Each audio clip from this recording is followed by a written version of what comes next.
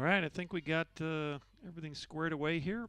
We had a little bit of a technical issue. This is Dr. John Groth on the play-by-play for you today. We are underway. First batter of the ball game, ground ball to short, and you throw it over and just did get her. It was Taylor Scala, the leadoff hitter, hitting it to now batting with 1 out. Kendall Hernandez for out number 1. 6-3 if you're scoring at the house, and so we are underway here on a beautiful day, 70 degrees, slight east breeze at about 8 miles an hour. Stepping in is Sierra Ford, the shortstop for the Trinity Valley Cardinals. Well, we were playing the pregame interview for you, and we realized we weren't quite getting it through. So glad you're aboard, and had put some things on the first broadcast or the first live chat feature, and I'll put some notes on there. If you got any issues with the broadcast like we just had, let me know.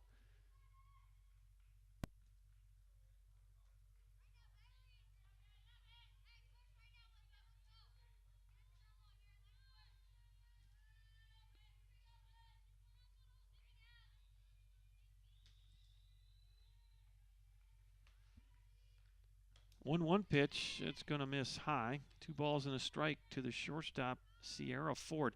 Taylor Scala grounded out to Kendall Hernandez to start the ball game. In the circle for the Apaches, Bailey Weaver, 1-3 with a 4.27 ERA. Next pitch is going to miss outside, and it's 3-1. Bailey Weaver, the freshman from New Caney, her 7th appearance of the year, 1-3 with a 4.27 ERA, 36 innings pitched, 34 strikeouts, 13 walks. Little tapper to second base. Riley Burke fires it over, and there's 2 outs. So we're underway on a beautiful day here in Bullard, Texas. We're on the campus of the Brookhill School. We're at Schwab Field.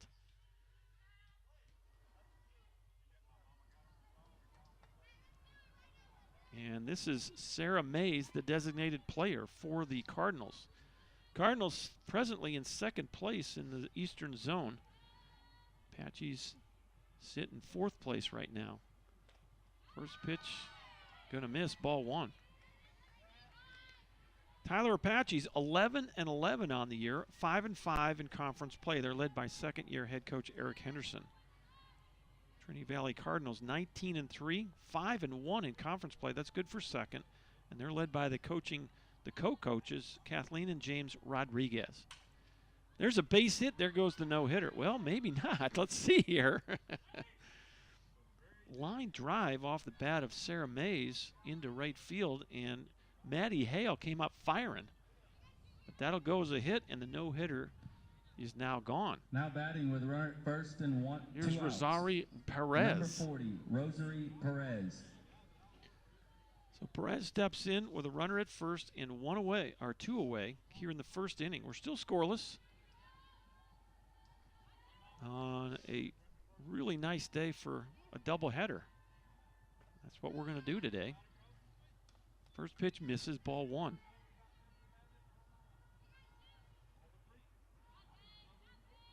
The Cardinals come in on a 6-game winning streak. They're 9-1 in the last 10 games. That pitch is in there. 1 ball, 1 strike. We're at the 4 spot in the Cardinal lineup. Kamani Rogran is on deck for the Cardinals. Little changeup, little looper into left center, and you make the diving catch. Atati Arzola, what a great play. Put a star by that one. That's a web gem for the Apache defense, and the inning is over. So no runs on 1 hit, 1 left, and after 1/2 inning, your score from Schwab Field here in Bullard, Texas is Trinity Valley 0 on the Apaches coming to the plate. We're going to keep it right here, walk you through the Apache lineup. Did not get to do that earlier with the technical difficulties we had. Leading off is Atati Arzola, who just made that great play in left field. Brecklin Dennis bats 2nd and plays 3rd base. Maddie Hale is the right fielder. She'll bat 3rd. First baseman Allie Kim will bat cleanup for the Apaches, designated player. Malaya Alvera, she'll bat 5th. Batting 6th, the center fielder Jalen Perez. Batting 7th, shortstop Kendall Hernandez. Batting 8th, the second baseman Riley Burke. And batting 9th for the Apaches, catcher Blakely Niles. Bailey Weaver is in the circle. Freshman out of New Caney, just got through that first inning scoreless. Defensively for the Trinity Valley Cardinals, led by second-year co-coaches Kathleen Rodriguez. Destiny Torres in left. Taylor Scala in center. Jenna Johnson in right. Round the infield is Kamani Rogron at third. Sierra Ford at short. Morgan Scala at second. Rosari Perez at first. Sierra Gutierrez behind the plate. And in the circle, a freshman from San Antonio, Jalissa Alicea. Alicea is 3-0 with a 1.94 ERA. This is her 13th appearance of the season. 57 2/3 innings pitched, 54 strikeouts, 23 walks for the freshman from San Antonio, Jalissa Alicea. Leading off for the Apaches, Tati Arzola, left fielder, just made a great play to get the Apaches into the dugout.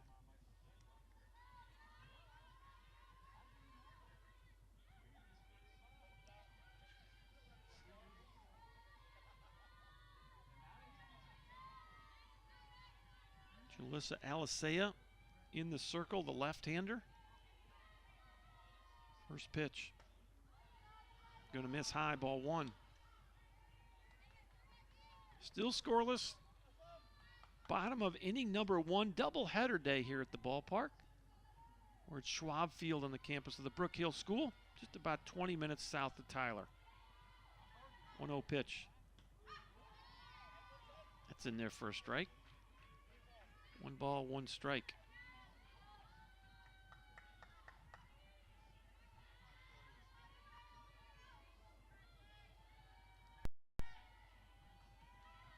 Taking a while to get her sign here, Jalissa Alicea.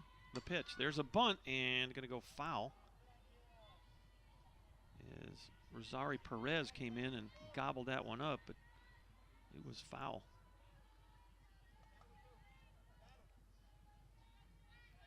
Cardinals in their all gray uniforms with the red trim. Got the big cardinal in the front. Red socks, and some of them got the visors on. Apaches with their gold tops and their black pants. Got the bumblebee stirrups on today. Black socks with the yellow stripes. 1 ball, 2 strikes. This is Tati off the plate, 2-2. Well, the field by little in there. Freshly had a bit of rain in the area the last couple of weeks, and it's starting to green up a little bit. So good to see that. 2-2 pitch. Just a little bit high, and it's a full count. I don't know if I could have taken that with 2 strikes. But Arzola gets the call. Brecklin Dennis waits on deck. Here's the payoff pitch. Just off the plate, it's a leadoff walk. And the Apaches have their first base runner of the day. First walk of the day for Alicea. Number 2. And there goes the perfect game. And here's Brecklin Dennis, third baseman for the Apaches.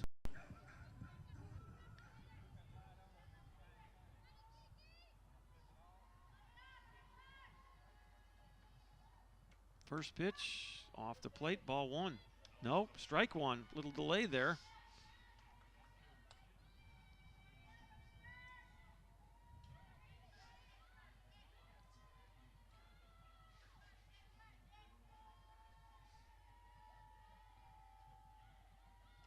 Next pitch, gonna show bunt. That ball was it almost looked like a pitch out. They were perhaps anticipating a steal there. Arzola stayed on the bag, and it's 1-1.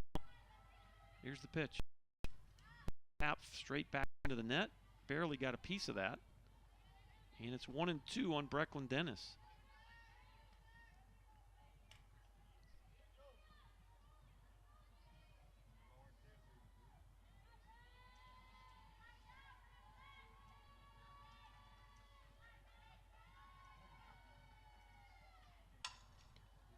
Ground ball fouled on the first base line. And we'll do it again at 1-2.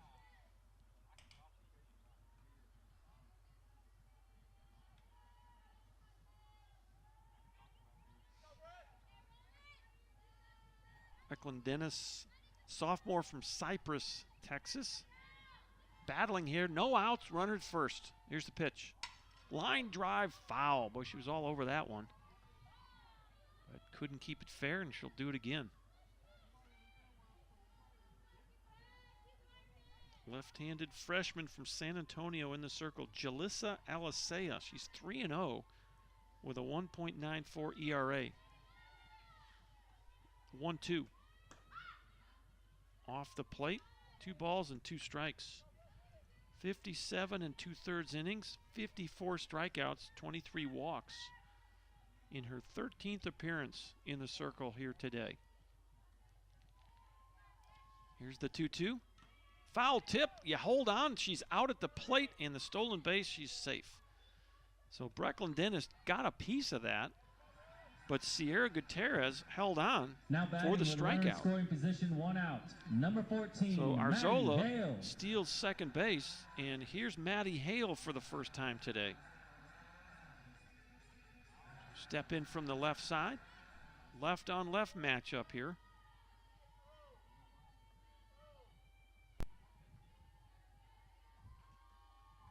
Alisea with the sign. Here's the pitch.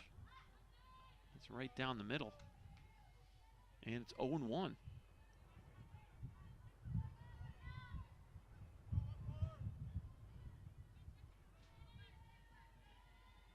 Next pitch. That ball's well hit high and deep to right field, going back to the wall. It's off the fence.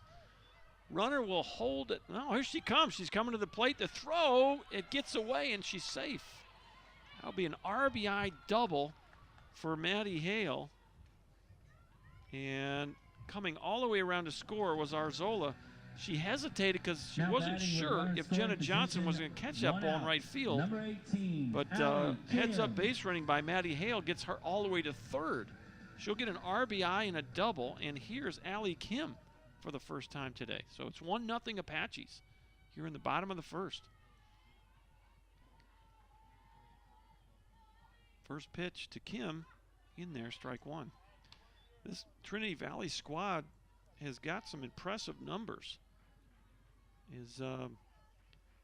They lead the region in batting average, .429 as a team. And they're first in the region in strikeouts per 7 innings, 8.61 strikeouts per 7 innings. And they're second in ERA at 2.67 as a pitching staff. So they can hit it and they can pitch it. And that's why they're in second place at 5-1 right now. 19-3 overall on their season. 1 ball, 2 strikes to Allie Kim.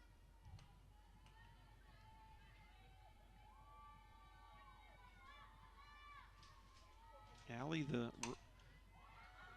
that ball to center and out of here. Apache. Deep fly ball over the highest part and the deepest part of this ballpark, and Allie Kim has just given the Apaches a 3-0 lead here in the first. Well, she got every bit of that ball. Straightaway center. Wasn't sure if it was going to come down off the wall. Now batting with but it one out. cleared that fence. Number 1, Malia Olvera. And it's 3-0. Apaches jumping out early here. Inning number 1. Here's Malaya Olvera, the designated player. Well, someone's going to have to go chase that ball down. Pop fly out of play down the right side. There's a couple of them over there. 3-0 Apaches. A leadoff walk to Arzola, a strikeout, a double by Hale, and a 2-run homer by Allie Kim. Next pitch is going to miss. 1 ball, 1 strike. It's the 5th batter of the first inning here for the Apaches. They have jumped ahead of a very powerful Trinity Valley Cardinals squad. That's going to miss. 2 balls, 1 strike.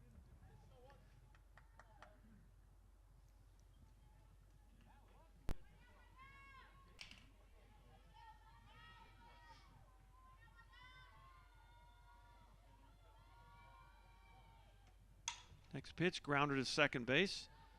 This is Scala. She'll throw out the runner. And there's 2 outs.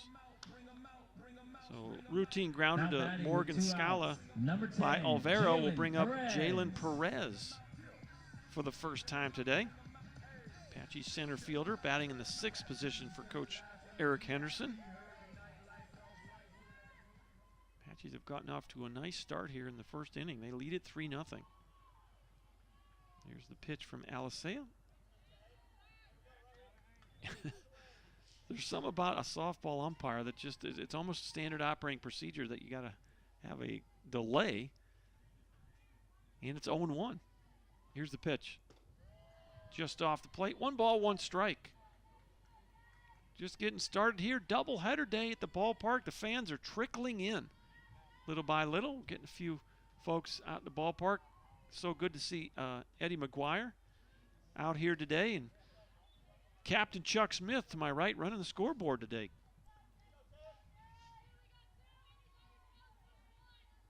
Miss my old friend Pete Mendolia. Hope he's well. Next pitch. It's in there for a strike. 2 balls, 2 strikes, 2 outs. Apache's trying to add to a 3-0 lead here in the first. This is Jalissa Alicea, excuse me. That pitch just misses, and it's a full count.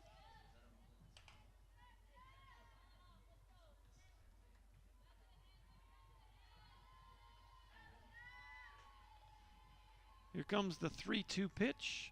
Swing and a miss, got her to reach for that, and the inning is over. Second strikeout of the inning for Jalissa Alicea, but the Apaches get 3 runs on 2 hits. They leave nobody on. We'll go to the second inning. Your new score from Schwab Field. It's the Tyler Apaches 3 and the Cardinals from Trinity Valley 0.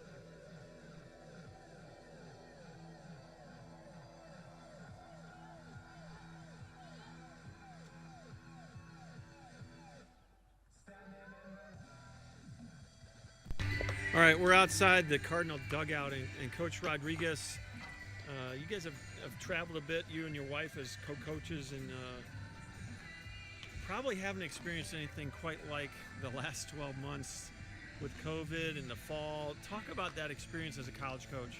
Well, yeah, like you said, it's something that we've never had to face before, but everybody in the country is going through it, right. and every coach is out there, doing their best to try to keep their players healthy and having to go through different protocols depending on where they're at. Well, you guys are off to a nice start, 19-3 right now. You're on a 6-game winning streak. Talk about the beginning part of this season. This is the first time that I've got a chance to broadcast some softball games. We're looking forward to doing that. Talk about your season so far. Well, we got a good bunch. Last year we had a good group, but it got cut short because of right. COVID. And we added a few more pieces, and so it's everybody's kind of played their part, and we have people on the bench that can come in and take somebody's spot, and so they keep pushing each other in practice. Well, I tell you, you're leading the conference, and you're leading the region in batting average. You're leading the region in strikeouts per 7. Really putting up some impressive numbers. What do you expect today here against a Tyler team who's used to being where you are at right now, and maybe they're more in the middle of the pack? Well, Tyler's still going to be a good program every year, so I expect that today is going to be a tough matchup. Yep. It's going to be a good game, good 2 games, I hope, and so I'm not expecting anything less from Tyler. They're going to come out and be ready to play. So talk about the 2 girls that'll have the ball in the circle today. Well, the first one is Jalissa Alicea. She's from San Antonio, and she joined us last year as a freshman and got cut short, but she did really well in high school. Lefty pitcher, small in stature, but big heart, and awesome. as far as game 2, we're not quite sure. Okay. We'll start the second one, but all right, we'll roll with that one. That's fine. Yeah, absolutely. So well, I appreciate you taking a few minutes to talk to us. I hope today goes well for the Cardinals. I probably won't see you the rest of the season, so I hope you guys have a great season, and again, appreciate the time. Absolutely. All right, a big thank you to James Rodriguez for that pregame interview. Wanted to hear from him while he was talking. Kamani Rogran just took one out of here and cut the Apache lead to 3-1. Home run the opposite way. Rogran hit a ball over the 220 sign in right center field. And we are now 3-1 on a score. Morgan Scala is the batter. 1-2 count. Still nobody out here, top of the second. Line shot. Boy, you try to backhand it, and Riley Burke couldn't handle it. I'm going to give that a hit. It was a hot shot off the bat Now of Morgan Scala. First and no outs. So Number 9, here come Sierra the Gutierrez. Cardinals. A home run by Rogran and a scorching single off of the bat of Morgan Scala. And here's Sierra Gutierrez, the catcher. Runner at first, nobody out. 3-1 Apaches. Top of the second inning. Pop out of play, right side. Going through a bunch of softballs today. And a couple of home runs. The good thing here is you can get those back out at Mike Carter Field there. They're, you know, roadkill for the raccoons in the woods. Here's the 0-1. Fouled straight back, and it's 0-2. We're in the top of the second inning. 3-1 is our score. Apaches scored 3 in their half of the first inning, but right back come the Cardinals. 0-2 count on Sierra Gutierrez off the plate. 1-2.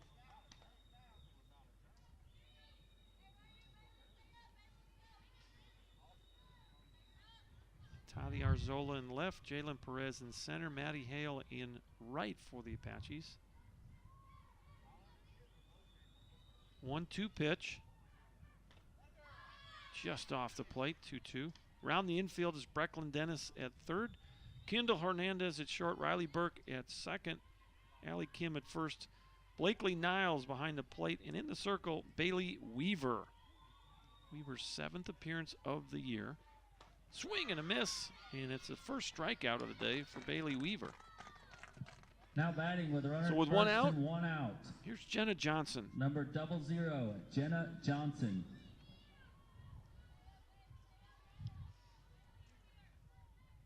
So Johnson will step in for the first time. She's the 8th batter in the Cardinal lineup. Here's the windup and the pitch. Swing and a miss. 0-1.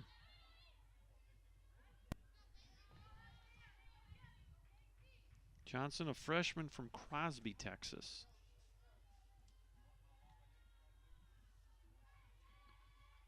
Wind up and the pitch off the plate. 1 ball, 1 strike.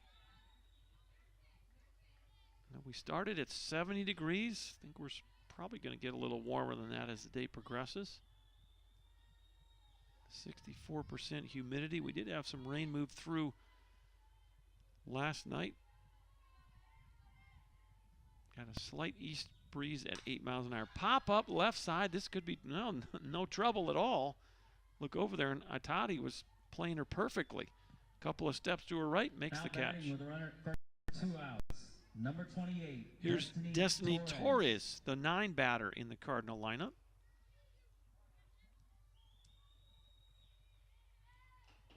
And she will face Bailey Weaver for the first time. 3-1 Apaches, top of the second inning. Here's the pitch. Right back to the circle, off the glove. You try to pick it up and throw it safe. Good hustle there. Off the glove of Weaver, it went to Hernandez.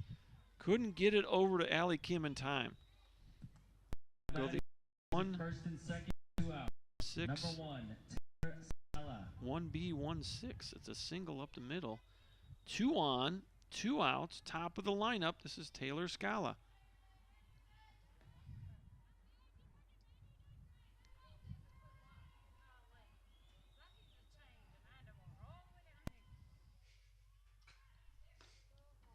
First pitch gonna miss, ball 1.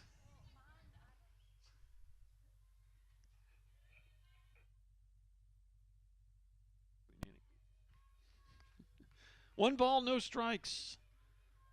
Scala grounded out to short her first time up, 0 for 1. Throw back behind the runner. Oh, that was close.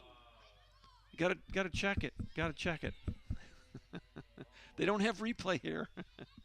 Really close play. Nice throw by Sierra Gutierrez. Or Niles Blakely, excuse me. Got the wrong catcher. Kind of reared back and rifled that from ease. Perfect throw to the bag. 1-1 pitch. You're going to show bunt. Pull back. 2 balls, 1 strike. 2 outs in the inning.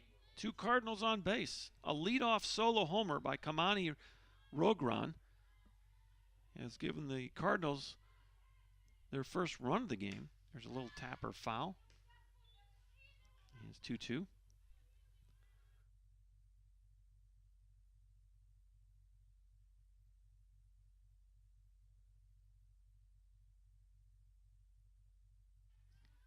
(3-1) is our score. 2 balls, 2 strikes, 2 outs. And the pitch. Another tapper foul.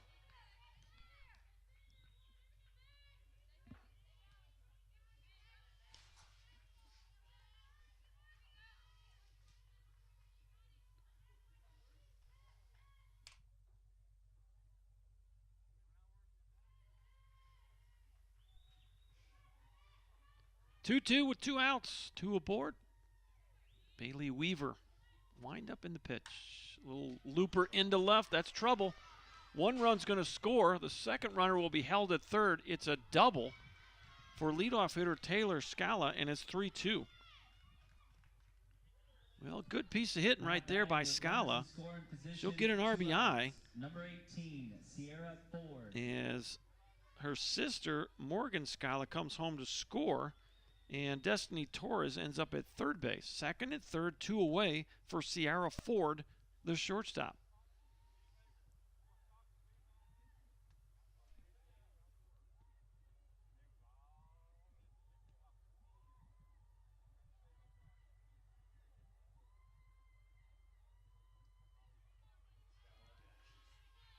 So you got really nice at bat by Taylor Scala. She just went the other way with that.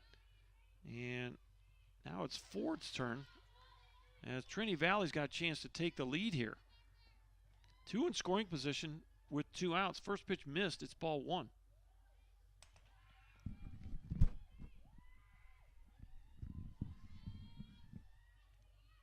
Here's the 1-0. Popped out of play, and that's not going to get the Avalon. Going to have to take a mammoth foul ball to get the Avalon today.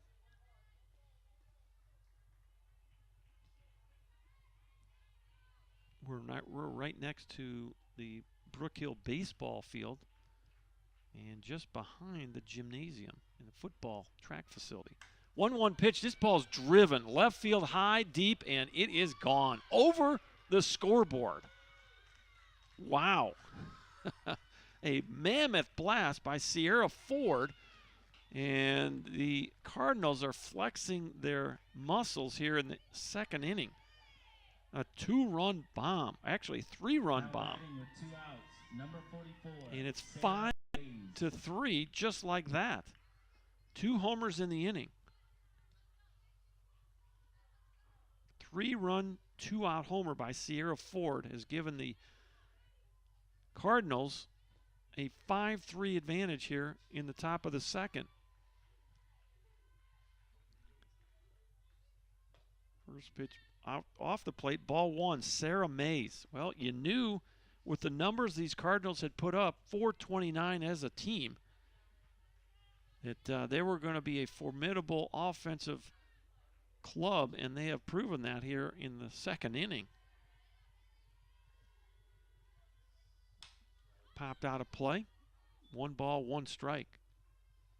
2 home runs in the inning, a solo homer by Kamani Rogron.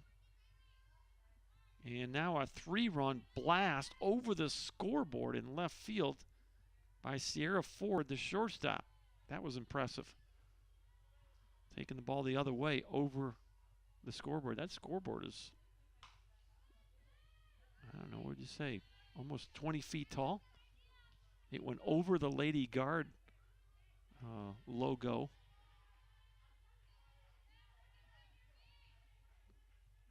the opposite way. It's one thing to pull a ball, but it's another thing to hit it that far the other way. 1 ball, 2 strikes. Sarah Mays, the 8th batter of the inning. Off the plate, 2-2. Well, Rosari Perez waits on deck. She would be the 9th batter of the inning. 2 balls, 2 strikes. The pitch. Fouled off to the right side. We'll do it again. Well, they got a drainage ditch over there on the right side, and go over and get that ball before it gets waterlogged. Sitting right in the middle of that water. Got a couple of them over there. 5-3, Cardinals have taken the lead here in the 2nd inning. And that ball's low, and it's a full count. Designated player Sarah Mays, sophomore from Lufkin, Texas, at the plate for the Cardinals. They lead at 5-3, 5 runs on 5 hits. Next pitch, little tapper to first, and Allie got it, steps on the bag, and that's the inning. 3-U if you're scoring at the house. But the Cardinals come storming back here. 5 runs on 1, 2, 3, 4, 5 hits. They leave nobody on, and they now lead it 5-3. Back in a minute. You're watching Tyler Softball on ApacheAthletics.com.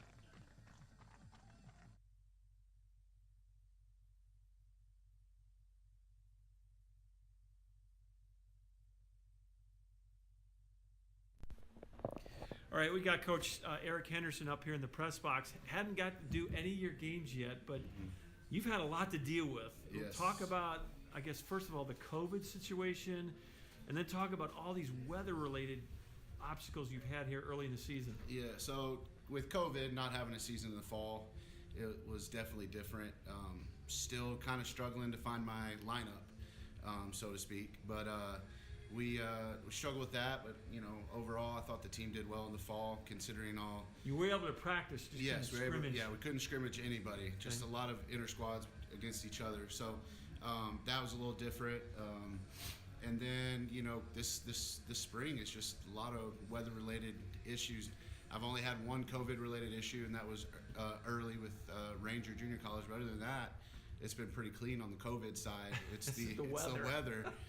That winter storm, you know, we were kind of starting to roll. We got off playing very well against ETBU. We won 3 of our last 4, and then took a week and a half off. You pressed pause, yes, right? Pressed pause, took a week and a half off, and then struggling to find games. Went to play McLennan again, and we've had a really tough schedule this year. Yeah. You know, I wanted to see how good we were. I think we're still a solid. I mean, if you look at 11 of our losses, we're in 7 of those. If one hit goes our way, one play, our record's completely different. Right. That's just the way the game is. I mean, Yep. it's been frustrating, but teams back through it, and they're looking forward to against Trinity Valley. So You have a kind of used to being where they are in yes. the things, and so how are girls responding to maybe being in the middle of the pack? You Yeah. still got a lot of softball in front of you, Yes. but how are they responding to that? They're frustrated. The sophomores are frustrated. We've got 2 third-year, Malia and Brecklin, so they've been a part of it. And from last year, did a little bit, but I mean, some of those last year. We've had to do things a little different this year. Not scoring runs like I want, so we got to sacrifice a lot, and then hope that single brings those Not runners coming in. quite as easy. Yes, it's not. So, you know, usually, you know, we're in the top of the standings with, you know, home runs, doubles, extra base hits, runs. And now we're sacrificing people over, and pitching staff's been really well, but they're just frustrated. I mean, just things aren't accustomed to what we have been doing. Right. So it's frustrating, but like they know we have a lot of softball left. So. A lot of softball left, and we knew it was going to be different this year. You want to be playing your best at the end. Yes. So yes. the good news is you're still very much in the middle of things. Yes. You just got to, you know, stay positive, one foot in front of the other. Today you got a chance to make up some ground because Yes. you're playing a team that's ahead of you. Anytime you play a team that's ahead of you in their standings, you know and I know you got a chance to make up some of the ground that you're kind of in the middle of here. So let's shift gears a little bit on the. Okay, so the pitching numbers are pretty good. Who's scheduled to get the ball today in these two games? Game 1 will be Bailey Weaver. She's been a great freshman. Bailey and Emily work really well together, so it doesn't matter which one of them I start. They complement each other very well. So Emily, game 1. So Riley didn't start for us this year. We know matter circle, but Riley right now is the best chance. I don't think her last, I think she's given up 1 run in 8 innings. We hadn't needed to throw her the whole game, which is good, save her a little bit. But the whole pitching staff's been great. We started off a little rough, and then they've really come together as a staff. Once conference started, I think our worst series was Bossier, and Bossier's a really good ball club this year. They can swing it a little bit. So it's going to be real interesting seeing how we do against Trinity Valley. They can swing it too. Right. So go Bailey game 1 and Riley Ditton game 2. Okay. So. Well, Eric, I have missed being out here at Schwab Field. It's good to be back in the saddle a little bit, and I'm looking forward to calling this game. Looks like the weather's going to cooperate today. Yes. So that's we're thankful for the rain that. comes back. But the field looks great. I know you guys have worked really hard to get it where it's at now, and thanks for taking a few minutes. Hope today goes well for the Apaches. Yes, sir. Thank you. All right, big thank you to Eric Henderson for giving me some of his pregame time. In the meantime, a ground ball by Hernandez right back to the pitcher. There's another ground ball to short, and there's 2 away. That was Riley Burke hitting a hard ground ball to Sierra Ford. She handled it. Now batting with 2 outs. Kendall Hernandez hit a bullet Blakely right back Niles. up the middle. Jalissa Alsea knocked it down and was able to get Hernandez for the first out of the inning. And here, with 2 outs and nobody aboard, is Blakely Niles, the catcher. First time of the ball game for her. First pitch, going to miss ball 1. 5-3, Trinity Valley leads it here, bottom of the 2nd inning.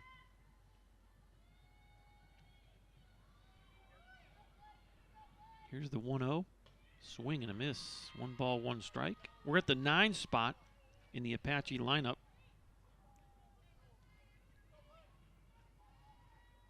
Blakely Niles, a sophomore out of Conroe, Texas. Here's the 1-1. Fouled straight into the net. 1 ball, 2 strikes. The Apaches are 11-11 on the year. 5-5 in conference play. That's good for 4th. Bossier Parish sits atop of the Eastern Zone, 8-0. Ground ball right back to Alsea, and she makes 2 really nice plays there on comebackers. And that will do it. The Apaches go in order. No runs, no hits, no errors. Nobody left on. And we will go to the top of inning number 3. Doubleheader day here at the ballpark. It's 5-3 Trinity Valley.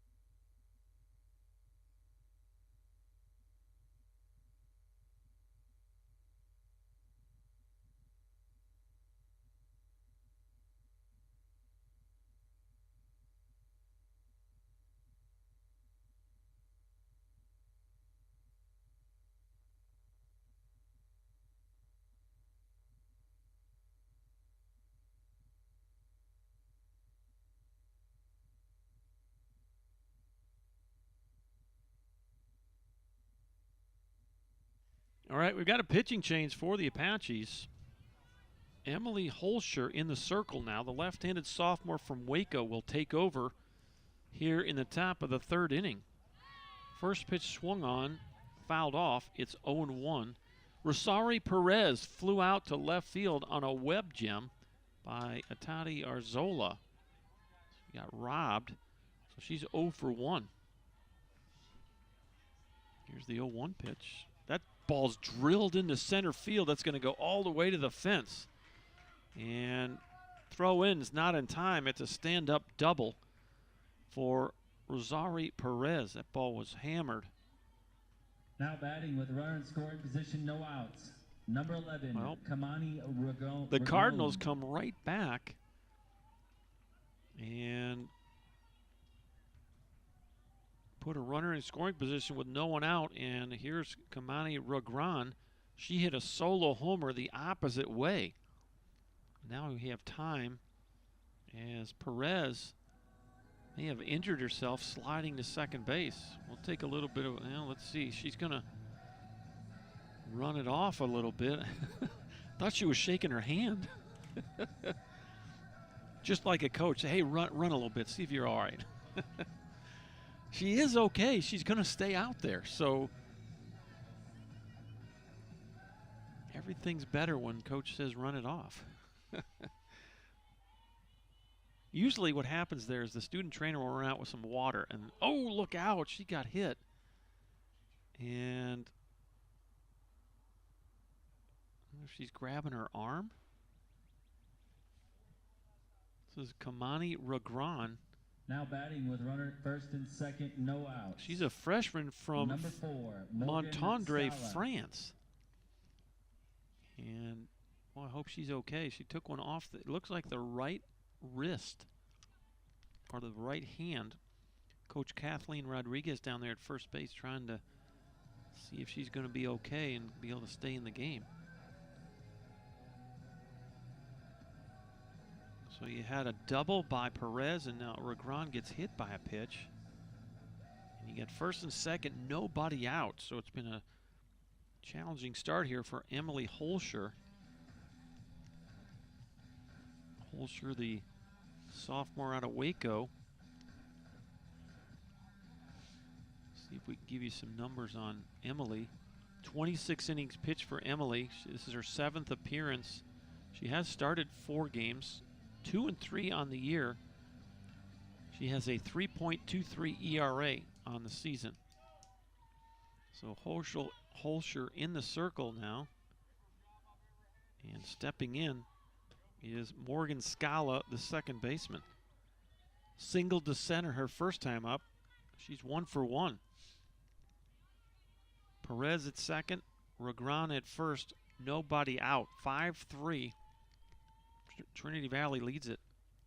The Apaches scored 3 in the first inning, but the Cardinals came roaring back with a 5-run second inning. 2 home runs in the inning, a solo shot and a 3-run shot. Called a strike, 1-2. Ragran is at first. She got the solo homer, but it was the 3-run blast by Sierra Ford that gave the Cardinals the lead. 1 ball, 2 strikes, the pitch. Hot shot through the hole. Base hit, the bases are loaded.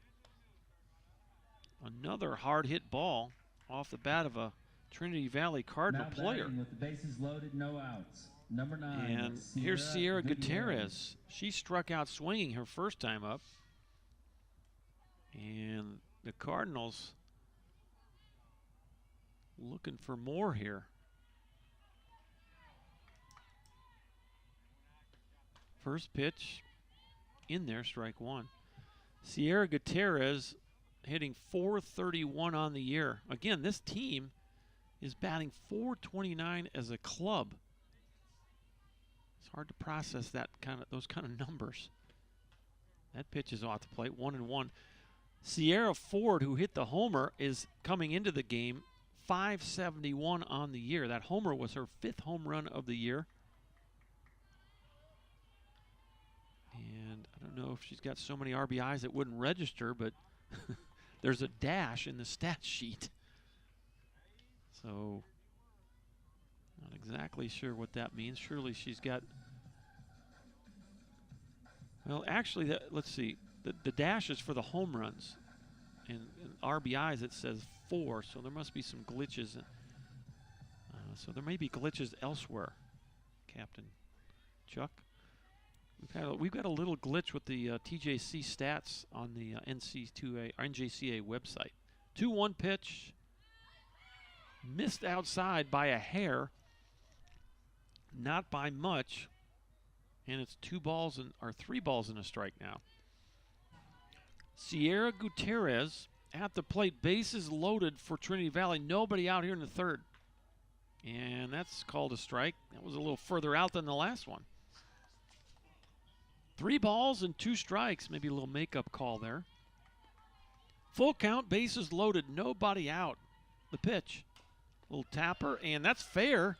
And you step on the base just before the runner gets there for the force out. And there's 1 away. So that'll go to you. Fielder's choice. Everybody moves up a spot on the bases except for Rosario Perez, who is forced out at home plate. Jenna Johnson. Here's Jenna Johnson now.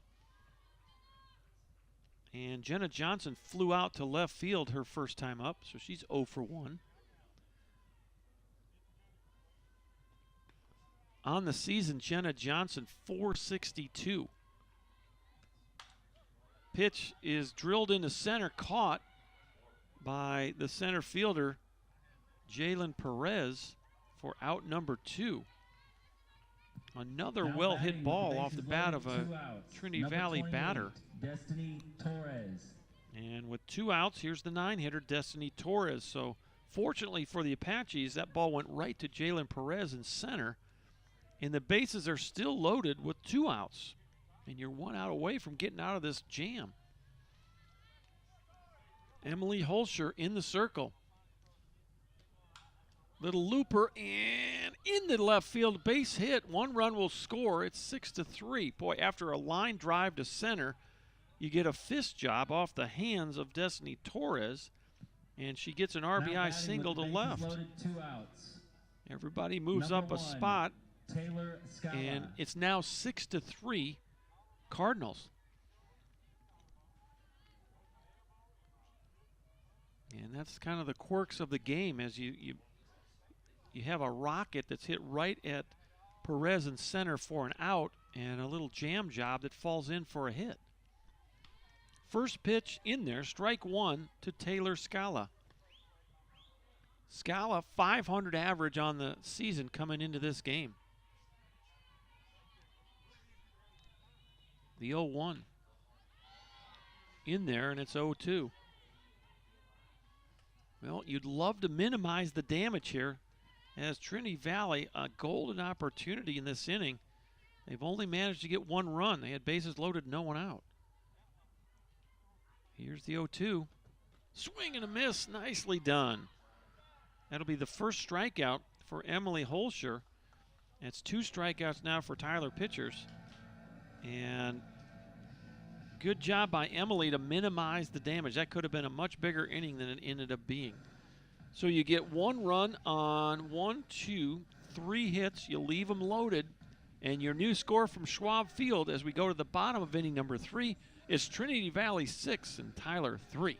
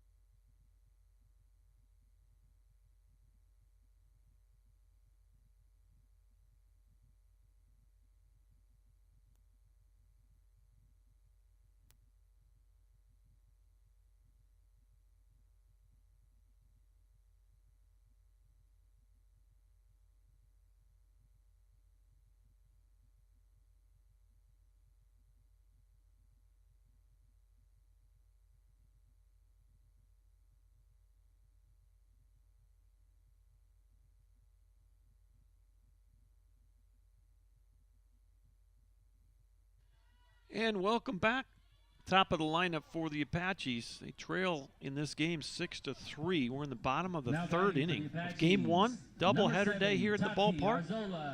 Tati Arzola, she walked and scored back in the first inning. She did get a stolen base as well. On the season, Arzola, .349 batter. 3 doubles and 4 RBI. First pitch misses high and inside, ball 1.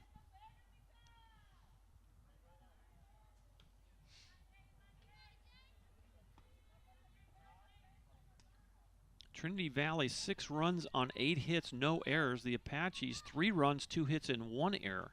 We're in the bottom of the third. Solid strike right there. 1 ball, 1 strike. Jalissa Alisea in the circle for the Cardinals, the sophomore, or the freshman, excuse me, from San Antonio, Texas. Here's the 1-1. Good rip right there, just missed the fastball. Fouled it straight back.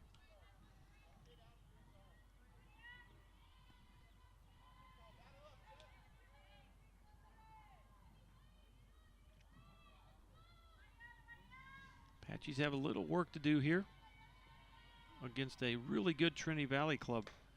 Just missed high. 2 balls, 2 strikes.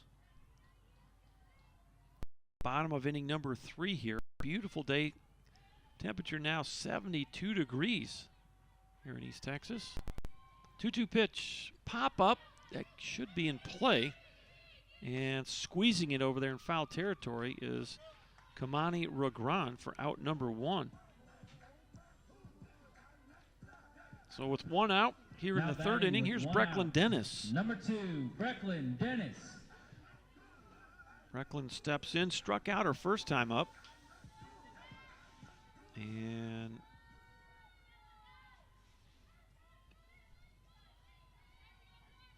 on the year, a .333 average for the Apaches. She's going to lay down a bunt and no shot. Perfect bunt by Brecklin Dennis. And the Apaches have their base runner here in the third, trying to chip away at a 6-3 Cardinal lead.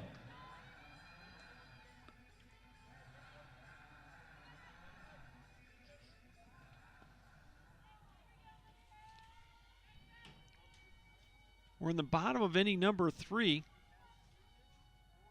and the Apaches got some ground to pick to gather up here, but they got some time to do it. Playing 7 innings. I'm joined by Dr. Charles Johnson, the voice of Apache softball. Off the plate, this is Maddie Hale. She doubled in her run her first time up. 1 for 1 in this ball game. And let's see on the year here. There it is. .431 hitter for the Apaches. That leads the team in batting average. 2-0 pitch. There goes the runner. You throw it down, and she beat the throw. Swung on and missed by the batter. So Dennis gets the stolen base, and well, you got to try to manufacture some runs here. Just try to get back into this one. This Trinity Valley team can swing the bat. They have been hitting the ball hard all day long, and got to try to get back into this one. That ball's well hit, right field, but right at the right fielder, Jenna Johnson, for out number 2. So 2 outs, 1 aboard. And here's Allie Kim. Runner in scoring position, 2 outs. Number 18, Allie Kim. Allie Kim hit a home run her last time up. On the season, Allie, .353 average. That home run was home run number 3 for Allie.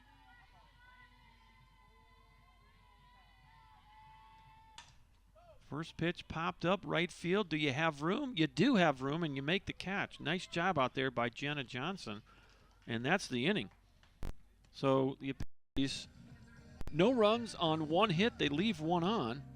And at the end of 3 complete innings, Your score from Schwab Field, it's Trinity Valley 6 and Tyler 3. Back in a minute on ApacheAthletics.com.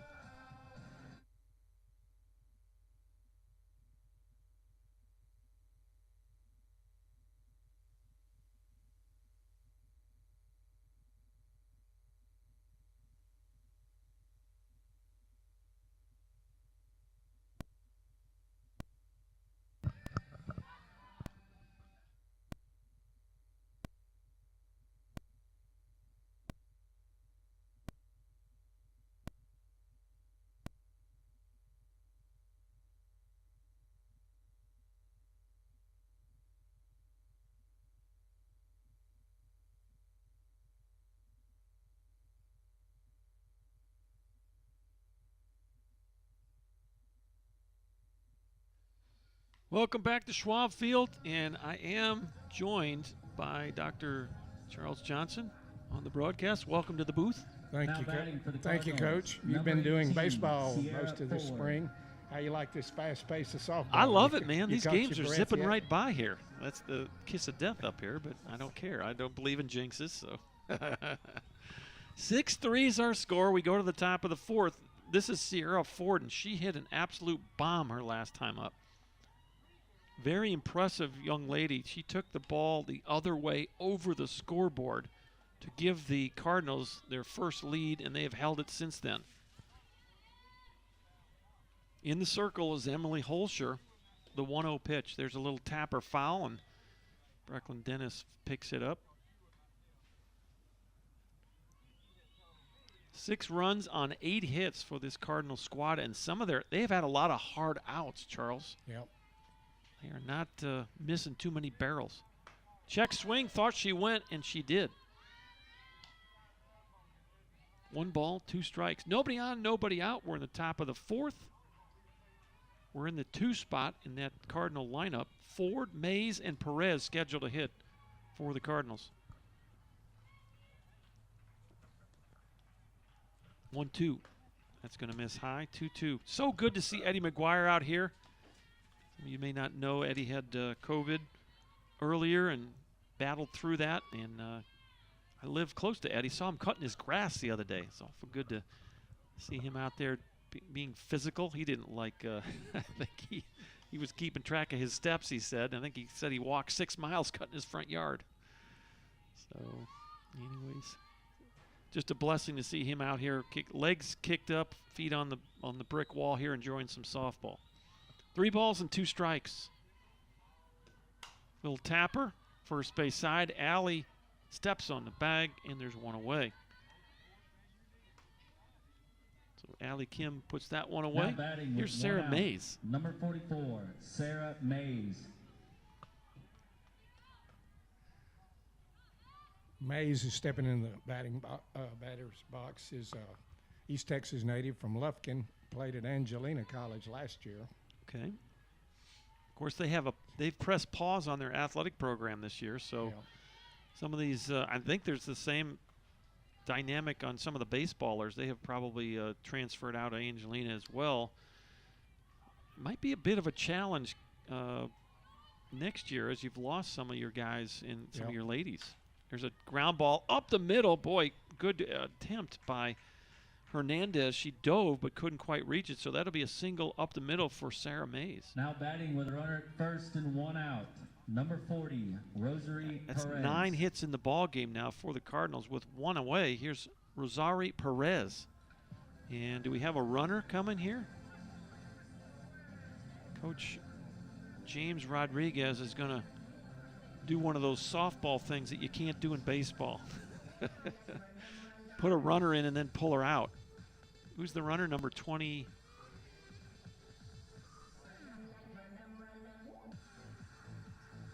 Madison Wiggins is the runner. She's an outfitter from Cypress, Texas. And she will pinch run for Sarah Mays at first. Coach, how would you like to have this rule in baseball when you're coaching? Well, if you got some guys that can run, it'd be awesome. It'd be awesome, wouldn't it? You recruit a bunch of Usain Bolts and just put them out there. There's a pass ball. Blakely Niles had that ball bounce out of her glove, and down to second goes the pinch runner. Yeah, you can just recruit some track stars, put some baseball jerseys on them, and man, you'd be stealing bases left and right. Little tapper right back to the circle, and Holscher handles it for the second out of the inning. So you got 2 outs and a runner at second, and stepping in is Kamani Ragran. 2 outs. Number 11, Kamani Ragran. She hit a solo home run back in the second inning to lead off that inning the opposite way. Last time up, I'm glad to see she's back in there because she got hit on the right arm. Foul tip on the off-speed pitch, and it's 0-1.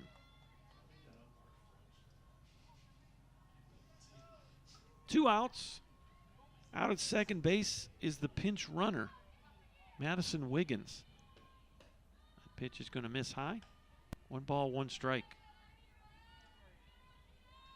Well, tell you what, the Cardinals got a nice contingency here. Foul tip again. And nice job by Blakely Niles to hold on to that foul tip. And it's 1 ball, 2 strikes. We're on the campus of the Brookhill School here in Bullard, Texas. The 1-2 is going to be popped out of play. We'll do it again. Got a covered hitting area and a concession area between the baseball field and the softball field here on the campus. We are right next to the football field and the track. And right behind is the gym. Here's the 1-2.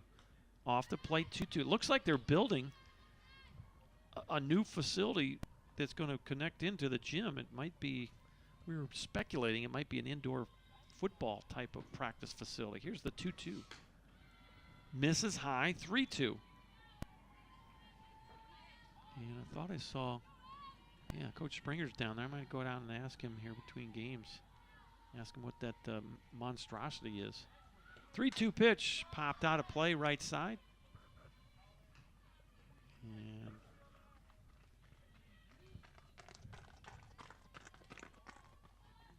(6-3) is our score. We're in the top of inning number 4. A 1-out single by Sarah Mays. A pass ball. And the pinch runner, Madison Wiggins, at second with 2 away. And ball 4. So a 2-out walk. That really doesn't hurt you. Now batting with the runners first and Apaches. second, 2 outs. Number 4, Morgan Scala. And I think that's the first walk of the game for the Apache pitchers. Here's Morgan Scala. She's 2 for 2, a single to center and a single to left. First pitch. Strike. Isn't. The right never came up. That's the best indicator. It was a ball. Somebody's alarm's going off. Hope it's not the Avalon. That one's a strike after a little bit of a delay there. Scala, 2 for 2, trying to keep her day perfect. Here's the 1-1. Just off the plate, not by much. And it's 2 balls and a strike. Time called here. Now in baseball, Mr. Umpire would pull out his little lineup card and put a little tally mark on there and keep track of the visits. Softball, evidently they're not doing that because the game goes quick enough already, but they're trying to speed up the game in baseball. So I read, Coach, where they're trying out some new rules in professional baseball. I did see that. At the minor league level, I don't remember. You may have read what some of them are, but they're making the bases bigger. Swing and a miss. They're making all the bases an 1.5 inches bigger. Huh. Actually, from the foul line in, it's 3 inches from first, so it's like 4.5 inches closer to second. I don't know if they're encouraging stealing, if that's going to make it a little easier to steal bases. I don't know. At one level, I think I read where they're putting some rules on where defensive players can stand. They're going to try to limit the shifting. There's a pop-up center field. This ball's pretty well hit, But ranging over, making the play is Jalen Perez for the final out. F8 if you're scoring at the house. And the Apaches dodge a bullet here in the 4th inning. No runs on 1 hit, 2 left. We'll go to the bottom of the 4th. Your score remains Trinity Valley 6 and Tyler 3.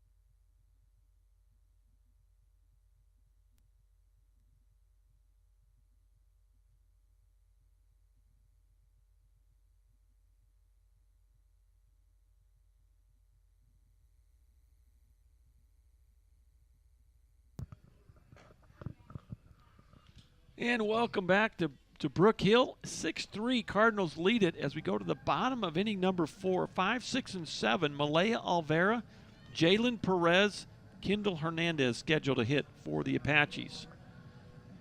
6 runs on 9 hits, no errors for Trinity Valley. 3 runs, 3 hits, 1 error for the Tyler Apaches. Now batting for the Apaches, number 1, Malaya Alvera. Alvera grounded out to second base her first time up. She's 0 for 1.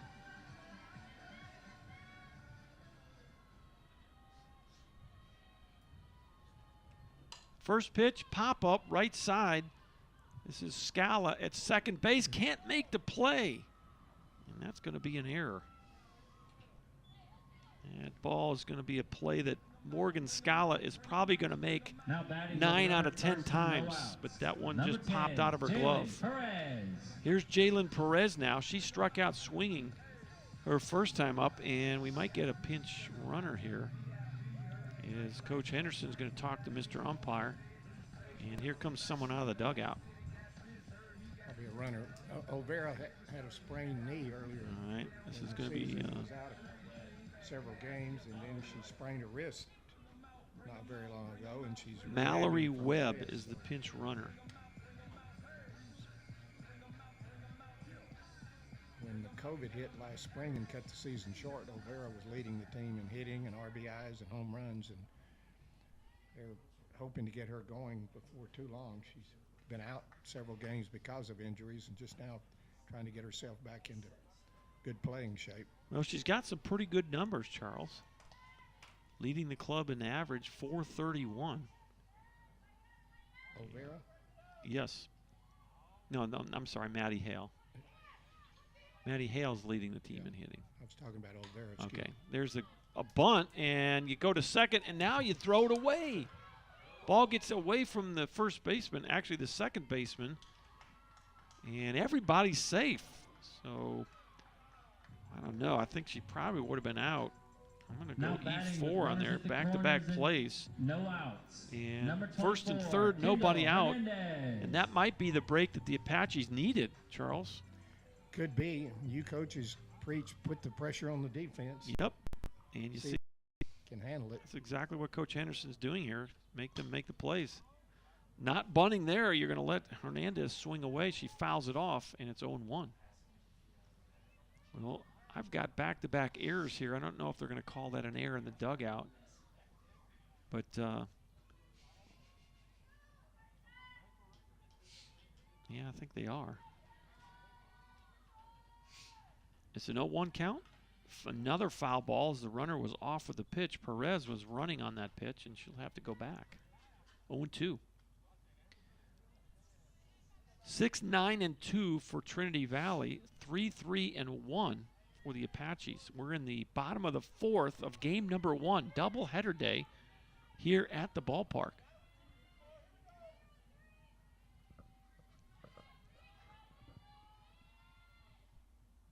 This is Jalissa Alisea. There's a little looper that just is going to fade foul on the first base line. And we'll do it again. We're at the 7th spot in the Tyler lineup. Hernandez at the plate with 2 on. She represents the tying run in the batter's box here for Tyler. Riley Burke waits on deck for the Apaches. Pitch is way outside. 1 ball, 2 strikes. Hernandez got robbed her first time up. She hit a bullet right back into the circle, and Jalissa Alisea made a nice play, knocked it down, and threw her out. Here's the next 1-2 pitch. It's going to miss. 2 balls, 2 strikes.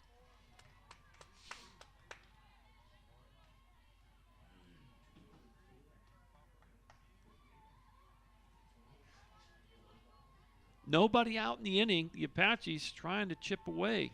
They trail 6-3. Ground ball right back to the circle. Now you got to run that. No, you got.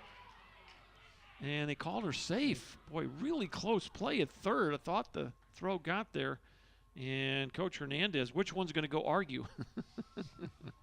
They're co-head coaches, the husband-wife team. With the bases loaded, What did you say? You want to go or do I go? Riley Burke.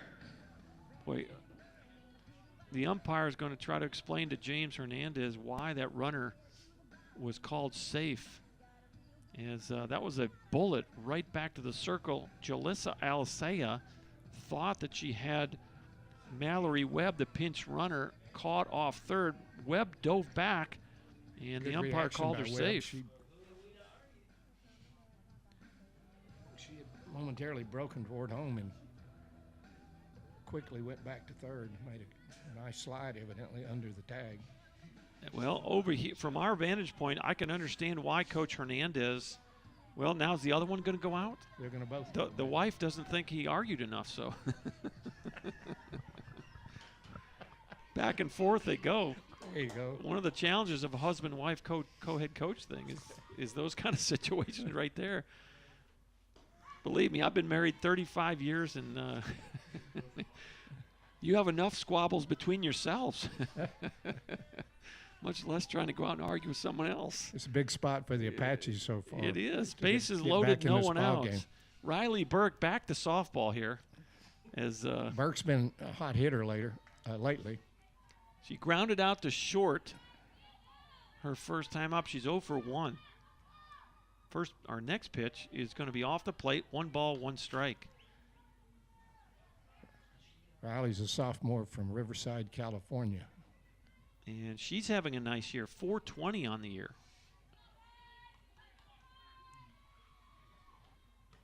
The pitch is going to miss. It's 2-1.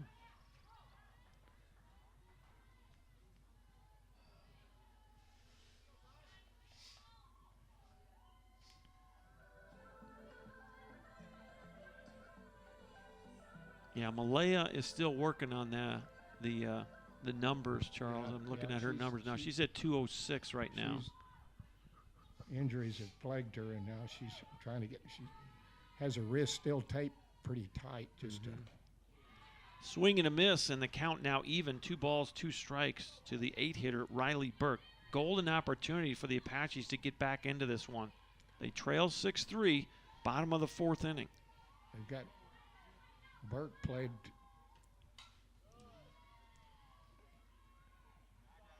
Kind of expect Burke to go to the opposite field, but judging by where the center fielder is stationed. Yeah, the outfielder's playing pretty shallow. And a lot of room out in right center if she were to.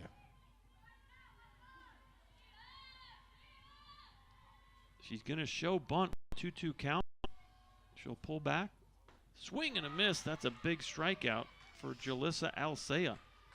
Hasn't been a big strikeout pitcher today so far, and that's just the 3rd strikeout of the game. Number 21. But it comes at a big time, and now you're just a ground ball away, a double play away from getting out of trouble here. 9-hitter Blakely Niles. Another big at-bat for the Apaches. First pitch in there, strike 1. Niles grounded back to the pitcher her first time up, so she's 0 for 1. Blakely, 273 average on the year. 1 out, bases loaded, 6-3 Trinity Valley. Swing and a miss, 0-2.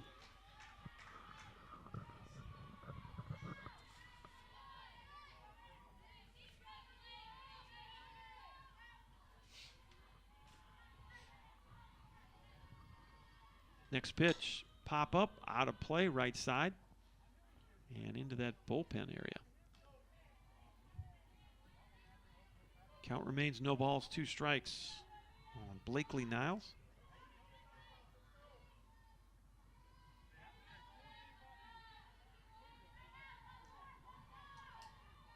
Blakely, the sophomore from Conroe.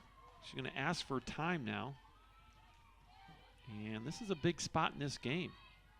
Bottom of the 4th of a 7-inning ball game. Off the plate, 1-2. It's been Jalissa Alsea in the circle from the start for the Cardinals. The Apaches have used 2 pitchers, Bailey Weaver and Emily Holscher. 1-2 pitch. Pop up right side. That's going to stay inside live ball area, but the right fielder, Jenna Johnson, could not run it down.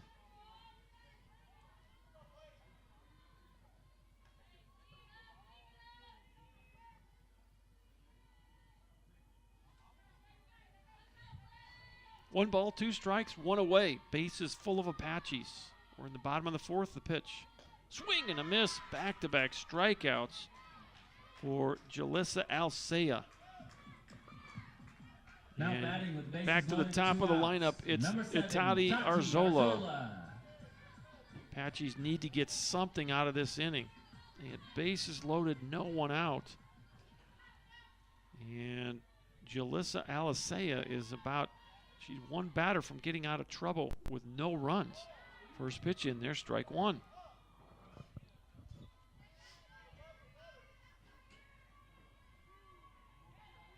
Well, Mallory Webb is the pinch runner at 3rd. Perez at 2nd. Hernandez at 1st. The pitch off the plate. 1 ball, 1 strike. Usually when you make errors, you pay for it. We'll see if Trinity Valley can wiggle out of this. Exactly. 2 errors opened up the door here, and the Apaches have not been able to walk through it. Off the plate, 2-1. Arzola has walked and scored and popped up to 3rd. She's 0 for 1.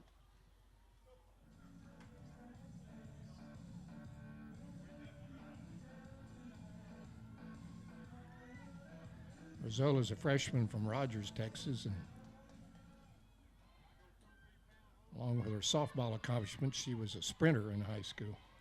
349 average for Arzola on the year. The 2-1. Off the plate, 3-1. You got nowhere to put her here. So if Arzola draws a walk, it would force in a run, and it would be Brecklin Dennis's turn. Here's the 3-1 delivery. Called a strike. It's 3-2. 3 balls, 2 strikes, 2 outs. The runners will be off with the pitch. Wind up the payoff pitch. Little looper into center, base hit. 1 run's going to come home. The 2nd run will be held. Now you throw it behind the runner at 2nd, and she's safe. So a base hit, clutch hit right there for Tati Arzola. Nice. She'll get an RBI. Nice at bat by Arzola with full count on her. Number 2, Brecklin Dennis. Everybody moves up a spot, and you got bases loaded for Brecklin Dennis. She had a bunt hit her last time up. Struck out her first time up. She's 1 for 2. Brecklin, 333 hitter on the season. Swing and a foul straight back. And it's 0-1.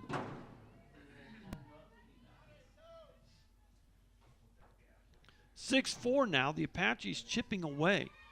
Well, you got something out of the inning. You're glad you didn't put a 0 up. Amen. So now a 2-out rally here would help the cause. 0-1 pitch misses inside. It's 1 ball, 1 strike. Freshman from San Antonio in the circle, Jalissa Alsea.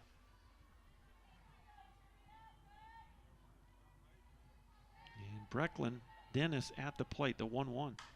Pop up right field. This should do it. Jenna Johnson, plenty of room, makes the catch, and that's the inning. F9, if you're scoring at the house, the Apaches bring 7 batters to the plate. They get 1 run on 1 hit, and they leave them loaded. Your new score from Schwab Field as we go to the top of the 5th. It's Trinity Valley 6 and the Apaches 4.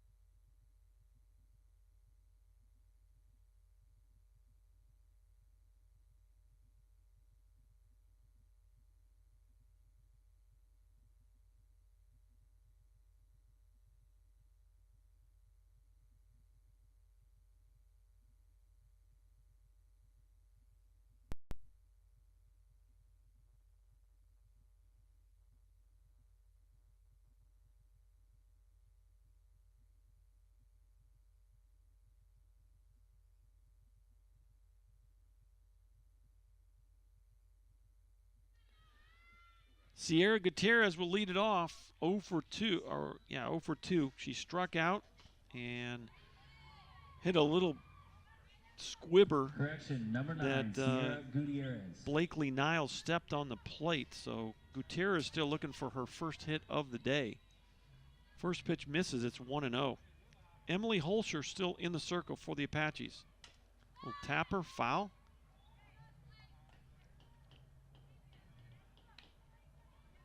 Well, I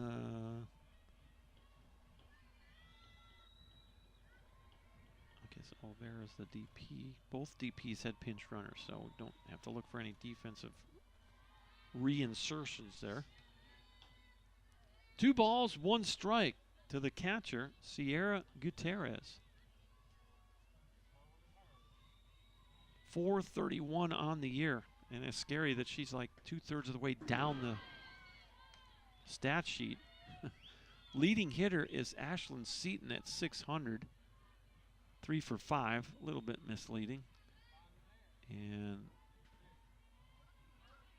I'm not sure their stats are up to speed as well. They got some pretty strange numbers in the. It's possible.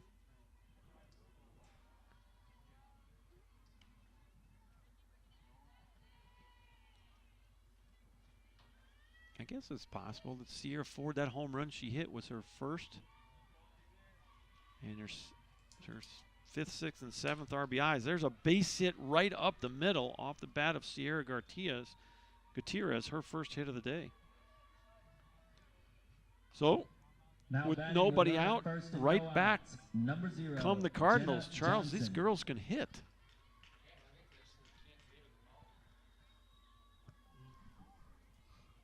10 hits, if I'm not mistaken. And There's a little bloop that's not going to leave the infield. And second baseman Riley Burke will squeeze that for out number 1. Now batting with a runner at first and 1 out. Apaches Number need to hold them 28, right here if at all Destiny possible. Torres. Yeah, a shutdown inning is in order here as they chipped away at that lead. They had bases loaded and only got 1 out of it. So it's 6-4 in the 5th here with 1 out and 1 aboard. Destiny Torres, an RBI single her last time up. She's 2 for 2. She's looking for her 3rd hit of the day. First pitch swung on and missed. It's 0-1. Well, we kind of thought it would be a little bit of a dogfight, and it surely has been. 6-4 is our score. The Apaches are up in the state at this point in the season. They're counting in the middle of the pack at 5-5. Cardinals 5-1, sitting in second place. Of course, we talked about Bossier Parish. They're 8-0, sitting in first place in the division. 1-1 pitch off the plate. You got Bossier at 8-0, Trinity Valley 5-1, Navarro 4-2, Tyler 4-4, 3-3, Kilgore 6, and Northeast Texas 0-8. So the Eastern teams. Still a lot of softball in front. There's a little pop-up, and make the catch. Hernandez. Boy, you almost got the runner at first. So Now batting with runner at first and 2 outs. Somebody's Number 1, screaming at Mr. Taylor Umpire down there. Scala. I don't think Coach Henderson.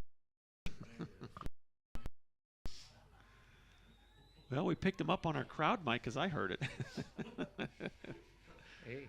2 outs and 1 aboard. Top of the lineup. This is Taylor Scala. When you're trailing 6-4, every out counts. Yes, it does. And the first pitch is called a strike. It's 0-1. Scala on the day, 1 for 3, an RBI double back in the second inning. Outfield is very shallow. Scala. Next pitch. Boy, she might have almost gone at that pitch. And,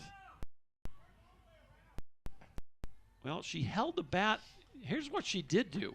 That bat was on her shoulders, but she spun her body. So it's not. I don't know what the rule. What if she had hit it? It'd have been a hit. She might have got a hit out of it. So 1-1 pitch. Tapper into left, big hit. So a little 2-out rally mounting here. Gets her to the day. Second, 18. Sierra 4. Her big has really been the difference in this one, Charles. A towering home run to left field in the second. Got to extend here. Check swing. Thought she was going to call it a swinging strike, and it's 0-1. You need to cut it right here if you're in the meat of that Trinity Valley line. Ford's one of 4 on Trinity Valley, hailing from Florida. Okay. They got Florida, Texas, Dominican Republic, France, all represented on their roster. No balls, 2 strikes. You're 1 strike away from getting out of trouble here in the top of the 5th. The pitch off the plate. 1 ball, 2 strikes. Trinity Valley 6, Tyler 4. But the Cardinals with 2 on and 2 out here as they try to extend a 2-run advantage. In the circle is Emily Holscher getting her sign and the pitch. Off the plate. 2 balls, 2 strikes.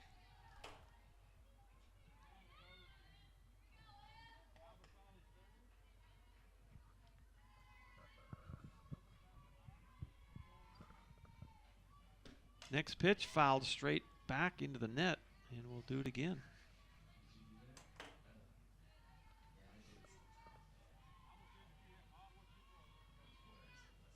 I've noticed, Coach, that the Cardinals have gone to the opposite field quite a number of times today, very successfully. We'll see.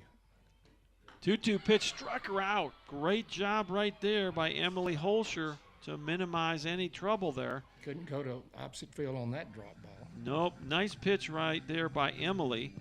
That's strikeout number 3 on the day. That's her second strikeout of the day, and it couldn't have come at her time. Well, bottom of the Apache trying to get back on. They trail at 4.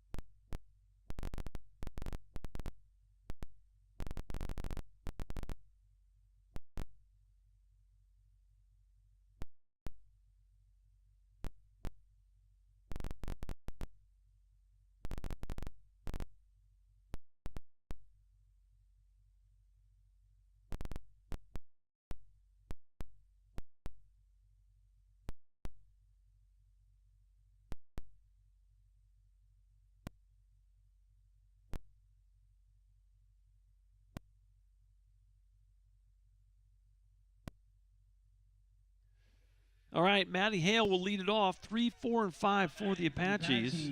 Number 14, Maddie Hale. Maddie, 1 for 2, an RBI double back in the first to right in the third. Apaches need to get some base runners. 6-4 in the fifth. 3 more cracks at things. First pitch, called a ball. 1 ball, no strike. Good spot there on that pitch.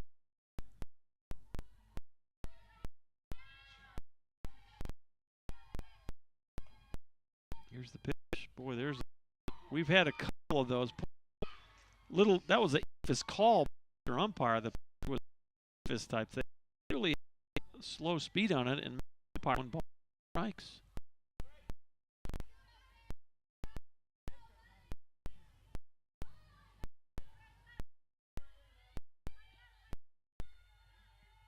Here's the 1-2. Pop up, left side, gonna stay play, and running over, making the catch is the left fielder. That's Destiny Torres. Nice play right there. She ran well into foul territory and ran that ball down. 1 out. Number 18. 1 up and 1 down in the 5th. Here's Allie Kim. Allie Kim had a big 2-run homer back in the first inning as the Apaches jumped out to a 3-0 lead here. Time, they've only muster up 1 run. 6-4 is our score. The pitch is missing high, ball 1.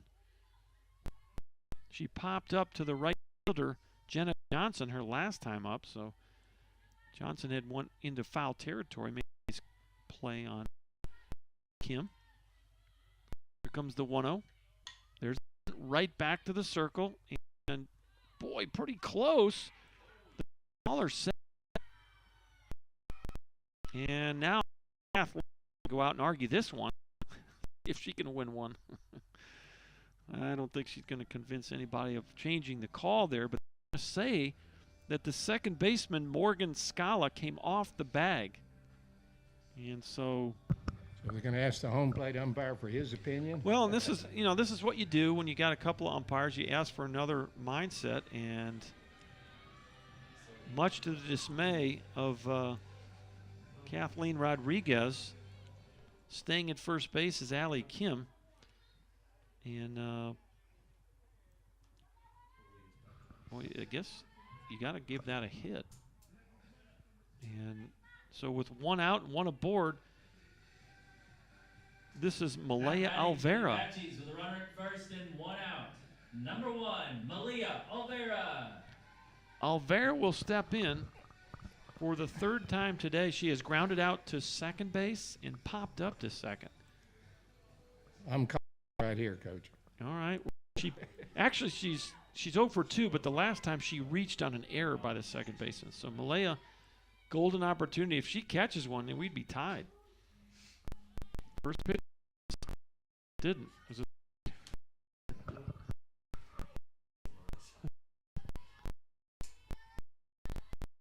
the board. We're bottom of the 5th. Line. The shortstop can't handle it. And boy, I don't know how you're going to score that.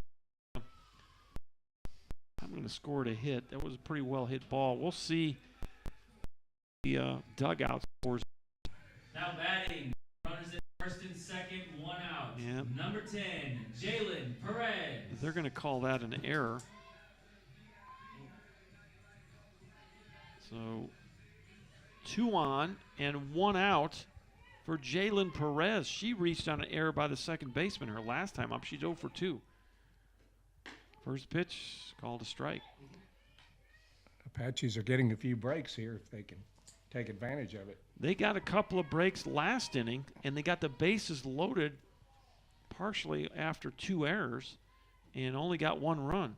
There's the bunt, and nowhere to go. Everybody's safe. So, you force the action. Charles, you talked about this earlier. You force the defense to make a pressure play, and you get some more base runners. Now batting with bases loaded, 1 out. Number 24. Stepping in is Kendall Hernandez. Hernandez reached on a fielder's choice her last time up And she was robbed by the pitcher her first time up. It was a beautiful bunt by Perez.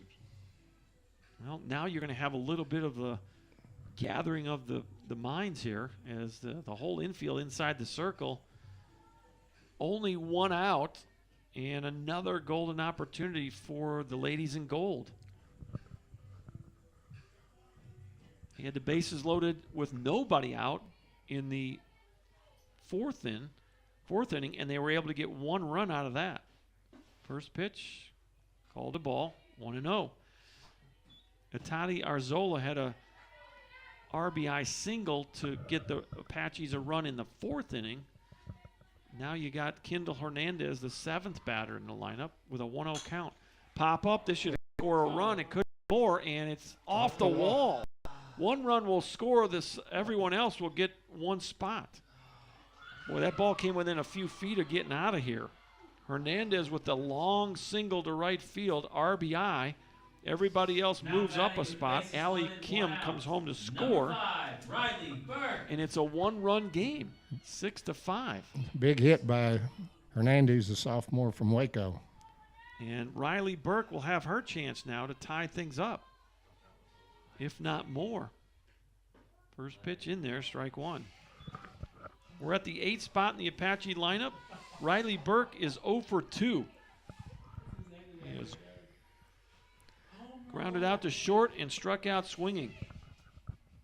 The 0-1 will pop up into the Apache bullpen.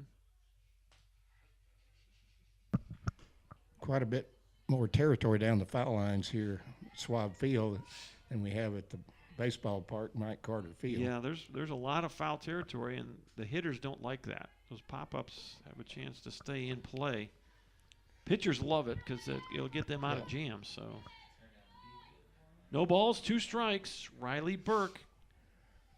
She's going to show bunt, and that ball is way. I don't know if, man, that was a pitch out. That ball was to the left of the right-handed batter's box. As the catcher, Sierra Gutierrez, went way out of the home plate area there to get that pitch. 1 ball, 2 strikes. The pitch.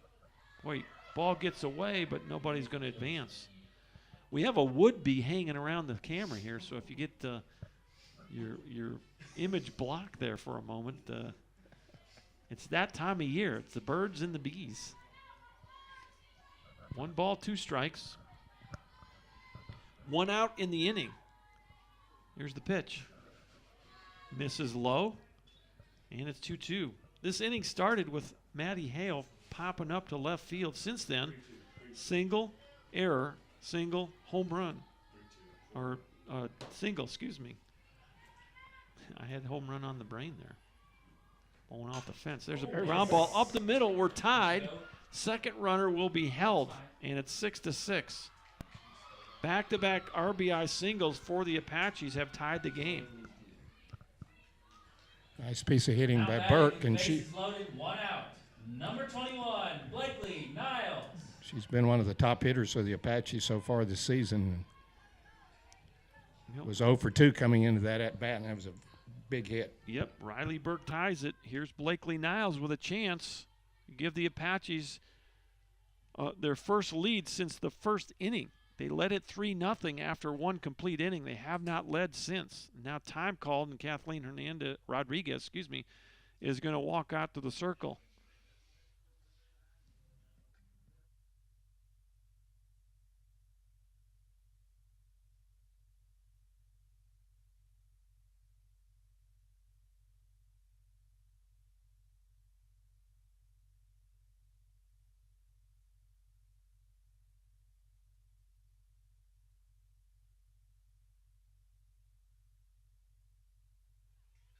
All right, Coach Rodriguez trying to settle down Jalissa Alisea.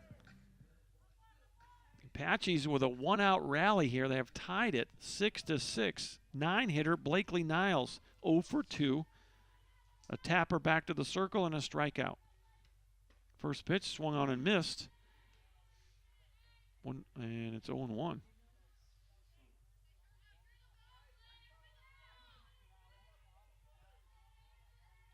Burke at first, Hernandez at second, Perez at third, and it's quickly 0-2. 1-2, excuse me. 1 ball, 2 strikes, 1 out. Apaches have gotten 5 runners aboard in a row. The 1-2 pitch off the plate, 2 balls, 2 strikes.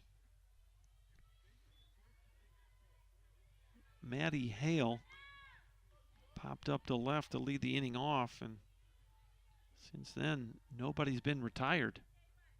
2 balls and 2 strikes. Jalissa Alsea behind and the pitch. And a miss. Big right. That'll be 5 strike game for Alsea. And top of the line, Atati Arzola. I single her last up. And as we're at 6, Arzola will look for her second hit of the ball game. First pitch, off the plate, ball 1. Arzola delivered a 2-out hit in her last at bat, and looking to do the same thing here. Big spot in the ball game. We're in the bottom of inning number 5. The Apaches have tied it. Here's the 1-0. It's going to miss outside. 2 balls and no strikes. Bases loaded. You got nowhere to put Atati Arzola as Brecklin Dennis waits on deck.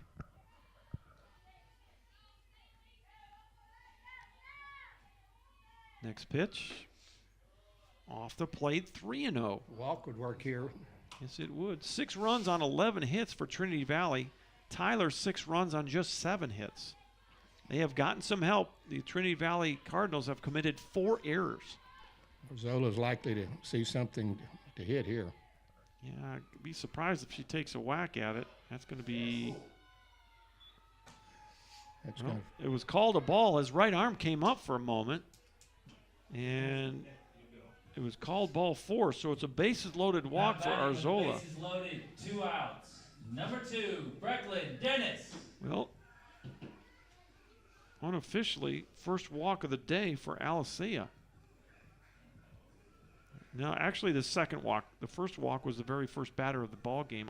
Arzola has now walked twice. And you got bases loaded.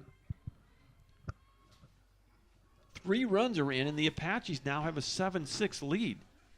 And the 9th batter of the inning is Brecklin Dennis.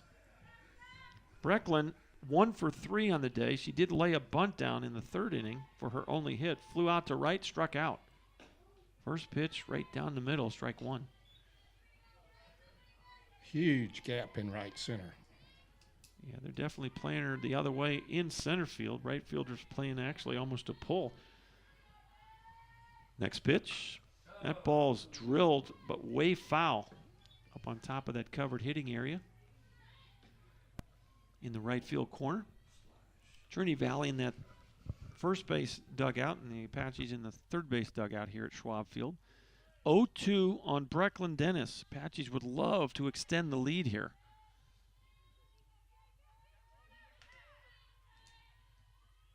Oh, 2 pitch. Little tapper, tough play. Catch it, you throw it, she's there.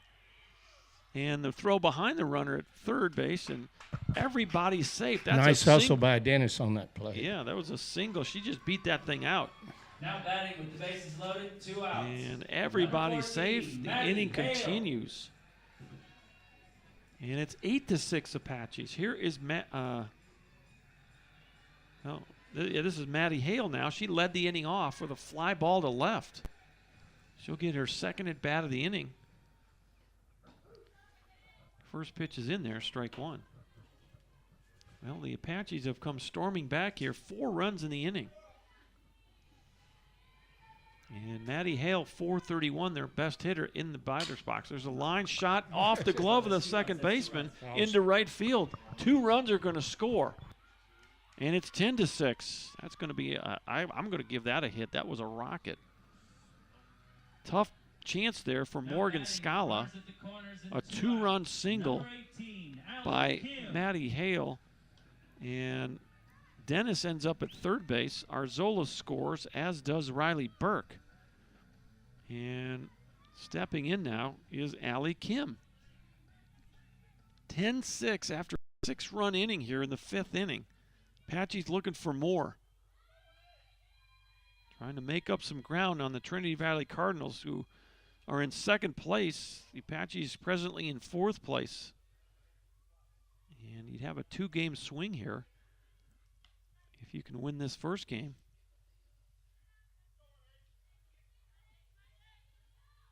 First pitch fouled off. It's 0-1 to Allie Kim. She's got 2 hits. She's 2 for 3. Boy, good off speed there. And it's 0-2. A 2-run homer in the 1st inning. A pop up to right and an infield single right back to the pitcher. Here's the 0-2. Off the plate. Dennis at 3rd. Maddie Hale at 1st. She just hit a rocket off of Morgan Scala at 2nd base to drive in 2 more runs. Here's the 1-2. Pop up, right center field. Scala in center field squeezes that one for the final out. F8 if you're scoring at the house, but the Apaches 6 runs on 1, 2, 3, 4, 5, 6 hits. And 2 left on. We will go to the 6th inning. Your new score from Schwab Field. It's Tyler 10 and Trinity Valley 6.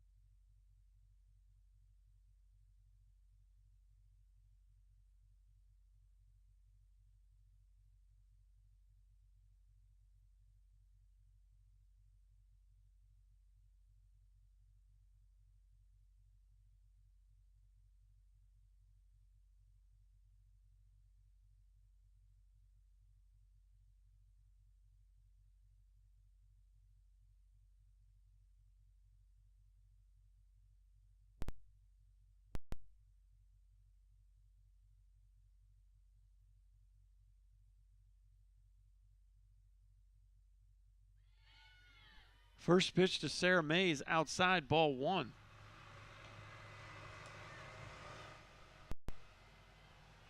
(10-6) Apaches after a 6-run 5th inning. We're in the top of the 6th inning. Trinity Valley 3, 4, and 5 coming to the plate this inning. Mays, Perez, and Rogron.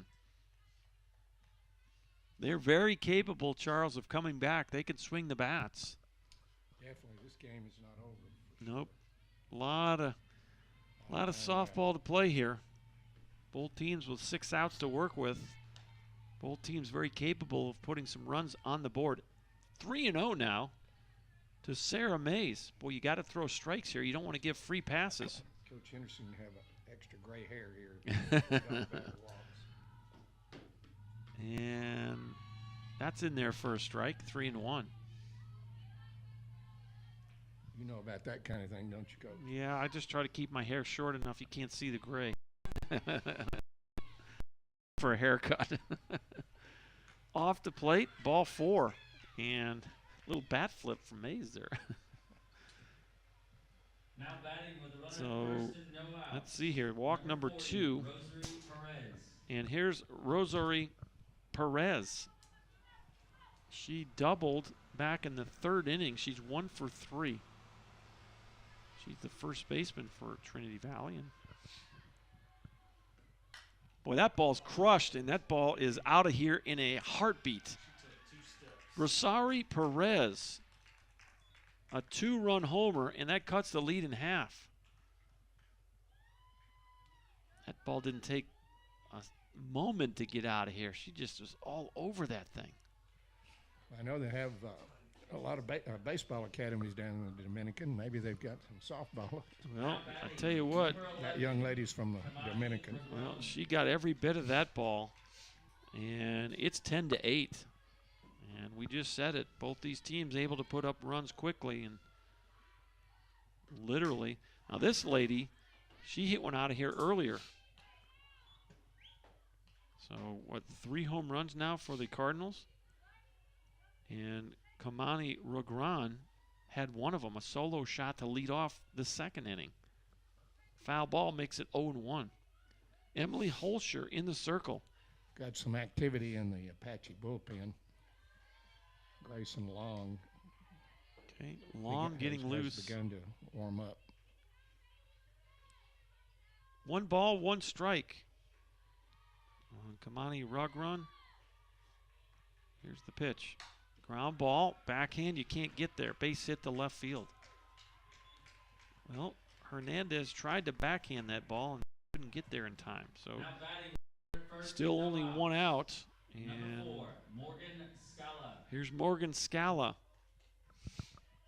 And Scala 2 for 3 on the day. Couple of singles. Fly ball to center field. First pitch. Pop up right field. Should be caught. Hale under it makes the play. So that's 1 out. Here's Gutierrez. She singled to center her last time up. She's 1 for 3.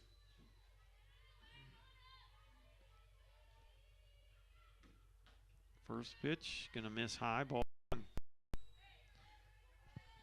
Yes, that's why you hate to see the leadoff there. Yep. It's not the home run that really hurts you. It's that walk in front of it. And it doubles,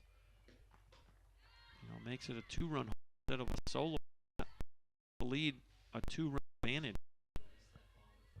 Coach Rodriguez, going through the signs down. It's a 2-0 count on Sierra Gutierrez. Little looper into center. This is back against the wall. Nicely done out there by Jalen Perez. She had a long way to run on that and caught it right up against the fence for the second out of the inning. We put a star by that one. Well hit ball by Gutierrez, but Perez ran it down. Got a great jump on that ball, and as you say, ran it down.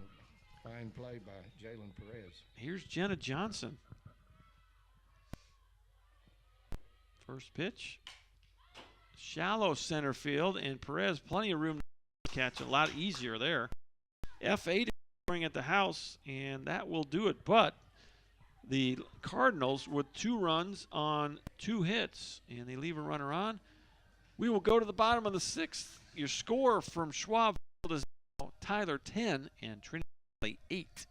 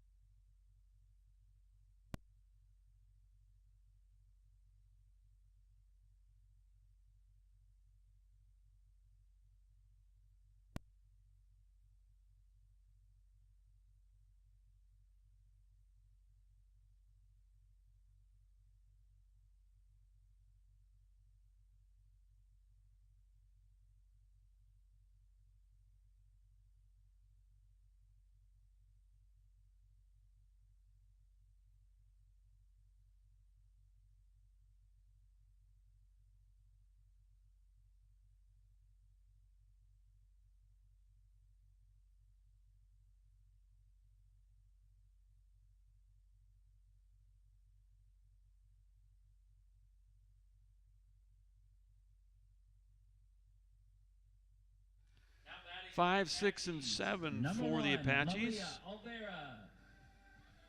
And stepping in for Tyler, Malaya Alvera. She has grounded out to second and reached twice on errors. Once by the second baseman and once by the shortstop. So she's been on base 2 of the 3 at-bats. And she'll lead things off here in the bottom of the 6th inning. First pitch, that's drilled into left field. That's going to go, well, not going to get to the wall. So good job out there by Torres to cut it off. But it's a leadoff single for Malaya Alvera. Now batting with a runner at first and no outs. Number 10, Jalen Perez. Here's Jalen Perez. You're going to have a pinch runner, or are you going to have a pinch runner? Yeah. Perez made a fine catch out in center field, and you'll particularly appreciate it. She's from College Station, coach, and her mom's professor at your alma mater. All right, nice to hear that. Well, Perez will step in, and the pinch runner is Paulina Barajas.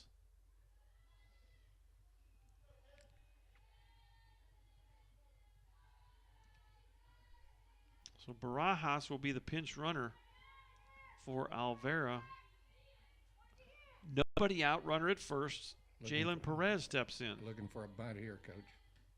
There's the bunt. You foul it off, strike one. Well, the bunt has been an effective tool for Tyler today. Trinity Valley, I don't know, they've made a couple of good bunt plays defensively, but they've also not made a few of the bunt plays. And some of that's due to the good placement on these bunts by the Apache hitters.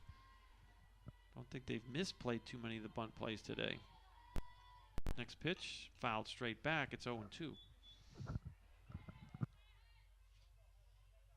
Apache's holding on to a 10-8 lead here. They would love to add to this in the bottom of the sixth.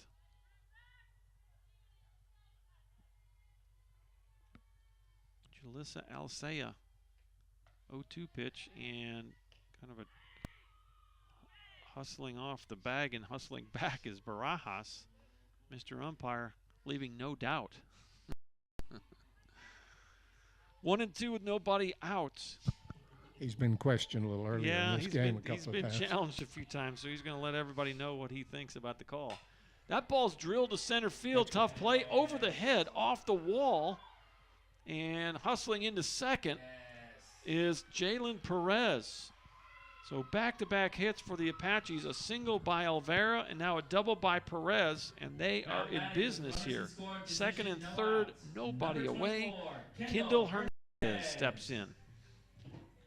Boy, she drilled that ball. The Apache bats have been lively today as well. They're still trailing the Cardinals in the hit column, 13-10, but they lead in the run column, 10-8. Trinity Valley, 8 runs on 13 hits. Tyler, 10 runs on 10 hits. Some big runs to pick up here if they could. First pitch in there, strike one. Hernandez on the day. 1 for 3. She had an RBI single to right fielder last time up. She took one off the fence in right to drive in a run. It's going to miss low. 1 ball, 1 strike. Well, Rosari Perez creeping in at first base in case there's a bunt. 1 ball, 1 strike. Here's the pitch. Boy, pretty good rip right there. Just fouled it off. 1 ball, 2 strikes. 10-8, Apaches lead. Bottom of the 6th inning. We're playing 7.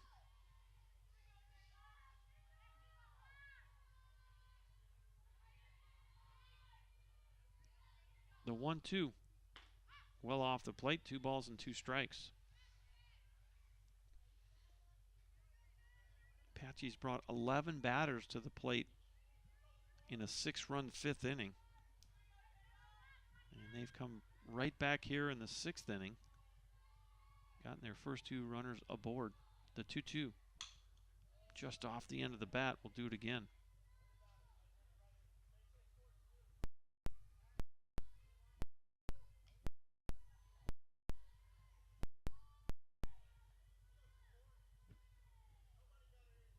We're at the 7th spot in the Tyler lineup.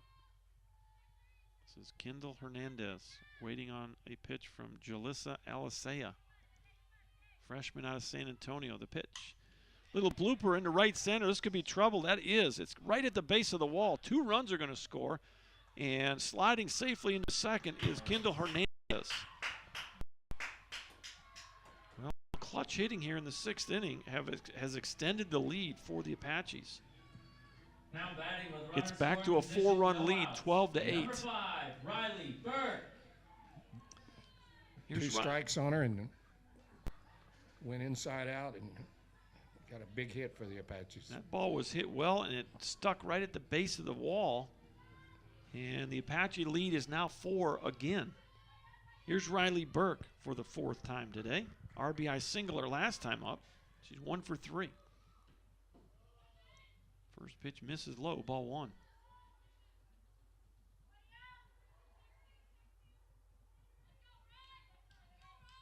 The Apaches now with 11 hits on the day. 12 runs, 11 hits. That ball's in the dirt, kicks away, and over to third base goes Hernandez. Wild pitch will move the runner.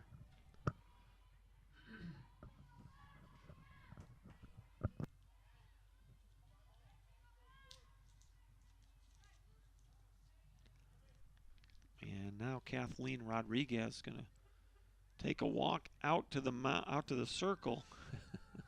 Almost made it the whole game without saying the word mound.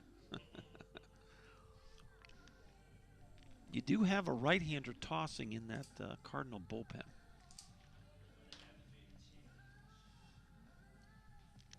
We'll see if Coach Rodriguez wants to make a change or not here. Having a nice little chat here if Jalissa Alsea.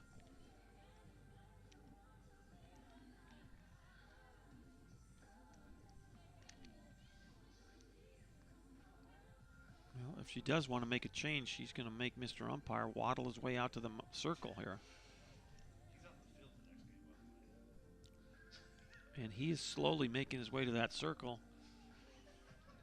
And he still hasn't. Coach, I've been in this situation. You're not leaving that area until Mr. Umpire asks you to. And it won't surprise me if she turns and says, okay, let's get a new pitcher in here. Well, she's going to stay with. She's kind of giving the eyeball back to Mr. Umpire there.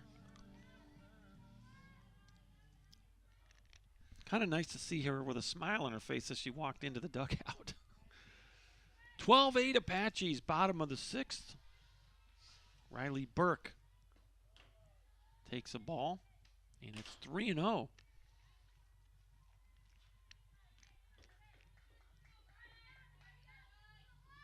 You got a couple of bases open here, so a walk doesn't hurt you that much. Throw to third, and Burke will draw the walk. Walks haven't been a huge issue today for Alsea. Got a pinch hitter right here. Now batting with runners at the corners and no outs. Number 22, Maddie Vaughn. So Maddie Vaughn will be the pinch hitter for Blakely Niles. Vaughn is a freshman from Erie, Colorado. All right. Well, she'll have a chance to extend the lead here. It's 12-8 Apaches, bottom of the 6th inning. Burke at first, Hernandez at third. First pitch misses, ball 1. Apaches have matched the 2 runs that the Cardinals scored in the top of the 6th. And the lead is back to 4. They want some more. The 1-0. High. Ball's no strike. Coach, you'll appreciate this. Your love of physical fitness. Vaughn here was in high school a state champion power lifter as well as a softball player. About time to power one out of here. Amen. Well, I guess that was called a strike. You got nobody out. 2 Apaches aboard. They've already scored 2 runs. Here's the pitch from Alsea. Outside corner, called a strike, and it's even now. 2 balls, 2 strikes.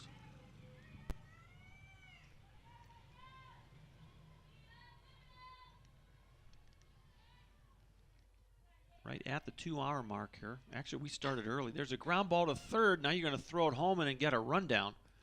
Back and forth you go. You try to control it and tag play. Throw to second.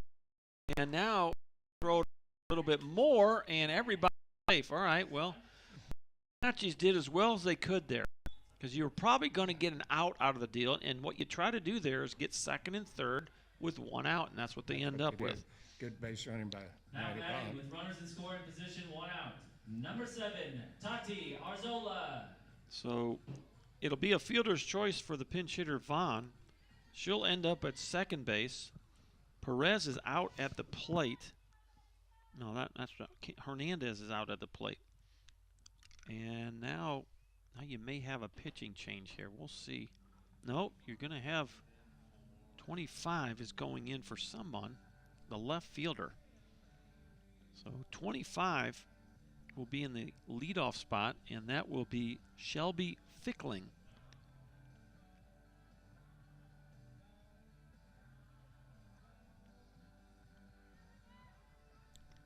So Fickling for Arzola, that's not right. No, the 9-hole, Torres. I'm on the wrong side here. Fickling for Torres in left field. Shelby Fickling will take over in the 9 position for the moment. And all these re-entry rules, who knows what's going to happen when they come back to the plate. But for now, it's Fickling in left.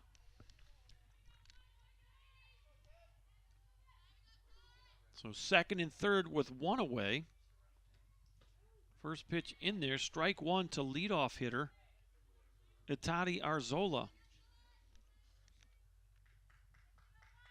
Arzola has 2 RBIs on the day, a bases loaded walk, and an RBI single to center. 0-1. Off the plate, 1 ball, 1 strike.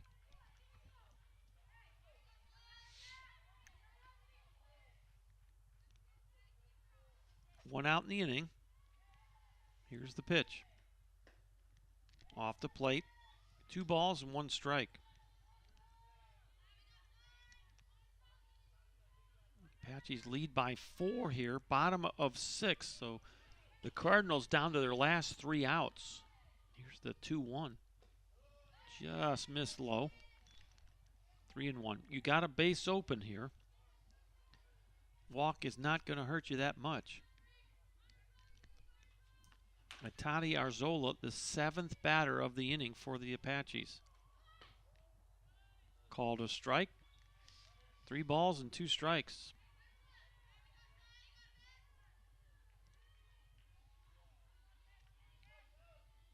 Here's the payoff pitch. Ball 4. So you walk Arzola to load him up. Now batting with the bases loaded, 1 out. Number 2, Brecklin Dennis. That's 2 walks in the inning, and that's going to be all for Jalissa Alisea. We'll have a new pitcher. We'll let you know who she is when we return. The Apaches lead it 12-8.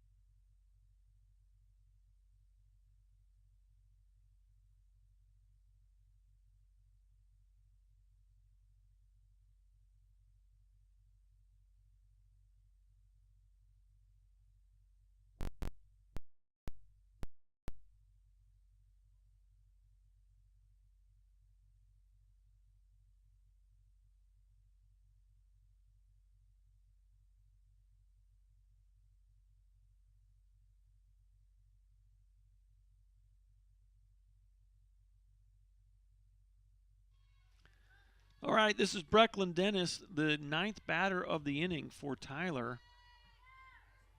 And she'll step in with bases loaded. The new pitcher is Josie Sumter. First pitch misses, ball 1. Sumter, a sophomore from Neches, Texas. She'll come in with 1 out here in inning number 6. The Apaches trying to add to a 12-8 lead. In there for a strike. When you got the offense that the Cardinals have, if you can keep this right here, you got a shot. Cardinals have put up a 5-run inning back in the 2nd inning. They put 2 up in the 6th. Apaches need to add to their lead right here. Here's the next pitch. That's going to be low. 2 balls, 1 strike. Bottom of inning number 6. The Apaches have now batted around in the last 2 innings.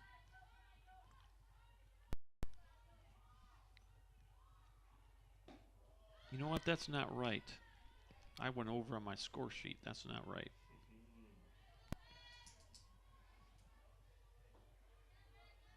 See who started the inning. Well, I can't figure it out. 3-1. Ball 4, and it's a run. Big walk right there. Well, that's 3 walks in the inning, 4 for the ball game, and it's an RBI walk for Brecklin Dennis. Now batting with the bases loaded, 1 out. Number 14, Maddie Hale.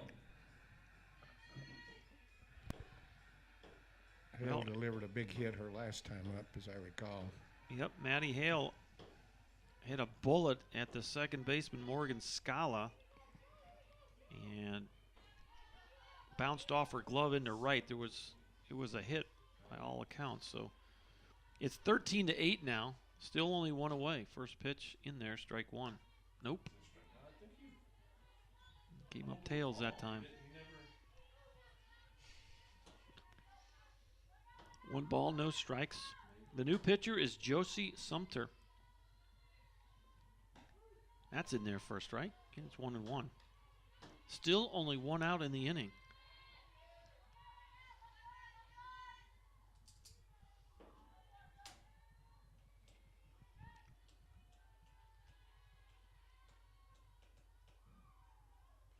Boy, nice job at the plate there. Sierra Gutierrez blocks that ball. 2 balls, 1 strike.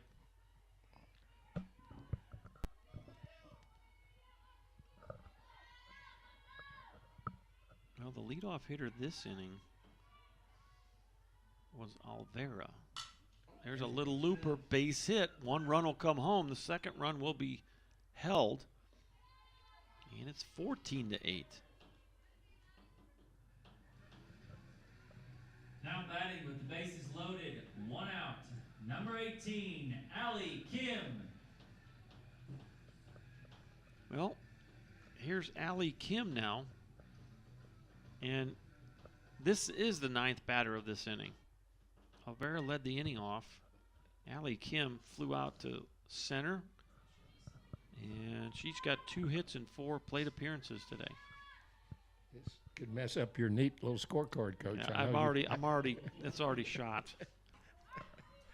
Whenever we go past, well, I guess I probably could have moved everything over, but you never know how this is going to work out, so I'm trying to save space here. So. That's true. No balls and 1 strike to Allie Kim. Bases loaded, 1 out, the pitch. Little tapper. This is a tough play. You throw it to first and out at first base. Safe at third base. So Kim, a ground ball to short. Nice play by Sierra Ford. She threw a rocket over there. Just got Kim by half a step. But we did get a run. So another run comes home. It's 15-8. Now batting with runners in scoring position, 2 outs. Number 8, Jody DeHart. So Jody DeHart will step in and pinch hit for Alvera. And in my score sheet, 1, 2, 3, 4 different people now in that 5 spot. Talk about chicken scratch here. Good thing you're the one that has to read that, Coach. Well, you know, it's the designated player, so at least we're not going to have to put someone else in defensively for that. So 2 outs in the inning. First pitch missed inside, ball 1. Second and third, 2 away. 15-8, a 5-run inning after a 6-run fifth for the Apaches.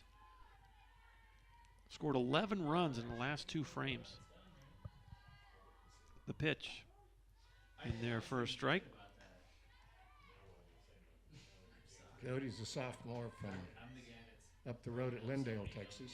Okay.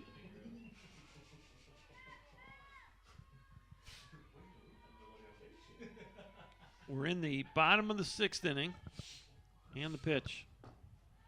That's going to miss. 2 balls, 1 strike. Well, it should be Jalen Perez on deck.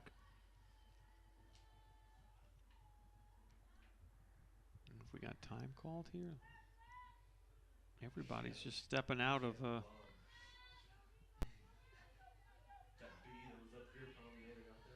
not sure. Everybody just took a little break there. Long inning. The batter was out of the box, and the pitcher was off the mound, and the runners were off the bag. Here's the 2-1.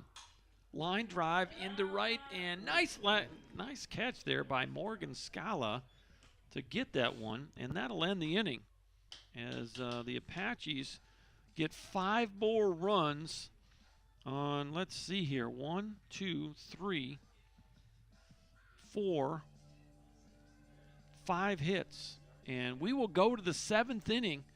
Your new score from Schwab Field is Tyler 15 and Trinity Valley 8.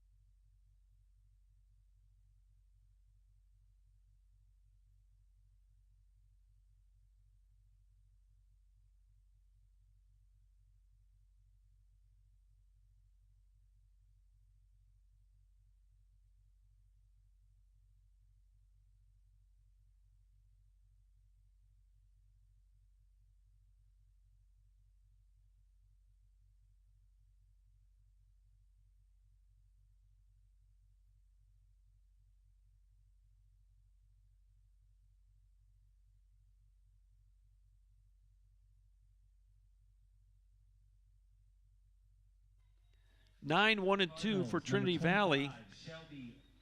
Shelby Fickling will get her first plate appearance of the day. She came in left field in the last half inning, and she'll step in for the first time today against Emily Holscher, who came on in the 3rd inning and is in line for the win.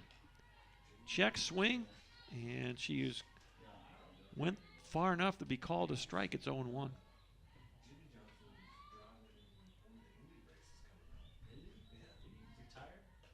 That pitch is off the plate. 1 ball, 1 strike. 15, 12, and 1 for the Tyler Apaches. 8, 13, and 5 for Trinity Valley. This is it. Top of 7. Ground ball to short. Hernandez up with it, and there's 1 out. 1 up and 1 away. Top of the lineup, Taylor Scala. 1 out. Number 1. Scala, 2 Taylor hits in the day. Scala. She's 2 for 4. Ground ball to short and a strikeout to go with a double and a single. I noticed that there are 2 Scalas on the roster of Trinity Valley. I assume maybe they're sisters. They were both from Orlando, Florida. Wonder if they're twins. I'll find out at the break. Not sure. So Scala with their 5th plate appearance of the day. The Cardinals need base runners. as they find themselves down by 7 runs here and just 3 outs and not just 2 outs to work with. First pitch is in there, strike 1. Boy, if you're Emily Holscher here, you just kind of pump the strikes in there. You just don't even worry about this. See, if she hits a home run, it's 15-9. Okay, and you just keep throwing strikes. Let your defense work behind you. There's a ground ball to second, and that's a miscue by Riley Burke. E4 will put Scala at first and 1 away. Now batting with a runner at first and 1 out. Well, and you hope that you don't get too many of those, right? Yeah, you're absolutely right there. That was a routine play. The Cardinals have made 5 errors this afternoon, and that's not helped their cause. Well, it looks like, are you going to run here? Is that what you're going to do? Coach is talking to some. Now they're going to hit. Maybe Are they going to hit? pinch hitter, maybe. Well, they're going to go. They're going to go right on left here. It's not often that someone who hit a 3-run homer over the scoreboard gets pinched hit for, but it's happening here. And 22 will be Ashley Seaton. With a runner at first and 1 out. Number 22, Ashlyn Seaton. Ashlyn, actually, I talked to her before the game, and she's from Bullard. She's played on this field many times. And you do go to a right-left matchup here, so there are some things that you can talk about this that making sense. You avoid that left-on-left matchup. First pitch is a ball. It's 1-0 to Seaton. Boy, big swing and a miss, and it's 1-1.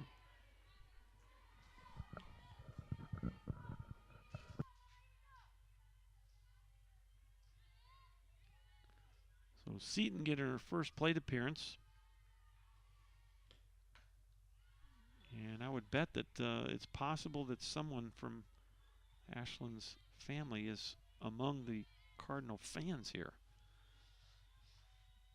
Yeah, she grew up right here in Bullard. 2-1 pitch, grounded to short. Throw to second for 1, to first, not in time.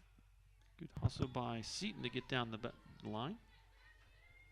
Now batting with a runner at first and 2 outs. So now you're down to your last Sarah out. Mays. Sarah Mays back in the batter's box.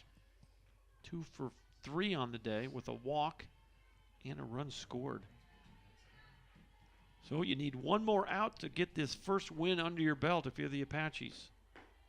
First pitch off the plate, ball 1.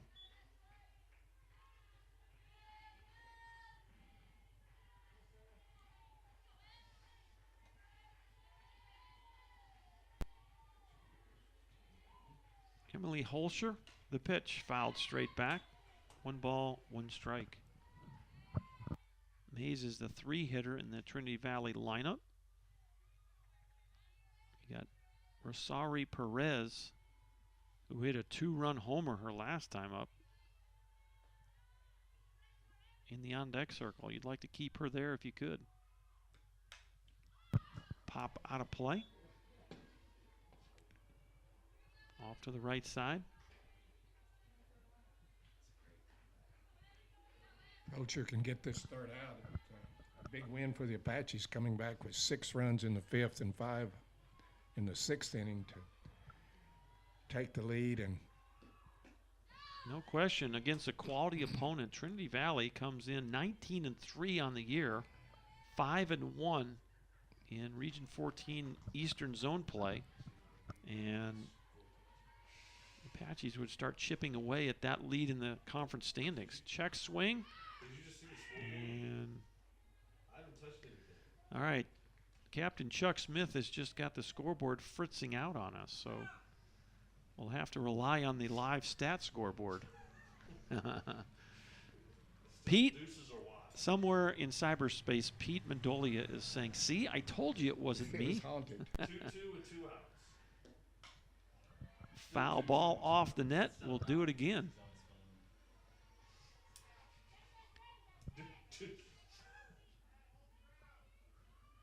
Well, we got a slot machine on the scoreboard. What's the count? 2-2. 2-2. Every once in a while it shows the right score, but 2 balls, 2 strikes. 3 balls, 2 strikes. 3 balls, 2 strikes. 2 outs. Mays was confused at the plate, so we may have to have Derek Talcott give us the play-by-play from the press box. Ground ball to second, and there's your ball game. Final score of game 1 of today's doubleheader. Trinity Valley 8, your Apaches 15. Game 2 will start in approximately 30 All right, minutes. so that's the ball game. The Apaches do win this game by a score of 15-8. Final line score, 8 runs on 13 hits and 5 errors for Trinity Valley. We'll wrap this one up here. We're going to go back through the scoring. Won't go through all the scoring. We'll be up here for another hour, but we're going to walk you through just the basics here. Back in the first inning, it was TJ taking a 3-0 lead as a 2-run home run off the bat of Allie Kim. And after a double by Hale, it was 3-0 Apaches. And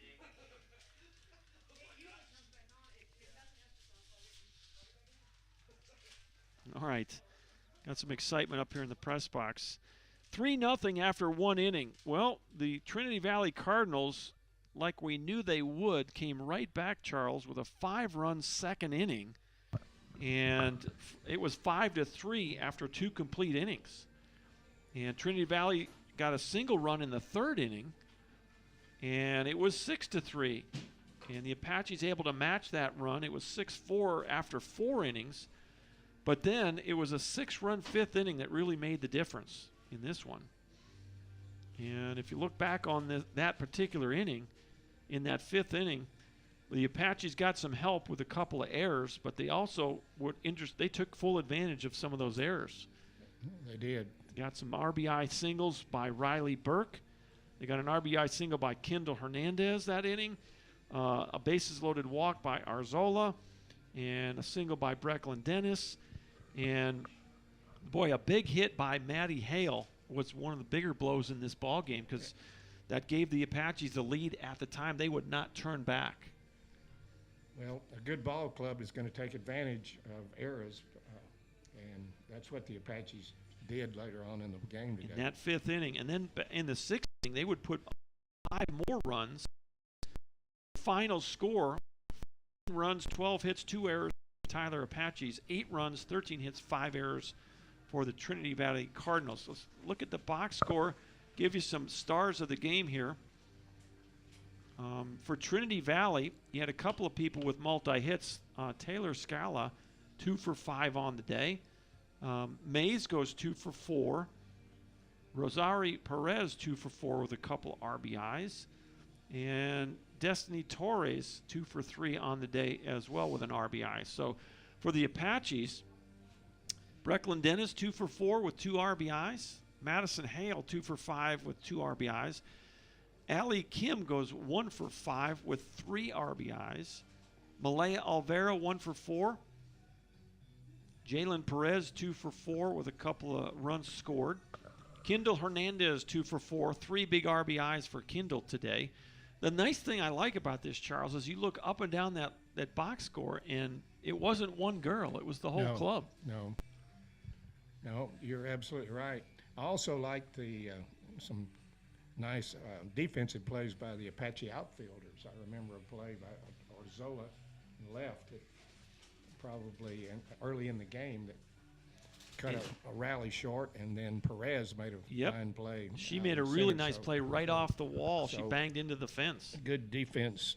And you put together that with some good bullpen pitching by Emily Holscher. She came in and threw 5 innings, only struck out 2 and walked 2, but Emily held the line when she needed to in this ball game. And so the Apaches will get game 1 by a score of 15-8. We'll be back in about 30 minutes with game 2. I think we're going to leave that stream running, so we'll be back with some audio after we get the lineups up here. And the Apaches take game 1 by winning this game. The winning pitcher, let's think about this here. Holscher came in the 3rd inning. So Holscher is going to get the win for the Apaches. The losing pitcher will be Jalissa Alicia. She will drop to 3-1 on the season. The loss will drop Trinity Valley's overall record to 19-4.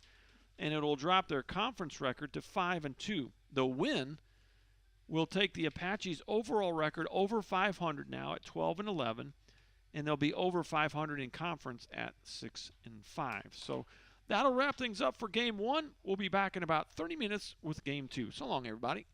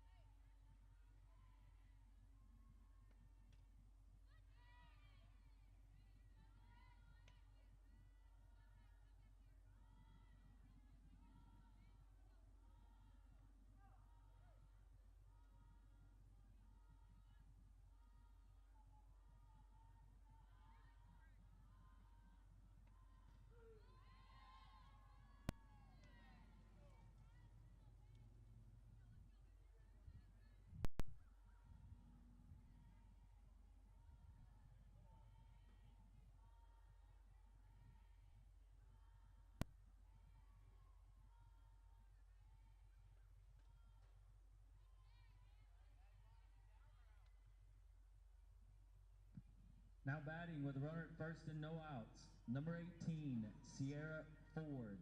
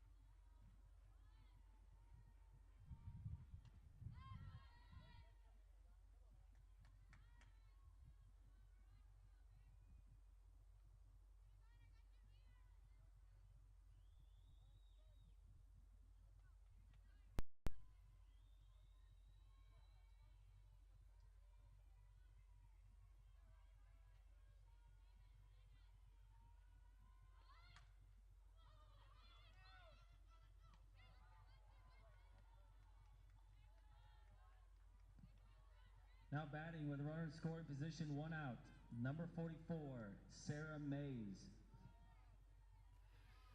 All right, we're at the 3 spot in the Trinity Valley lineup. A leadoff walk to Taylor Scala, and Sierra Ford just laid down a sacrifice bunt. Nice play by Brecklin Dennis to get the out at first. Here's the designated player, Sarah Mays, third batter in the first inning. Game 2 of the doubleheader. Dr. John Groth with you. Apaches win the first one 15-8, and they'll try to complete the sweep here as they try to inch their way up into the standings. Started the day at 5-5. They're now 6-5 in Region 14 Eastern Zone play. The Cardinals, by dropping the opener, dropped to 5-2. So let's walk you through this lineup. This is Sarah Mays at the plate. Rosari Perez is on deck. She's the pitcher in Game 2. Kamani Rugran is the baseman. The catcher is Sierra Gutierrez. Second baseman is Sumter. 7th, the 8th batter is baseman Ashlyn Seaton. She'll get the start here in Game 2. And then Jenna Johnson is in right field. Next pitch, little into right field, base hit. There goes the hitter. So maybe that one off the bat in the right field, outside the reach of Riley Burke. And here's Perez, the pitcher, in Game 2, with a runner at third and only 1 out. Actually, first and third, excuse me. Scala at third and Mays at first. Circle for Apaches is Riley, freshman, Rotan, Texas. First pitch swung on and missed, strike 1. Defensively, Arzola in left, Jalen Perez in center. Hale back in right field. Brandon Dennis at third. Kendall Riley at second. Sally Kim. Matt Brown will get the play. And in this Riley swing and a miss. 0-2.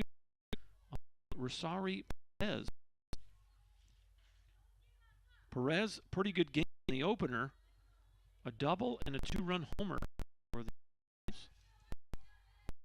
Scored 8 runs, but got beat 15-8. Again, the Cardinals came into the doubleheader as a team batting over 400, 429. And that was tops in the region. Both the eastern and southern zones. That's the highest team batting. 1 ball, 2 strikes, the pitch, well off the plate. We get start the ball, 27 degrees east at 12, and east southeasterly out here I think is going to blow out. So ball's going to carry, and we got a pretty cloud deck moving in. 2-2 pitch fouled off toward the third base dugout where the Apaches reside. Apaches have their gold tops and the black pants, black socks with those stripes around the calves. Got the black visors. Trinity Valley with their all grays, the red trim. 2 balls and 2 strikes. That ball's in the dirt. Nicely done there by Vaughn. Nobody moves up. 3 balls, 2 strikes, 1 away, and 2 aboard. Well, it was the Apaches that struck first in the opening game, a 3-run first inning. The Cardinals threatening to start this one, and they have the bases loaded now and only 1 out. Now batting with the bases Second loaded, walk of the 1 inning out. Number for 11, Riley Kamani Denton. Regrone. And here is Kamani Regrone. And she had a couple of hits, a solo home run and a single to left field to go with a hit batter and a walk. So she was 2 for 3. First pitch misses, and that's going to bring Coach Henderson out to the circle. 2 walks in the first 4 batters by Riley Denton. And you've opened the door here for Trinity Valley to open up an early lead here.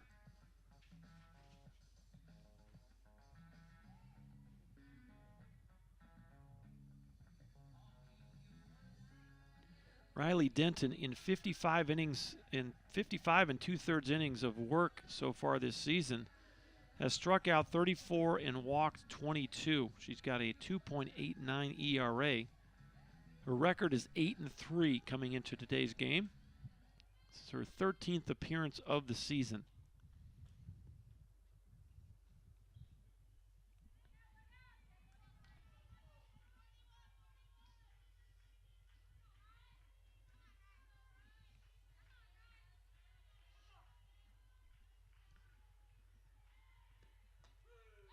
Next pitch is in there.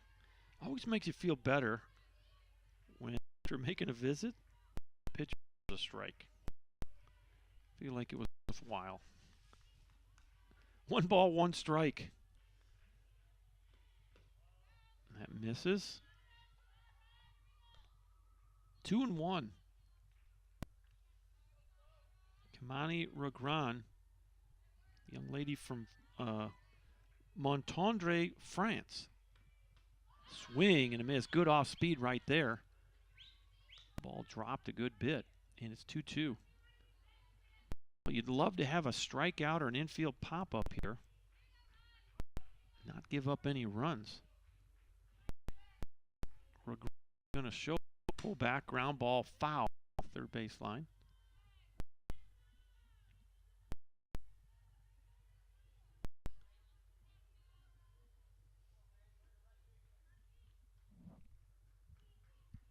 Just getting started here in game 2. Still scoreless, but the Trinity Cardinals have loaded the base. Next pitch, ground ball to third. Dennis will step on the bag. You throw to the plate. You got a tagger, and they do. Double play. Nicely done there to end the inning. Brecklin Dennis, 5U2. I don't think I've ever seen that kind of double play in my life. So the Apaches avoid giving up any runs right there. A nifty defense by Brecklin Dennis. A nice tag applied by Madison Vaughn. And after all that, it's a 0 on the board for the Cardinals. We'll be back with the bottom half of the first inning. The Cardinals get no runs on 1 hit. They leave 2 on. And after 1/2 inning, we're still scoreless. Back in just a minute.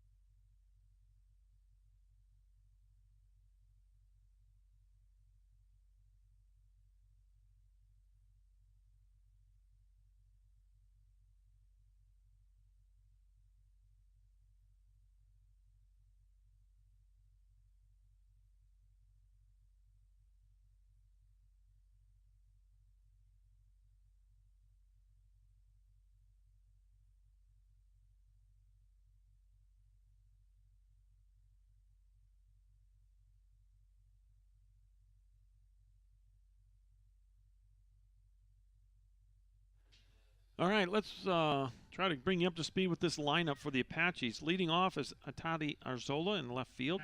Brecklin Dennis is the third baseman. She'll bat second. Batting third, the right fielder, Maddie Hale. Batting cleanup, first baseman, Ali Kim. Batting fifth, designated player, Malaya Alvera. Batting sixth, the center fielder, Jalen Perez. Batting seventh, center fielder, Kendall Hernandez. Batting eighth, the second baseman, Riley Burke. And batting ninth for the Apaches, catcher, Madison Vaughn. Defensively for the Cardinals from Trinity Valley, they're led by second-year head coaches Kathleen and James Rodriguez. Shelby Fickling will start in left field. First pitch in there, strike one. Taylor Scala in center. Jenner Johnson back in right field. Kamani Ragran at third. Sierra Ford at short. Josie Sumter gets the start at second base. Next pitch, going to miss. Ashlyn Seaton will get the start at first base. She's a Bullard native. Sierra Gutierrez behind the plate, and in the circle, Rosari Perez. And that's going to miss. 2 balls and a strike.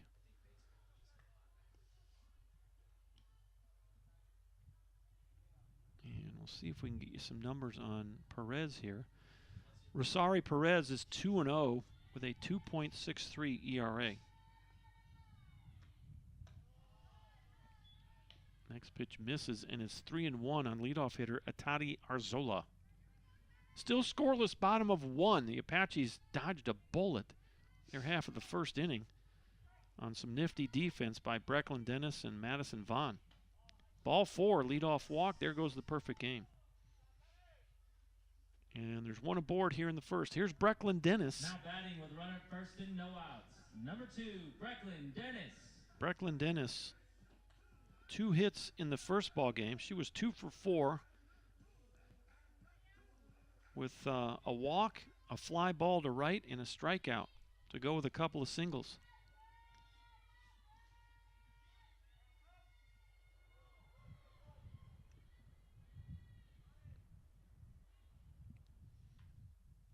Sorry, Perez, her 12th appearance of the year in the circle, 48 innings, 80 strikeouts, 22 walks. That is impressive. She's got 80 strikeouts in 48 innings. No balls and 1 strike on Brecklin Dennis. And that ball gets away from the catcher.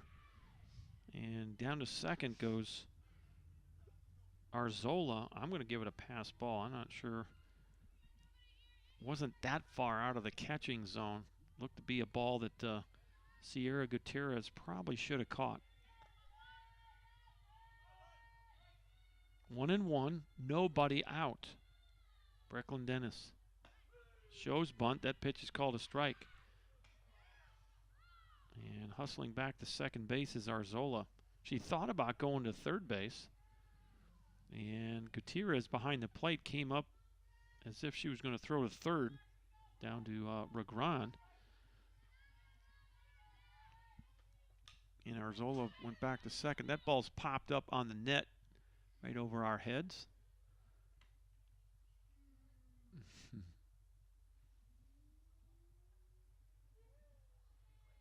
Took a while. Finally got back to the catcher.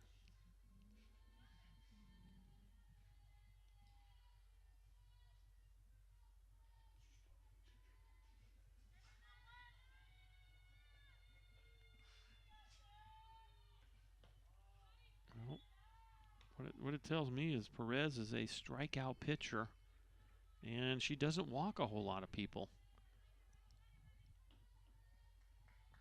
But 80 strikeouts and 48 innings of work is pretty good. Ball's fouled off. 2 balls and 2 strikes to Brecklin Dennis. Arzola now at second base. Apache's trying to take the lead like they did in the first game. They took a 3-0 lead in inning number 1 in the opening game today. 2-2 pitch. Boy, look out. It's into the bullpen on the right field corner of this field. We are right next to the baseball diamond, just adjacent to the football stadium and the track off to our left here. And the gymnasium is back behind us.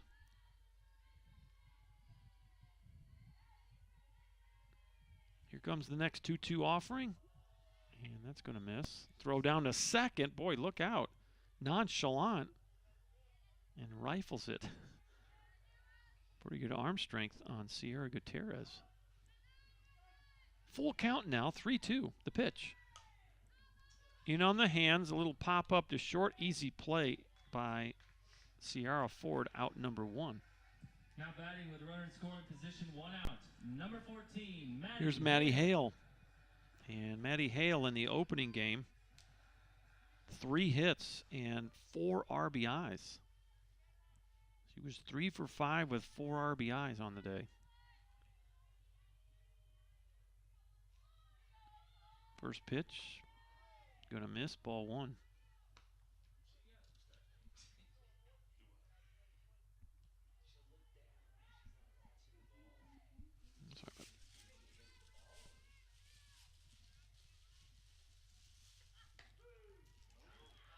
Pitch was called a strike. Catcher couldn't quite hold on. And it's 1-1. I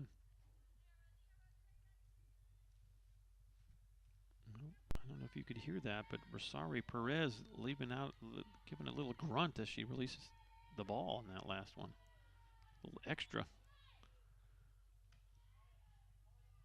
2 balls, 1 strike, 1 away for Maddie Hale.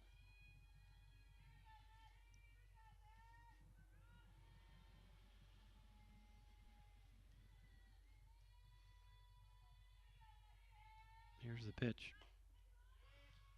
Yep, they're going to say she went after it, and it's 2-2.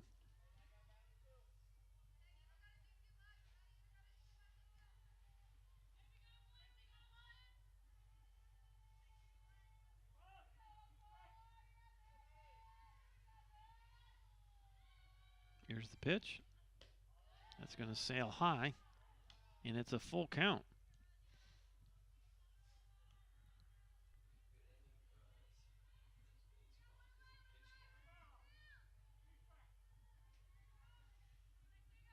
Kind of forcing the issue. Another grunt there. And the count will stay 3-2. Riley Denton threw 24 pitches in her first inning of work.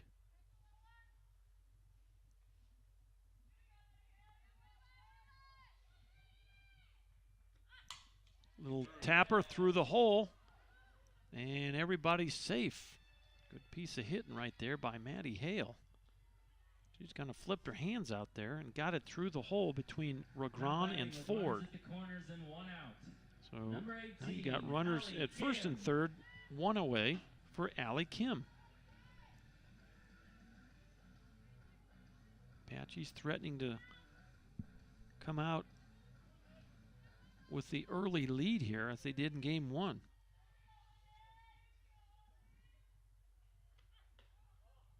First pitch. Gonna miss, ball 1.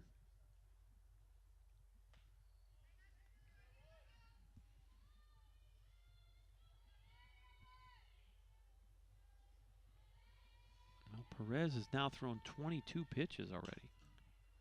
Runner going, fouled off, everybody will go back. And this next pitch will match Riley Denton, faced 5 batters. She threw 24 pitches. This is pitch number 24 right here. Time called by somebody. It's Darian Resendez down there coaching first base for the Apaches, and I think she asked for time. Maybe trying to make sure Maddie Hale was ready to go at first base. That pitch is in there. And it's 1-2.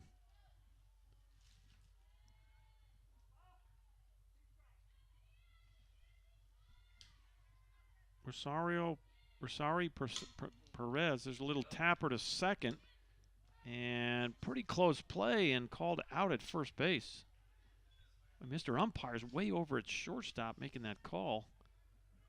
And Sumter made a nice play for the out. So there's 2 outs in the inning. Scoring position, 2 outs. Number 1, Malia Olvera. But you had a run come home there. and it's 1-0 Apaches. Now what do we got?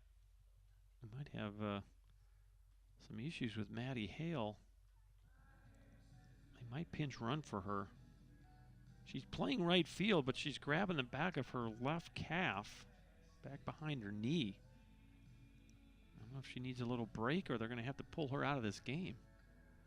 You hate to lose her this early in the game. You hate to lose her any time in the game, but looks like we're going to have a pinch runner.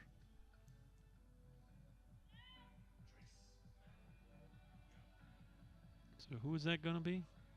Mallory Webb will be the pinch runner. So she's at second now.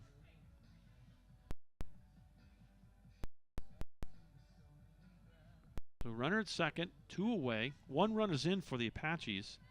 Stepping into the batter's box is the designated player, Malaya Alvera. Alvera in the opening game, 1 for 5. She reached on an error twice and singled to left. Go with a line out to the second baseman and a ground ball to second. First pitch.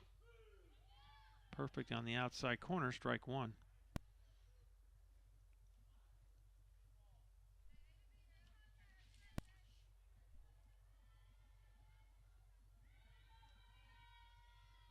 Next pitch, swung on and missed. No balls and 2 strikes. Well, Perez in the circle for the Cardinals, a freshman from the Dominican Republic. Next pitch just did get a piece of that, and Alvera stays alive there. Well, we started the opening game today at 70 degrees. We're now up to 77.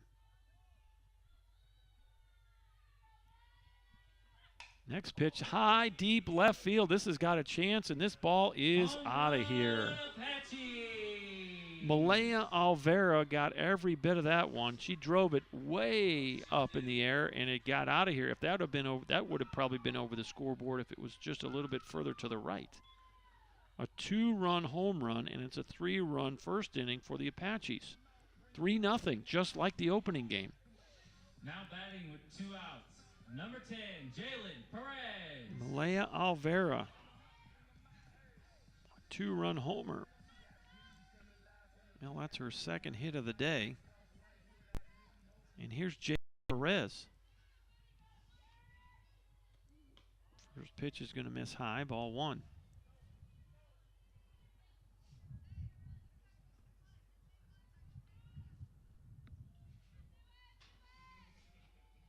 Three runs on 2 hits here in the first inning for the Apaches. And time called. Coach Kathleen Rodriguez is going to go out and pay a visit to Rosari Perez.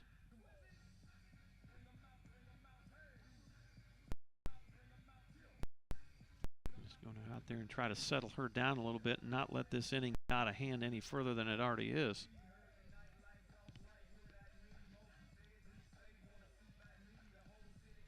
The inning started with an Arzola walk.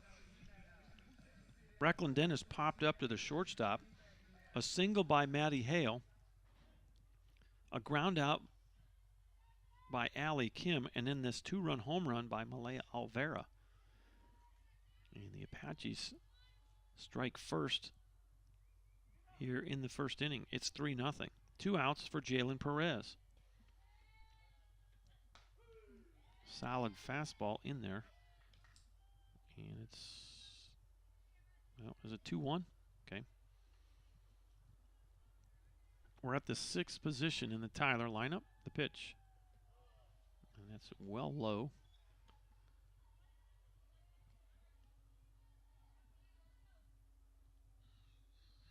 Perez having some discussions with Sierra Gutierrez.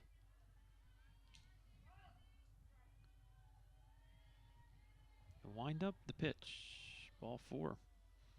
So the inning continues as Perez draws the 2-out walk.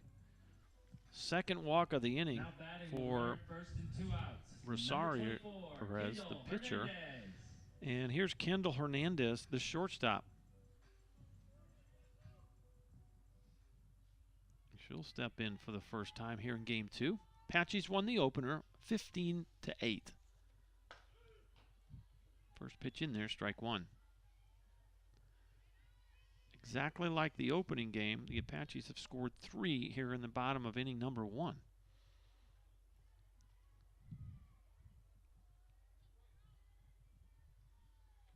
The pitch, swung on and missed, throw to second on the steal, not in time. Perez steals second base. And it's an 0-2 count.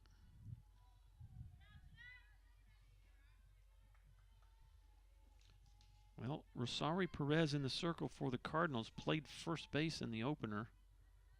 A couple of big hits, a double and a home run. Now she's in the circle. Off the plate. She's got good velocity on her fastball. Kind of see why she's got 80 strikeouts and 48 innings of work. But she's had some problems with her command. 2 walks here in the first inning. That does not reflect the numbers she's had so far this season. She is 2-0 with a 2.63 ERA. Now she's going to back off. Take a breath here and gather herself. Kendall Hernandez for the first time. She had a couple of hits in the opener with 3 RBIs. The pitch, boy, there's an off-speed pitch, just low.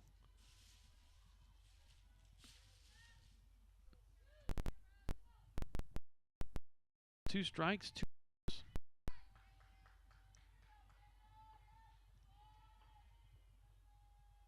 Here's the pitch. Ground ball off the fist, and boy, no play. Boy, that went right through the wickets.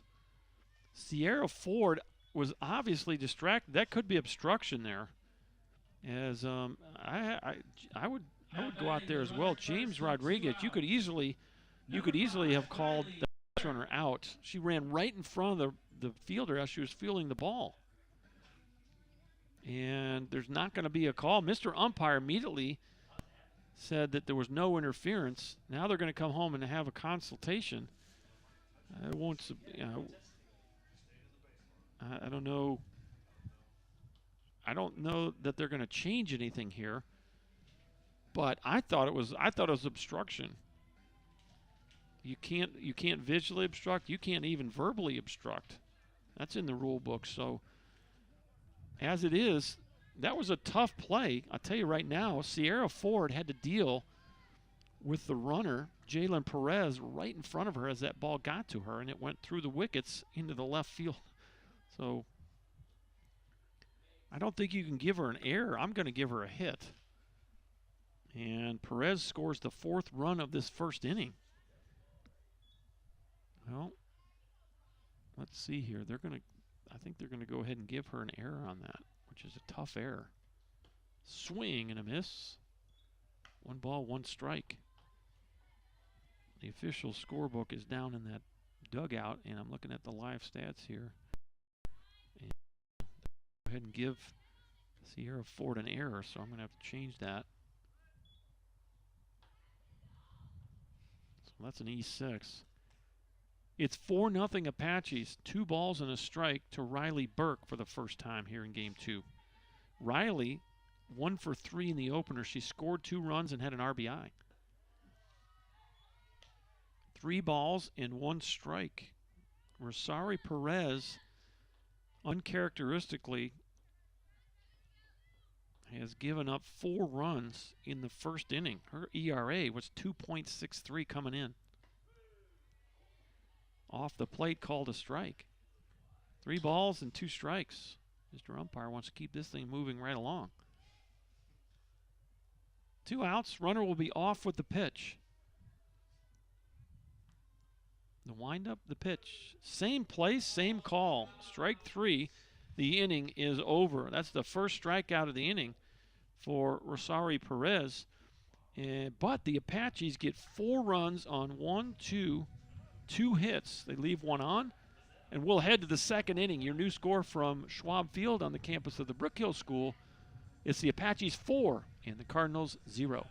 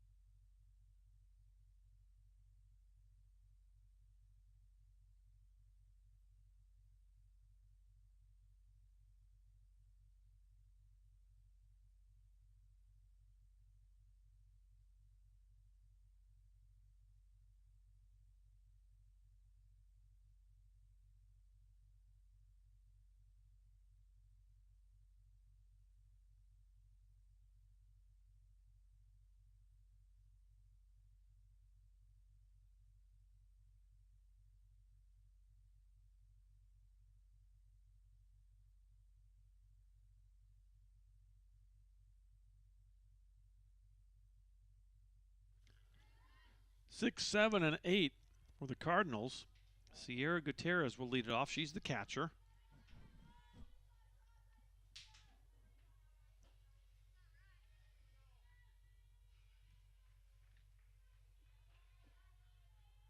First pitch of the inning. We'll tap her to second. This is Riley Burke. 1 out. Well, that's the way you draw it up right there. 1 pitch, 1 out. Here's Josie Sumter. Josie Sumter was the relief pitcher in the opening game, the sophomore from Neches, Texas. And she'll step in with her first plate appearance of the day. 4-0 Apaches, top of the second inning. Game 2. There's a ground ball on the second pitch to Brecklin Dennis. 2 pitches, 2 outs. Now batting with 2 outs, number 22, Ashlyn Seaton. So here's Ashlyn Seaton for the. She got an at bat as a pinch hitter in the opening game, and grounded into a fielder's choice. Now, you know what you don't do here, Chuck? You don't swing at the first pitch. Off the plate, called a strike. Mr. Umpire is liking that outside pitch that's off the plate. He's called it a number of times here in the early going. 0-1 is the count. Riley Denton has thrown 3 pitches, now 4 pitches, and Hernandez fires it across for the 3rd out. 3 up, 3 down, nothing across on 4 pitches. 28 for the ball game. And we'll head to the bottom of the second. It's 4-0 Tyler.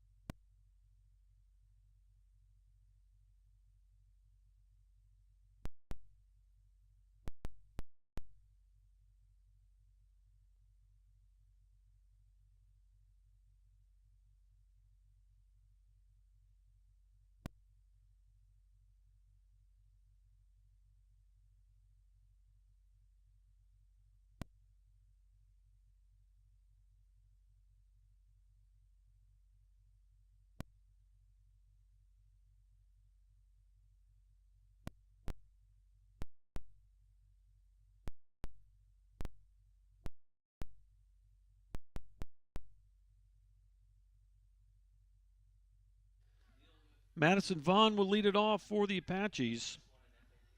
And I'm trying to think if not sure she got an at bat in the opening game. First plate appearance of the day, I believe. 2 balls, no strikes. We're at the 9 spot. 9-1-2 for the Apaches. They lead this game 4-0 in the bottom of the second inning. Rosari Perez back in the circle for the Cardinals. Ball foul back into the net. We have a new catcher for Trinity Valley. Ashlyn Vasquez is the new pitcher, or the new catcher. Taking over for Sierra Gutierrez here in inning number 2. That pitch misses and is 3-1. Gutierrez rounded out to second base in the second inning, so not sure if he got injured running to the first base. 3-1 pitch. Called a strike. It's 3-2. Apaches 4 runs on 2 hits. Trinity Valley no runs on 1 hit. Cardinals have committed 1 error. 3-2 pitch, struck her out. And Vaughn is a strikeout. That's 2 strikeouts in a row now Now So, batting with 1 out. 1 out, Number nobody 7, on. Tati Arzola. Top of the lineup, Tati Arzola walked and scored a run in the first inning.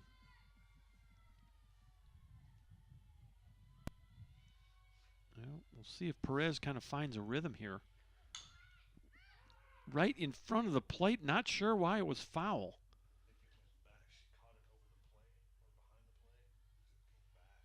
Okay, so the ball may have come back. He's saying it hit down. Because you teach those catchers, I would have a question on this. If that ball hits the plate and it's over the plate, it's an out. But evidently she picked it up in foul territory.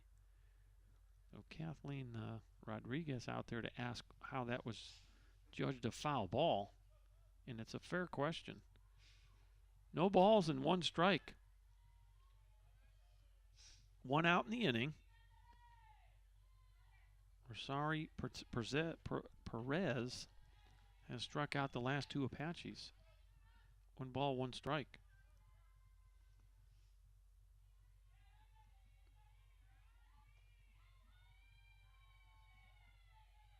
Here's the 1-1 in there for a strike. You know what?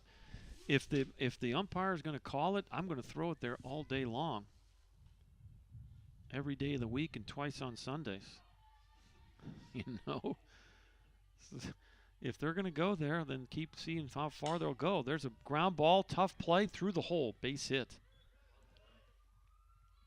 And Arzola gets her first hit of the ball game. That was a struck single into left field. And Number 2, here's Brecklin Dennis for the second time. She popped up to the shortstop in her first at bat. So she's 0 for 1 in this ball game. As the Brookhill softballers venture into the stands here and going to watch some college players go at it. Pitch is in there. 0-1.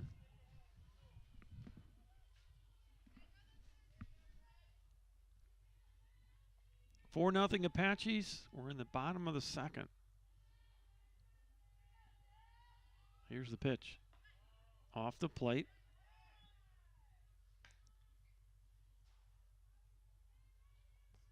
It's interesting. I don't know if I've ever seen that before. The catcher, the new catcher's Ashlyn Vasquez. She was going to think about throwing behind the runner at first, but Brecklin Dennis was way out in front of the plate. And, uh-oh, that went off her foot. Brecklin Dennis kind of goes down in a crumple here. Tried to bunt that ball, and it went right off her foot. And Coach Resendez is going to come in and make sure she's all right. Well, she'll get back in there with a 1-2 count.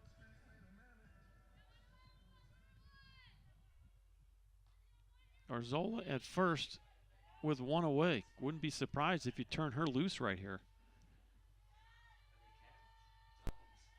And the pitch. A little pop-up, and who's going to call it? Second baseman Sumter's under it for out number 2. So Dennis is out, and here's Maddie Hale. Well, it isn't going to be Maddie Hale. It's going to be now batting for the Apaches, Mallory Webb. Number 3, Mallory Webb. So Hale is now out of the ball game. We had the pinch runner, and she evidently could not continue in the game. So Mallory Webb will take over. This is her first plate appearance of the day. She did not bat in the opening game. And the 1-0 pitch is going to come here. Just off the plate, 2-0. Apaches won the opening game 15-8. And they lead this game by a score of 4-0. They were able to bring 8 batters to the plate in the first inning. Inside, 3 balls and no strikes. Rosari Perez just hasn't had the command of her pitches that she normally would have. She's already walked 2 Apaches. She has struck out 2. She's also given up a 2-run homer and a total of 3 hits here. Strike called.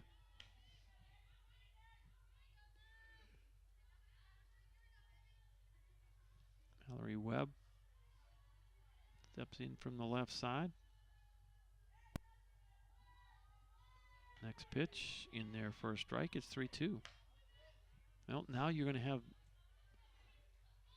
the runner at first, Natalia Arzola, on the move here with a full count.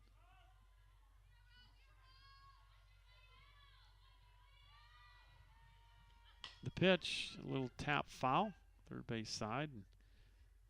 Imani Ragran came in and knocked it down.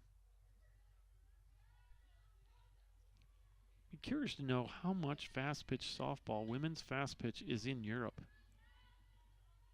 Can't say that I've ever seen a roster with someone from Europe on it calling these games. Can't imagine there's a lot. But Kamani Ragran, the third baseman, a freshman out of Montandre, France. 3 balls and 2 strikes and 2 outs. The pitch.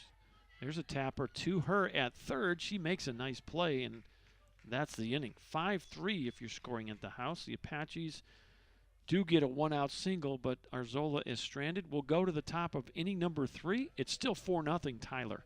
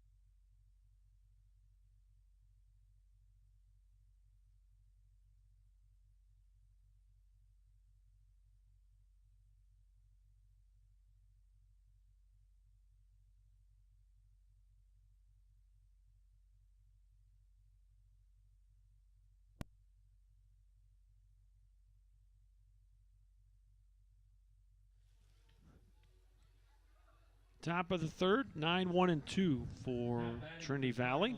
This is Jenna Johnson. Jenna Johnson in the opening game, 0 for 4. Flew out to left, lined out to center, popped up to second, and flew out to center field. Still looking for her first base hit of the day. Johnson, and then back to the top, Scala and Ford scheduled a hit for Trinity Valley. Now, Brecklin Dennis evidently needs a Band-Aid.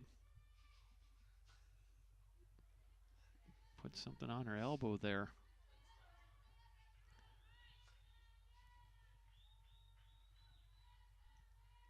This is Riley Denton back in the circle. First pitch swung on and missed, strike 1.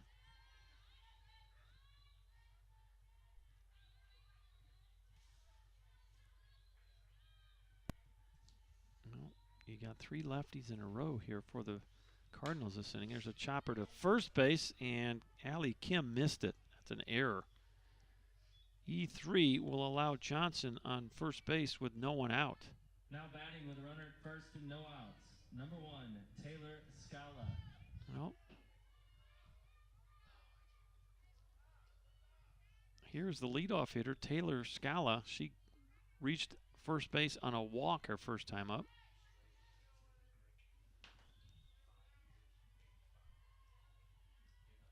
Well, in baseball, that would have been a balk. She just dropped the ball. First pitch is in there.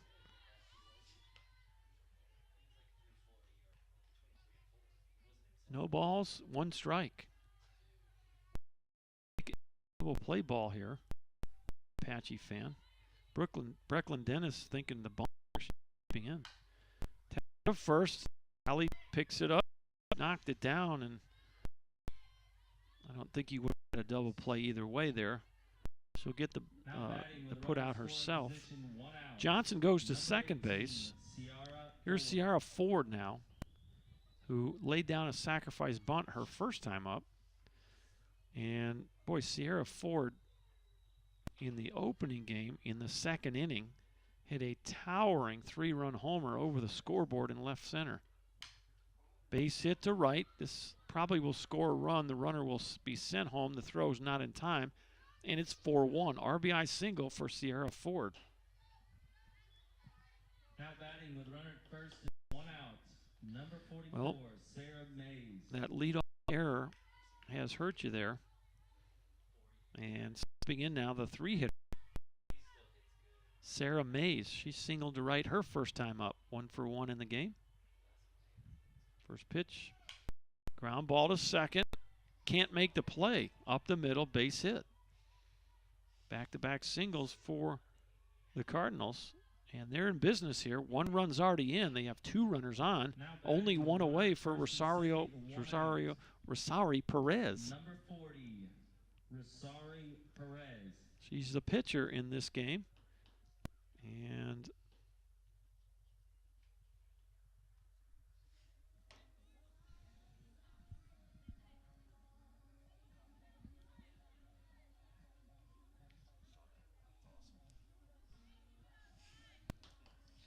Perez, the pitcher in the game. She played first in the opener, and she had quite a game at the plate. A 2-run homer and a double. 4-1, but Trinity Valley looming here. They are very capable of scoring a lot of runs in a quick fashion. They put up 5 in a heartbeat in the second inning in game 1. So you got to be careful if you're Riley Denton right here. 1 ball, no strikes to Perez. That ball's well hit right field, and that ball is gone. And just like that, it is tied 4-4. That's what we're talking about right there. Home run the opposite way. A 3-run home run scores Ford, Mays, and Perez, and she's helping her own cause. Number 11, Kamani Regrone. So we're back to where we started. And Coach Henderson out there having a chat with Riley Denton. Well, the wind, we said east southeasterly. That's going to blow out a little bit. I'm going to peek at that flag here and see if it's changed at all. And it is whistling. It's whistling straight out to center. And so anything that goes up in the air today is going to get some push. And so we've already seen, well, let's see here. How many home runs have we seen today? 4 or 5 at least. 1, 2, 3, 4. That may be the 5th home run of the day here in the doubleheader. So 4-4 is our score. And with 1 out, here's Kamani Regrone, and she has hit a home run today. Young lady from France had a solo home run in the second inning of game 1. In this ball game, she grounded into a 5U2 double play, a double play I have never seen before. No balls, 1 strike. Here's the pitch. Ground ball right at Brecklin Dennis. Boy, she was right in her grill. He was way in there. And Dennis gets it on the big hop. Now batting with 2 outs. There's 2 away. Alondra Vasquez. And here's Alondra Vasquez for the first time at the plate. She took over behind home plate as the catcher. But this will be her first plate appearance of the day. First pitch off the plate. And it's ball 1. Yeah, I don't know if it's good that you don't have a windscreen back there. I don't know if I'm in love with having seen your teammates retrieve these home run balls. Got to be reminded of how far that ball went. 1-0 pitch. In there for a strike. They had windscreen out here, and it probably is a lot easier to maintain without it. They did put that yellow piping on the top of the fence. That helps the cause. I'm a little surprised they don't have it, at least it in center field. 1-1 pitch off the plate, 2-1.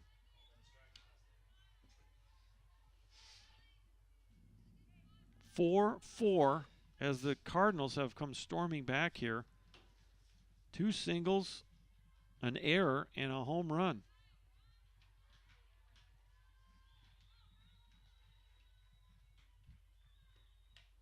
A pretty good rip right there and a fast. And the ball, it's 2-2.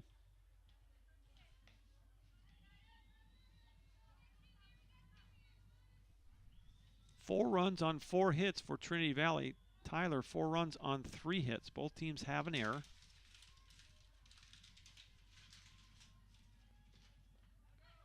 Boy, strike 3 in the dirt, but she'll hustle it out and beat it there. So that'll be a strikeout and a wild pitch. And Vasquez is safe. So with 2 outs, here's Josie Sumter. Now batting with a runner at first and 2 outs. Riley Denton. Number 7, Josie Sumter. Well, unofficially 41 pitches now. Through 2 2/3 innings. This is the 8th batter of the inning. This is coming off a 4-pitch second inning. She had 28 when we started. She had 24 in that first inning of work, so another long one for Riley Denton here in this 3rd inning. Next pitch, just off the plate. We've seen that pitch called a strike, and not that time.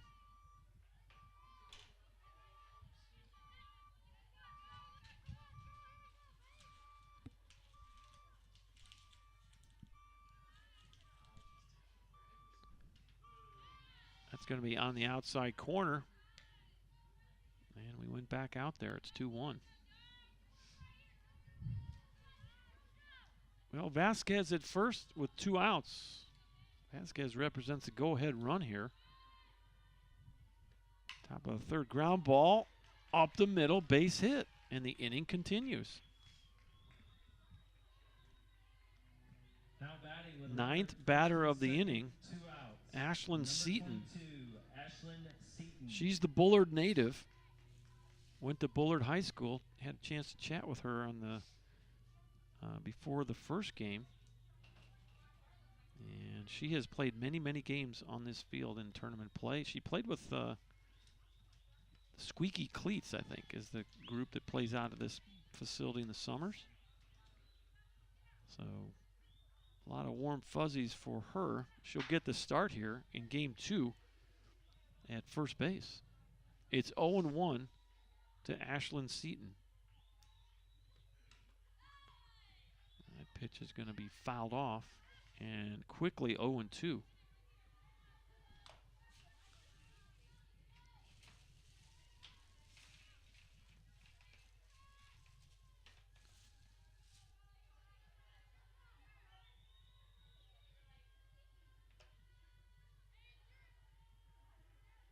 Next pitch off the plate.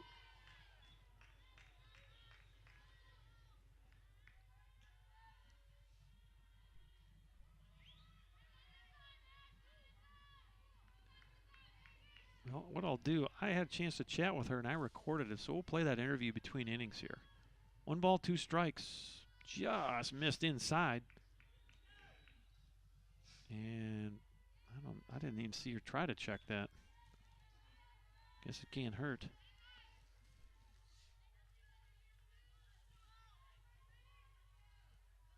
Two balls, 2 strikes, 2 outs. The pitch. Swing and a miss. Got her. Well, let's hear from old Ashlyn Seaton after she strikes out to end the 3rd. But the Trinity Valley Cards get 4 runs on 1, 2, 3, 4 hits, 1 error in the inning, and 1 person left. We go to the bottom of the 3rd, and it's 4-4. All right, we're here talking to Ashlyn Seaton, and you're from here. Yes, sir. Talk about what it's like to come back to your hometown and play. It's like I know the field. Like you like played I on this know- field a bunch, haven't you? Yes, sir. Probably growing up and playing tournaments and Yes, things. sir. So, but you didn't play at Brookhill, but you played on this field. Yes, sir. I played for Bullard and I also played for Sneaky Cleats. Okay, yeah. So you're very familiar with this field. Yes, sir. So talk about the transition from being a high school player in Bullard to now a little way from home, not too far, but playing at the next level. I love it. Like, it's a whole new experience. I mean, I love the girls and I love playing here. The coaches are the best. So. Well, you guys are off to a really good start. You know, what's it feel like to come back? And you guys are right there at the top of the conference, playing against a good Tyler team. I mean, it'll be a competition, but it'll be a good game. So, in the summertime, do you guys play? Will you play any kind of summer softball? No, sir. I'm out of age, but I'm hoping to. Okay, coach. so it doesn't have. So you're going to coach some. I hope so. Yes. Get a new perspective on that, right? Yes, sir. Well, thanks for taking a minute. I hope today goes well for you and the Cardinals. Thank you. Thanks. All right. Big shout out to old Ashland. I just called her out of stretch routine. They were stretching, and I said, "Who's the girl from Bullard?" And she ran over there and chatted with me for a minute before the first game. So she's excited to be back close to home. Welcome home to Ashland. Unfortunately, she just struck out to end the inning there. So, but she was the 9th batter of that 3rd inning for the Cardinals as they tie it up here. We go to the bottom of the 3rd, and for the Apaches, Allie Kim will lead it off. Perez is still in the circle. The first pitch, a bunt right back to Perez. She'll wheel and throw. And, boy, I guess she had the bag on her foot. And there's one away. It's going to go 1-4 as Perez had to really get rid of that ball quickly. And Josie Sumter had to hustle over there and make the play, catch the ball, and also get her foot on the bag.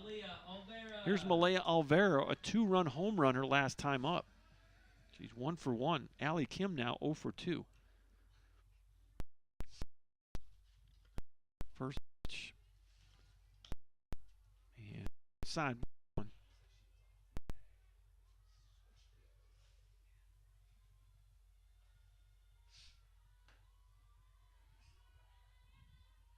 One-0 pitch. Boy, off speed. Took a lot off of that one. And it was low. 2 balls, no strikes. Perez now 67 pitches. Riley Denton has thrown 52. That's going to miss. 3-0.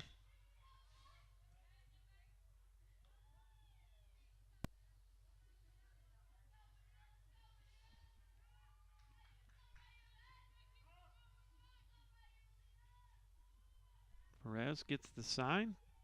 A 3-0. That's in there for a strike. We're in the bottom of the 3rd inning of a 4-4 tie. Game 2 of the doubleheader.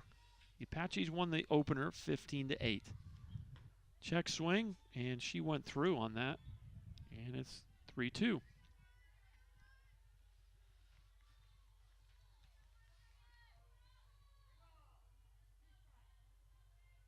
Next pitch. Ball's driven to right field. That ball's going to one-hop the fence. And hustling into second base is Malaya Alvera. She's 2 for 2. Home run and a double. So a one-out double brings up Jalen Perez, the center fielder who walked in the first inning. Runner in scoring position, 1 out. Number 10, Jalen Perez. Apaches trying to get back to the lead here. We are tied at 4. A 4-run first inning by the Apaches and a 4-run 3rd inning by the Cardinals. And feet so far for both of these off. Game 2. Out of the corner called a strike.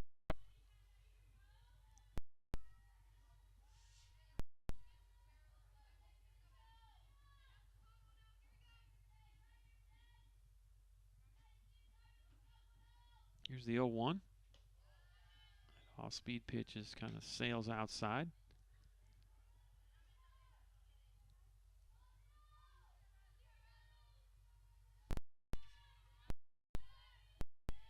Here's the 1 off the plate. 2 balls and a strike. Now time is called. Coach Henderson is going to go ahead and have a runner at first base for the Apaches. And that'll be Paulina Barajas. She will run for Alvera.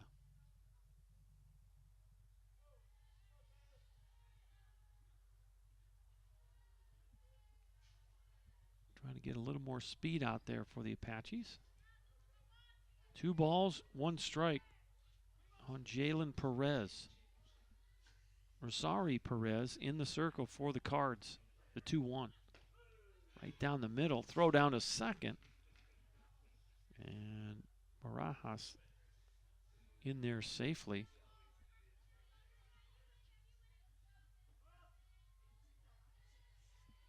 Two balls and 2 strikes with 1 away.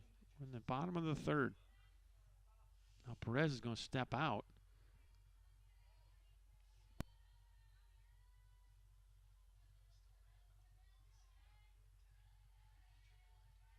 And the pitch. And that doesn't feel so hot. Off the arm or shoulder of the catcher, Alondra Vasquez.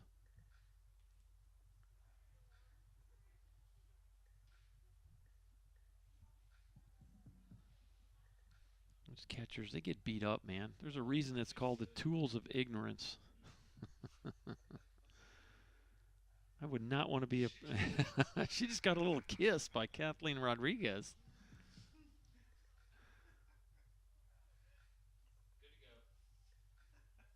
Well, you know what? Sometimes that's what it takes, right?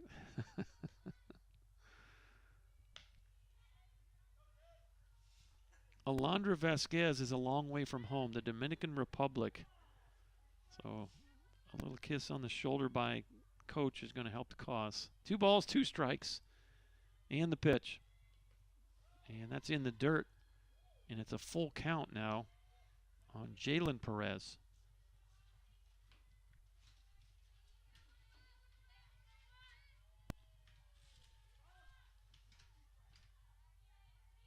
Here's the 3-2 pitch, and fouled off over to the third base dugout. And Kendall Hernandez has to do the hula dance, get out of the way of that one.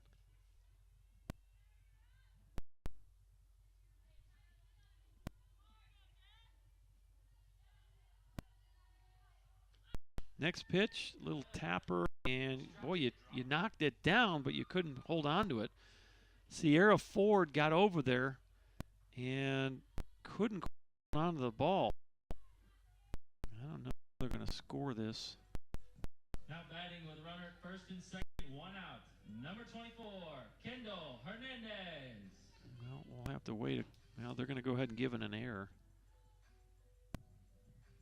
So now you have 2 runners on, still only 1 away for Kendall Hernandez. She reached on an error, and now Coach James Rodriguez is going to come and talk to the home plate umpire. They're going to make a change somewhere here, as somebody's running out there. Zanaya Morgan is going to short, or she's going to go to third, and they're going to move Ragran to short.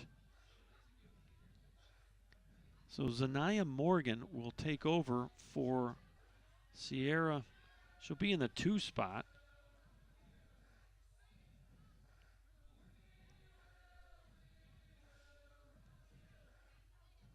So Zanaya Morgan, a freshman from Orlando, Florida. And so for now, Ford is out of the ball game. Ragran goes to short.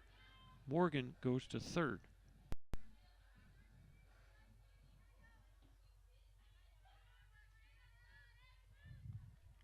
And coming to the plate is Kendall Hernandez. First and second, 1 out. Here's the pitch. Off the plate. Throw down to second. Not in time. 1 ball, no strikes. Hernandez reached on an error by the shortstop her last time up.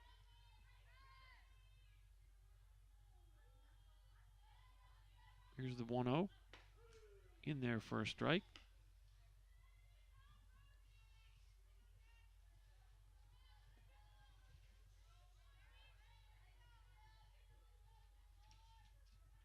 couple of hits in the opener with 3 RBIs for Kendall. Boy, kind of tied her up there. Didn't really put a good swing on that one, and it's 1-2. Well, you can see snapshots of brilliance here with Rosari Perez in the circle here. You can see why she had 80 strikeouts in 48 innings. She just hasn't been consistent with what she's doing. 1-2 pitch fouled off. And you kind of get a feel as the game progresses, she's feeling more comfortable in the circle. And Kathleen Rodriguez out again to talk to her catcher, Alondra Vasquez. Caught her on the hand this time, Coach. Yep. Well, I wonder if she's going to kiss her hand this time. Oh, Mr. Umpire took it. All right, we're looking at the wrong person here. Oh. He might have cut his arm or his hand. He's walking over with Eddie McGuire. We might have a little delay here. We'll take a break, and hopefully Mr. Umpire will be fine. They're going to take him into the dugout on the Apache side of things and probably do a little patch-up work. It looked like he might have cut his finger on that foul ball. Back in just a minute.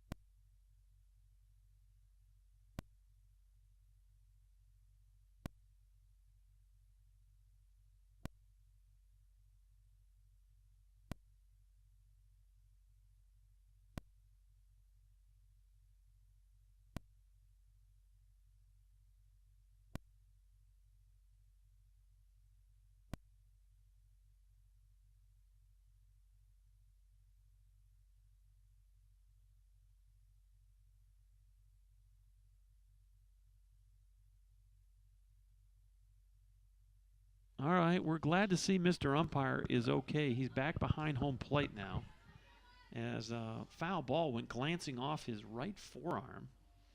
And Eddie McGuire's Johnny on the spot here. Taped up his wrist, and we're ready to go. 1 ball, 2 strikes, 1 out. The pitch. Oh, my goodness. High fly ball, left field. Is it fair? Is it out of here? Just snuck inside that foul pole. A 3-run home run by Kendall Hernandez. That ball got over the fence by about 2 feet and inside the line by about a foot. And just like that, the Apaches take the lead right back. 7-4 Tyler. A 3-run home run by Kendall Hernandez. That pitch was right in on her hands, Coach. I mean, she opened up and was able to muscle it over the left field wall. I think that's 6 home runs on the day in these doubleheader, and the ball is just kind of zooming out of here today. I don't think on a normal day that ball gets out of here, but it just, the other thing that was a question mark is if it was going to stay fair or not. And that thing just snuck inside the foul pole. 7-4 Apaches. here's Riley Burke. 2 balls and no strikes on Riley. She struck out looking her first time up. 0 for 1 in this ball game. Well, the Apaches have had some big innings all day long. They had a 3-run first in the opener, a 6-run fifth, and a 5-run sixth. And they had a 4-run first inning and now 3 in the third. 3-0 pitch off the plate, ball 4 to Riley Burke. And that's 3 walks now. Number 22, for Rosari Perez. Here's Madison Vaughn. Struck out swinging her first time up, 0 for 1. Still only 1 out in the inning. The only out was the leadoff out by Allie Kim. Yeah, the wind is still going pretty good out to left center field. So Madison Vaughn struck out swinging her first time up. She'll get another crack at things right here. Big swing and a miss.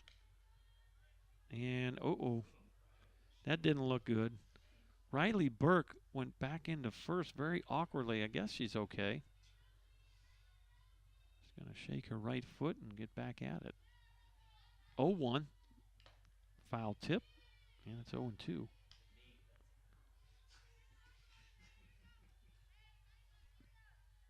No balls, 2 strikes as we get a little activity in that Apache bullpen. 0-2. Popped out of play over toward the right side.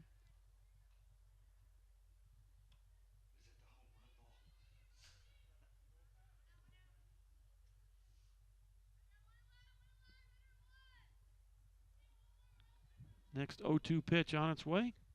Swing and a miss, struck her out again. Got her to chase one, and that's strikeout number 3 for Rosari Perez. Top of the lineup, Tati Arzola. A walk and a single. She's 1 for 1. 2 outs in the inning now. First pitch misses, ball 1. Arzola, the 7th batter here in the 3rd inning. The Apaches have been able to put together some big innings in this doubleheader. In there for a strike. 1 ball, 1 strike. The pitch. Off speed, misses away. 2 balls and a strike.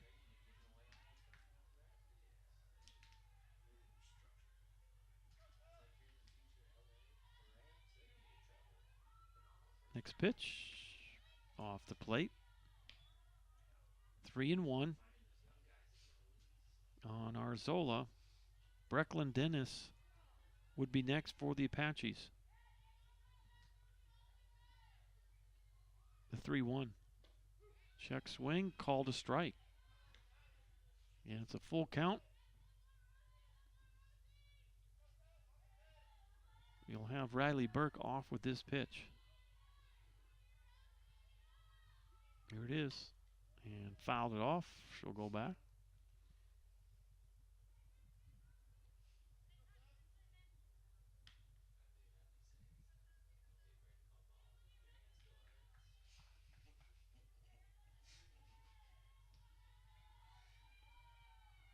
Three-two pitch. Strike 3 called. And that'll do it for the Apaches here in the 3rd inning.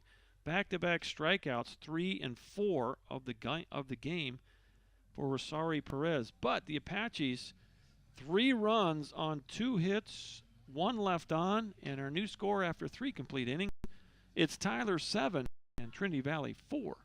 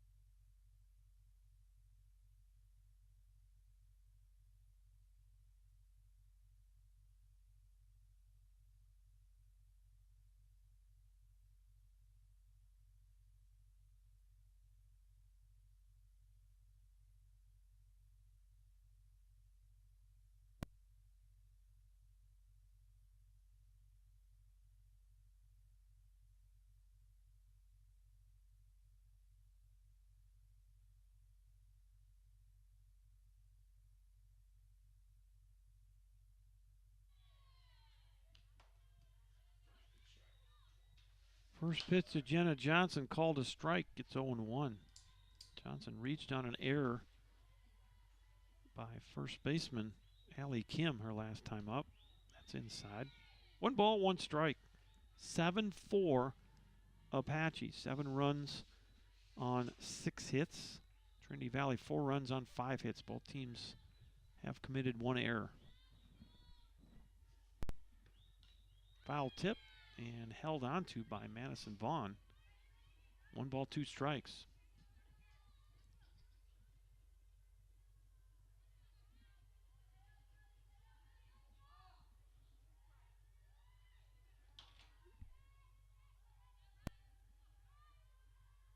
Next pitch, did not chase out of the zone there.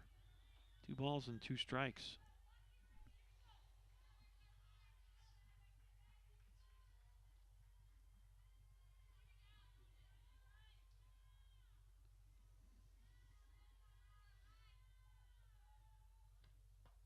Swing and a miss. And there's 1 away here in inning number 4. Haven't had a lot of strikeouts. That's the only strikeout number 3 for Riley Denton. And that'll roll it back to the top. Taylor Scala, 0 for 1 with a walk here in the second game of the doubleheader. Little tapper and shortstop Hernandez not in time. That'll be an infield single. Well, Riley Denton tried to barehand that ball. Kind of ill-advised. You reach out your pitching hand. Can I promise you your pitching coach is not going to advise that? Putting your bare hand out there trying to catch the ball. It's just a natural reaction for most athletes to try to stop that thing, but you'd rather see him go up with the glove hand, not the bare hand. That's why you wear it. First pitch off the plate, ball 1. So this is Zanaya Morgan for the first time today at the plate. She took over at third base last half inning. And this will be her first plate appearance of the doubleheader. Pitch misses, and it's 2-0. Well,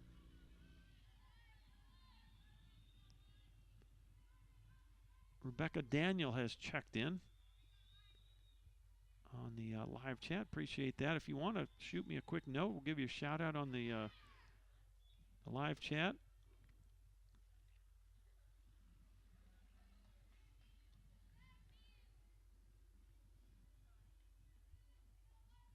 (7-4), top of the 4th inning. 1 out, 1 aboard. Zanaya Morgan at the plate. 2-1 count. The pitch. Swing and a miss. Boy, that ball had some good movement on it. 2 balls and 2 strikes.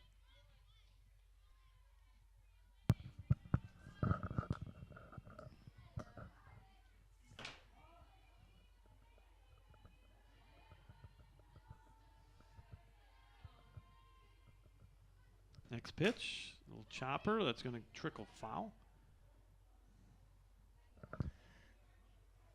The way things have gone today, Coach, I don't think it's going to end 7-4. No, I think you're right.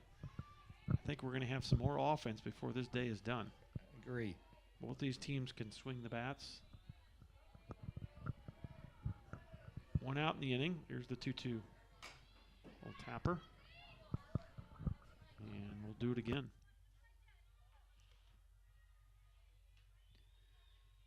Well, we were up to 77 a while ago. Now we're down to 73. It almost has a feel in the air like it's going to rain. Humidity has gone up to 62%. And yeah. Front's supposed to come through sometime later this evening. Yeah, we're on the front end of a 80% chance of rain, I think, later today. 3-2 pitch, that's driven to center field, but plenty of room out there. Nice job by Jalen Perez to run it down. And there's 2 outs. Now batting with 2 outs. Morgan put a pretty good swing on that pitch, but just didn't get quite enough of it to get it over Perez's head. There's 2 outs in the inning. Here's Sarah Mays, the designated player. 2 for 2 in this ball game. Mays has 4 hits in the doubleheader.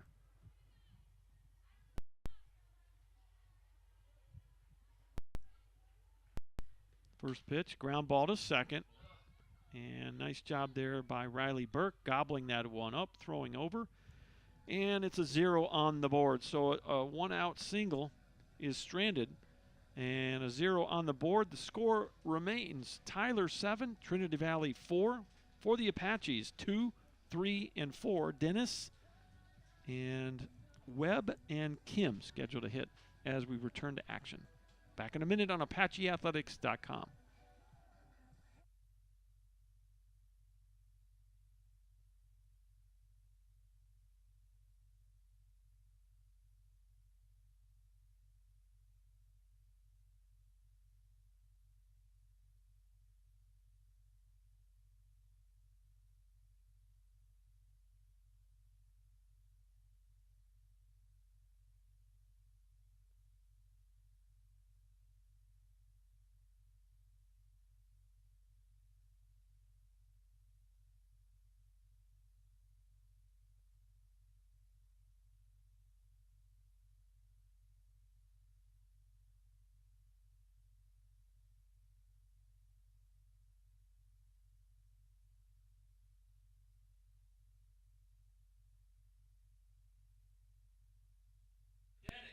Brecklin Dennis will lead it off for the Apaches here in the 4th inning. The Apaches lead 7-4.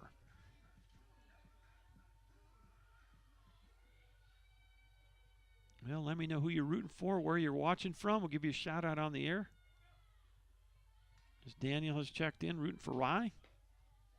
First pitch, just off the plate, not by much.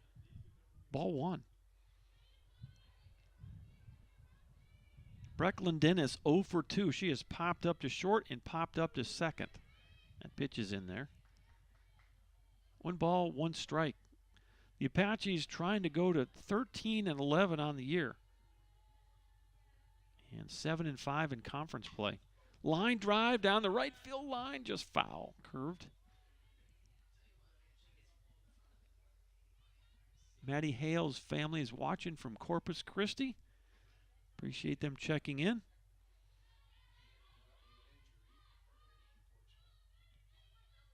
Yeah. Maddie had a little leg issue. She had to be taken out of the ball game earlier. Appreciate the Hales checking in. There's a little tapper to first, and no way you're going to get Brecklin on that. And that's an infield single. Well, Brecklin has an interesting way of finding those little gaps, and doesn't hurt that she can get down that baseline pretty quickly.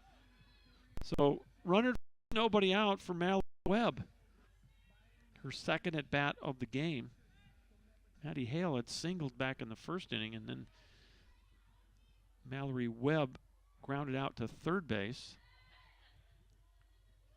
And that ball's going to get away, and down to second goes Brecklin Dennis. That's going to be an error on the catcher.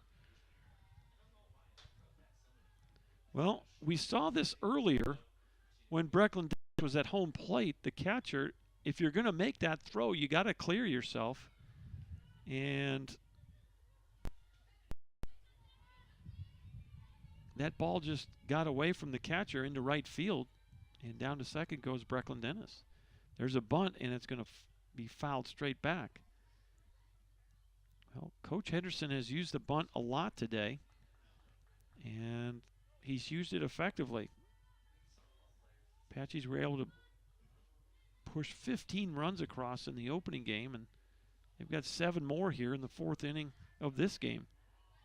Pitch just misses high, throw down to second, and Brecklin Dennis is thinking about scampering over to third base. She's one of those little pesky runners that aggravate the catchers. You try to make these throws, and throws get away, and on to the next base she goes. Here's the 2-1 pitch now. And she thought about going to third. Now she's hung up. And just like we talked about, she got a little too pesky right there for her own britches, and she gets picked off. So that officially will be a caught stealing. Breckland took off on a delayed type steal, and Trinity Valley alertly got her in a rundown, and she's out now. So now that erases the base runner. And there's one out, the pitch. And there's ball 4. Well, you would have had first and second, nobody out. Now you got runner at first with 1 out. And that's 4 walks in the ball game now for Rosari Perez. Here's Allie Kim for the 3rd time, 0 for 2 in this game. Fouled straight back on either a straight steal or a little hit and run there. And it's 0-1. Allie is grounded out to second and grounded back to the pitcher. I think she tried to drag bunt her way on base the last time. 7-4 Apaches, bottom of the 4th inning. The story has been the big inning by both clubs. 1 ball, 1 strike, the pitch off the plate. 2-1. Well, a little hats off to the Apache golf team, right? The ladies golf team. I don't know if the men and women won. Did they both win? Okay, so men got 3rd place and the women got 1st in their recent tournament over in Shreveport. Congrats to them. As the Apache athletic barrage of events continues here in the spring of 2021. All 12 sports going at a time here in the springtime. Football opens up this Friday, right? Friday night? Soccer is going to crank it up soon, and so the next couple of weeks will be unbelievably busy, like none other in history. The athletic department. So you can say a little for Captain Chuck Smith and Kevin Vest and Jordan Jones keeping the ship back at WAG Gym. They will be busy, busy, busy. Foul tip. And we'll do it again. Baseballers in full mid-season form right now. Softball going. Volleyball still going. Basketball's both men's and women's going. Men's and women's tennis.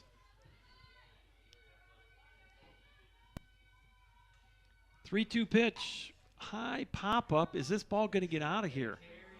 And going to carry, but it's dropped out in left field. Boy, you thought that Shelby Fickling had a beat on it, and it popped out of her glove. So that'll be an error in left field. And the inning will continue as down to second goes Allie Kim, and Mallory Webb goes all the way to third base. Now batting with runners in scoring position. In game 1, Coach, the Apaches made the Cardinals pay for such errors. We'll see what happens here. Exactly. They open the door, and now here's Malaya Alvera stepping back in. She's 2 for 2 with a home run and a double. So Alvera is halfway to the cycle here. And she's got a chance to really give the Apaches a little more cushion. Well, I just got a little thing on my watch from the National Weather Service. Awesome. We're under a tornado watch here. Here's the 1-0 pitch. You could kind of feel it in the air. You know, you could just, there's a moisture when these clouds have rolled in. There's just something, we came out here, it was beautiful. Sun was shining, and all right, so just to the north here, we got some weather brewing, and probably moving to the north and east. That's what it's doing. So it's going to skirt us for the moment. We should be okay to finish this one up, but really officially right now, I think we're an official softball game already, aren't we? 4, 5? Okay. Ball 4. Oh, yes. So the bases are now loaded with Apaches as they draw their 5th walk of the ball game. With the bases loaded and 1 out. Number 10, Jalen Perez. So Jalen Perez will step in. bases full of Apaches. Rosario Perez in the circle for the Cards. As the sign, the pitch. In there for a strike. And it's 0-1. Apaches in this game have had a 2-run homer and a 3-run homer. How about a grand slam? How about a grand slam? Here's the 0-1. Well, how far off the plate can you go? 0-2. That ball was well off the plate.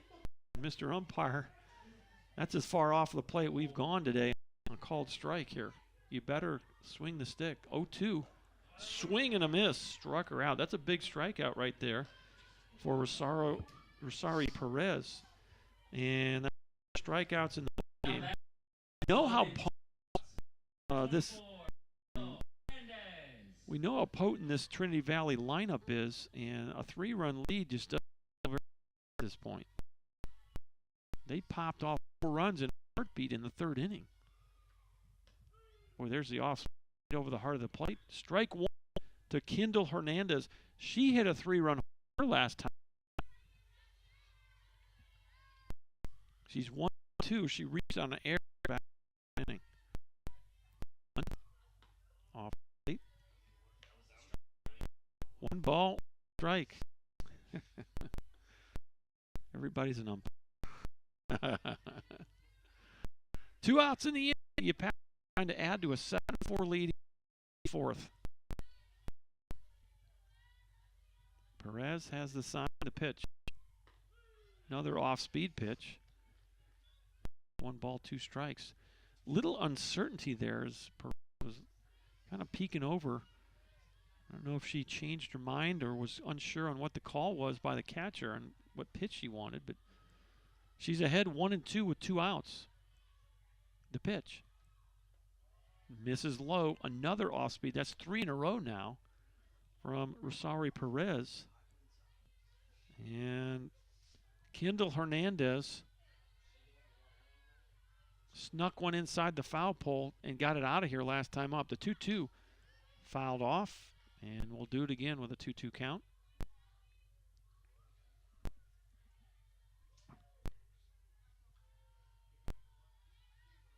All right, Miss Minter has chimed in, rooting for Rye. Riley's family is watching from Rotan and in Clyde, so awesome. Mr. Vaughn has checked in, rooting for Maddie V from Colorado. Swing and a miss, and another big strikeout for Rosario Perez. That's 5 in the ball game, and that'll keep it within manageable distance here for the Cardinals.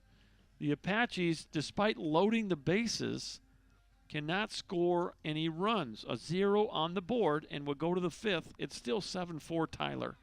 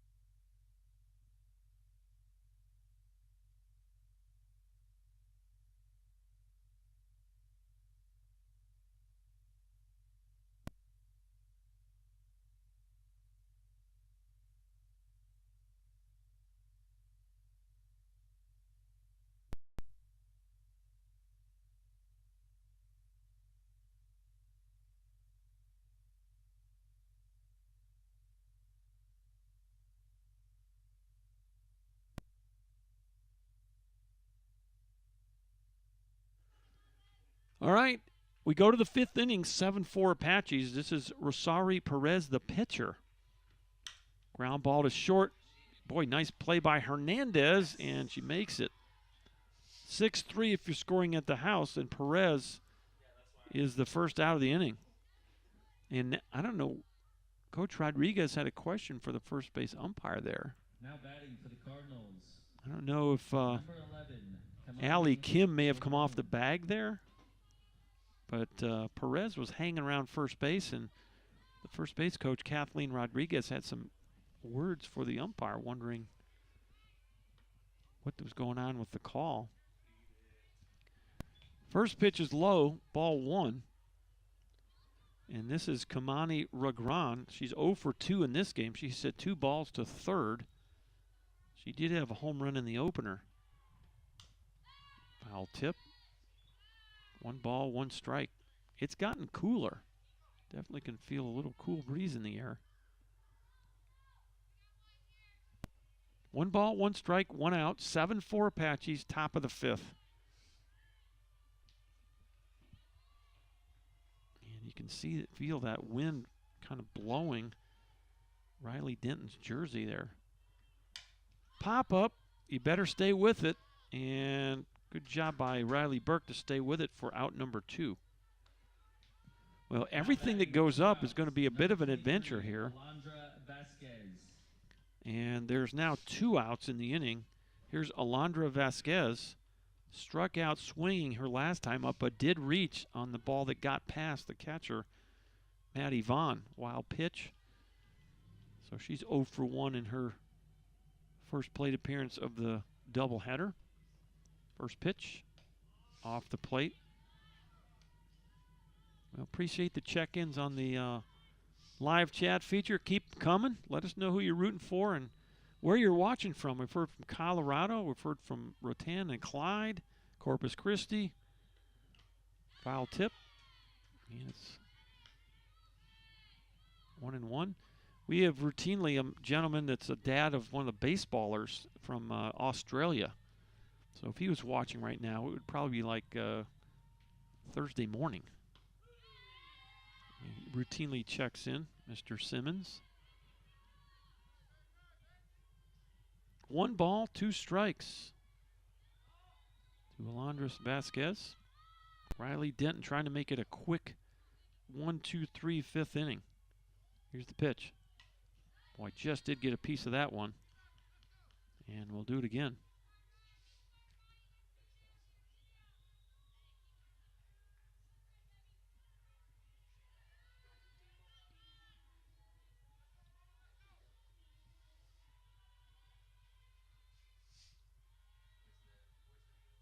Next pitch. Line drive into left field. That's going to go off the wall. Chugging into space. Stand-up double for Alondra Vasquez. Now batting with runner in scoring position, 2 outs. Boy, she smoked that ball. Here's Josie Sumter, 1 for 2 on the day. Single to center his last time up. We have seen this Cardinal team score runs in bunches and very quickly. And they have a home run in this game. And there's a pop up to right going back is Maddie Hale. She's got room.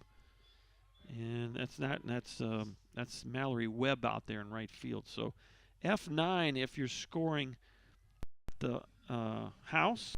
And that'll do it. A 2-out double is stranded. A 0 on the board. We're now officially a softball game. It's 7-4 Apaches. Back in just a minute on ApacheAthletics.com.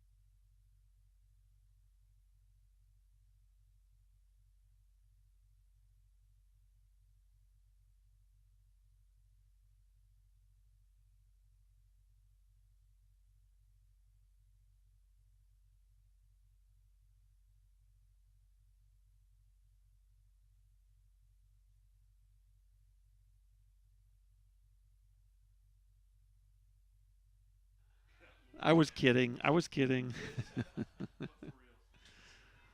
Welcome back to Schwab Field. We're in Bullard, Texas. Bottom of the 5th inning. 8-9-1. This is Riley Burke for the 3rd time. She has struck out looking and walked. Look out in the dugout, boy. I don't know. Can you say that in a softball game? Ugly finder? If you're in a baseball dugout and the ball goes zooming into the dugout, it's called an ugly finder, but I don't think that would go over real well in the softball dugout. 1 ball, 1 strike. Here's the pitch. Boy, good off-speed pitch. And did she go? No go, says the first base umpire. 7 runs on hits for the Apaches. 4 runs on 7 hits for Trinity Valley. The Cardinals committed 3 more errors here in the game. Defense has been a bugaboo for the Cardinals today. Strike called. And it's 2. Cards committed 5 errors in the opening game, and they've committed 3 more here. And some key errors that the Apaches were able to capitalize on. Off the hands, a little pop-up, easy play at shortstop. And I think that's Kamani Ragan with 1 out. from France making that catch. Maddie Vaughn. So Pete is scoring at the house. Here's Madison Vaughn, 3rd time. She has struck out twice so far. Batting in the 9 spot for the Apaches. 1 out here, bottom of 5. Off speed just off the plate, ball 1.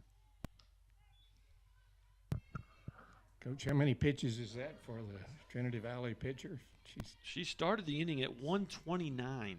129. She's now at 134. The 1-0 pitch and fastball gets by the bat of Vaughn. And it's 1 ball, 1 strike. So, you know, these underhanders, they can go for it, Charles. Yep. You know, you could not be throwing 130-some pitches if you're a baseball pitcher. Boy, that ball's popped way up in the air, but foul. Right past right into the bullpen down the left field corner. Here's a little trivia for you, John. Back, speaking of a lot of pitches, back in July of '52, when Tyler had a minor league pro team, they played Texarkana and Tyler. And an old friend of yours, Red Murph, pitched in that game 19 innings. That's crazy. And was the loser. 400 and some pitches or something? I don't know. I don't know how many pitches. But that's crazy. The starters both pitched 19 innings. Yeah, that's amazing. Right here at Mike Carter Stadium or what? Yep. I remember reading about that game. Was it 1-0?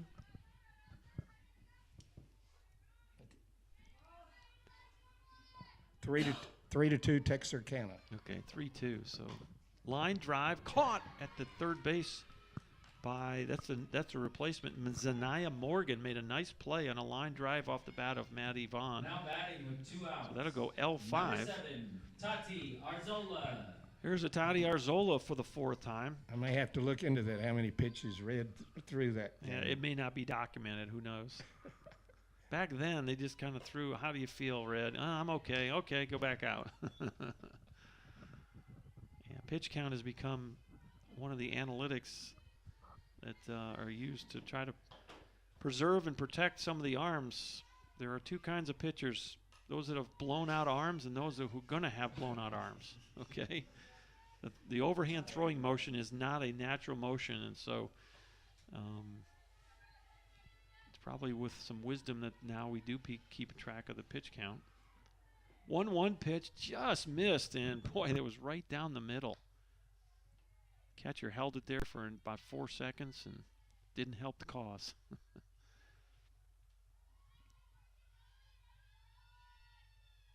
Next pitch, off the plate. 3 balls, 1 strike, and here comes Kathleen Rodriguez, and this might be her giving an earful to Mr. Umpire, as pretty good pitch is called ball. And I'm going to bet she's not going to move out of that circle for until Mr. Umpire goes out and breaks up the rock pile. I might be wrong here, but I might have been known to do this from time to time. So we'll take a break and see what happens.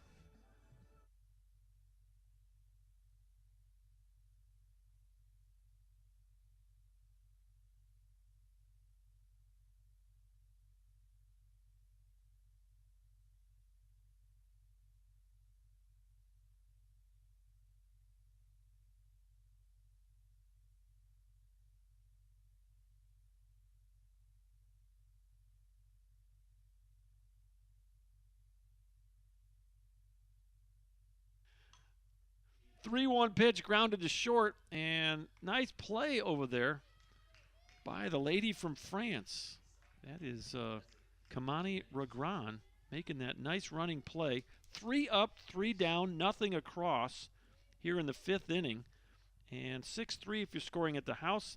That might be one of the first 1-2-3 innings all day. There was one 1-2-3 inning by pitching in the opener, and that's one here in the second game. So we'll go 6th inning, and the score remains either 7 and Trinity Valley 4.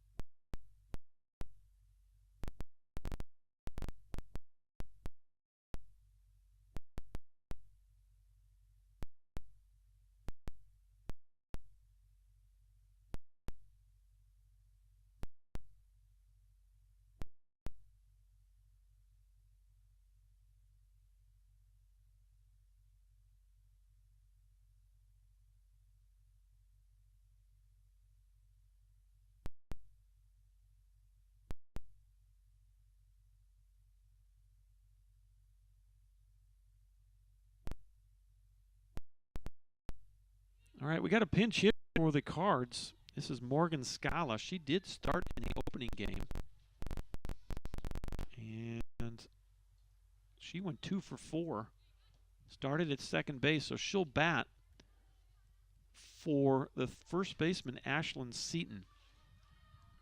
8, 9, and 1 Cards here in inning number 6. This 3-run lead feels like more like a 1-run lead. Wind is blowing out, and you got 2 pretty offensive clubs that have scored runs in bunches today. So the Apaches, boy, that 4th inning when they had the bases loaded and couldn't score, that might come back to haunt them. That ball's fouled off. It's quickly 0-2 on pinch hitter Morgan Scala. Jenna Johnson waits on deck for the Cardinals. Riley Denton started the inning with 76 pitches off the plate. 1 ball, 2 strikes.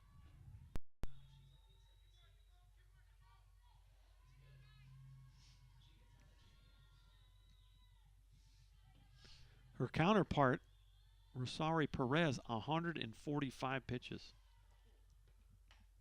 off the plate, and it's 2-2.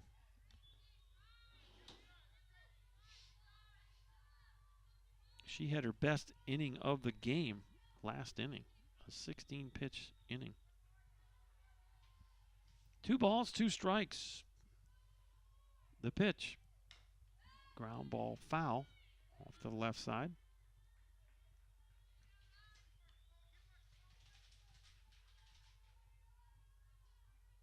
We'll do it again with a 2-2 count.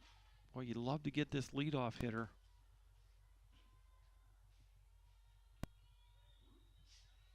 We're at the 8th spot in that Trinity Valley lineup, the 2-2. We'll tap her foul right over to Coach Henderson in the dugout. Count stays 2-2. Trinity Valley currently 19-4 overall. They are now 5-2 in conference play. The Apaches 12-11 overall, 6-5 in conference play. And there's a base hit right up the middle. And here come the Cardinals. Pinch hit for Morgan Scala. She does exactly what Coach Rodriguez wanted her to get on base one way or another. Here's Jenna Johnson for the third time. Reached on an error, struck out swinging. So she's looking for her first hit of the day. She was 0 for 4 in the opener. First pitch. Looping line drive. Base hit to center. 2 on, nobody out. Just like that, the Cardinals are in business here. Tying run comes to the plate. Taylor Scala. Now batting with runners at first and second, no out. Number 1, Taylor Scala. And Taylor Scala 1 for 2 in this ball game. She had an infield single her last time up. She had two hits in the opening game. One of them an RBI double. Now you're going to face the heart of the lineup here in the 6th with runners on base. First pitch in there, strike 1. You need to start getting some outs. This Cardinal lineup proven that they can put up runs and put them early. The 0-1. Line drive, B2. You step back, you throw to first, not in time. So nicely done by Riley Burke to get the runner at second base. Now batting with runners at the corners and 1 out. Number 88, Morgan Scala over to third base, and Taylor Scala at first base on the fielder's choice. Stepping in now, Zanaya Morgan. Flew out to center field her last time up. First pitch. Just misses ball 1. Well, if Miss Morgan catches one here, we're going to be tied. Wind blowing out. And then you got Sarah Mays, who's 2 for 3. And then you got Sari Perez, who's already got a 3-run homer. So these are some important at-bats right here in this ball game. 7-4. Top of the 6th, 1 out. Love to get a strikeout or an infield pop-up right here. And now Madison Vaughn going to go out and have a little chat with Riley Denton in the circle. Riley Denton trying to get her 9th victory of the year. She's 3 with a 2.89 ERA.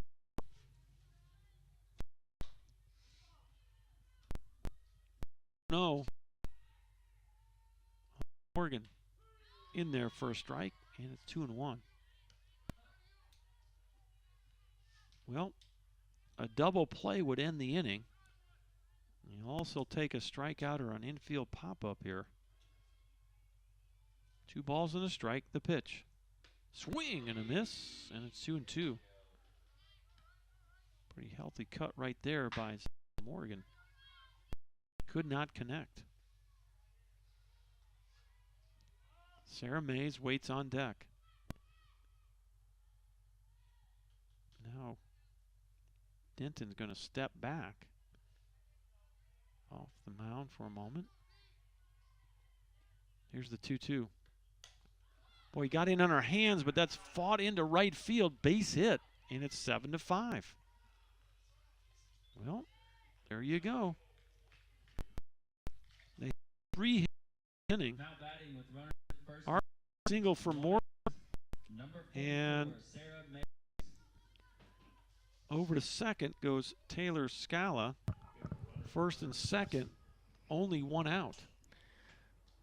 Denton made a very good pitch there, Coach, and Morgan was able to fight it off on her hand and get over the first baseman's head into right. So, well, it looks like you're going to have a pinch runner at first base, number 18. And 18 is not on my roster. But she played in the first game. That's Sierra Ford. How is that possible? She's re-entering in the same spot she was in earlier. So she started in this particular position. This is not in a lineup, so she's back pinch runner for Zanaya Morgan. And we'll see if she stays in defensively or The tying runs are aboard with only 1 out in the 6th here. First pitch in there, strike 1. This is Sarah Mays. Sarah Mays is 2 for 3 in this game. A single to right and a single to center.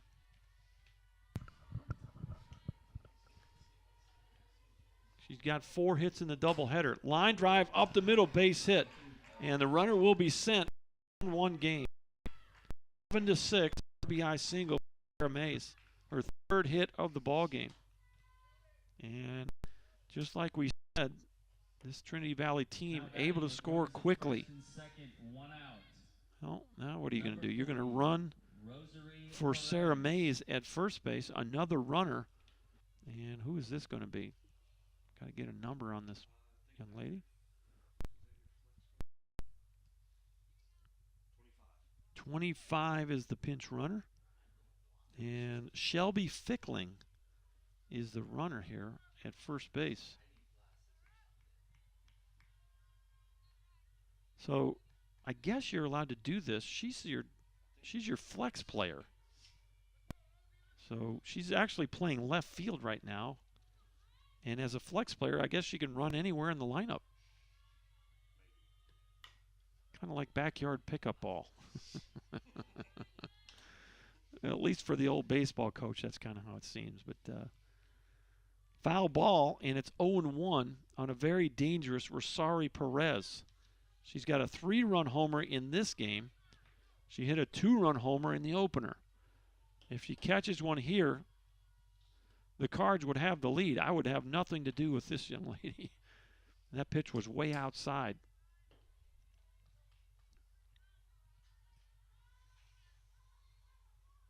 I think I might take my chances with the young lady from France, even though she's hit a home run already today, too.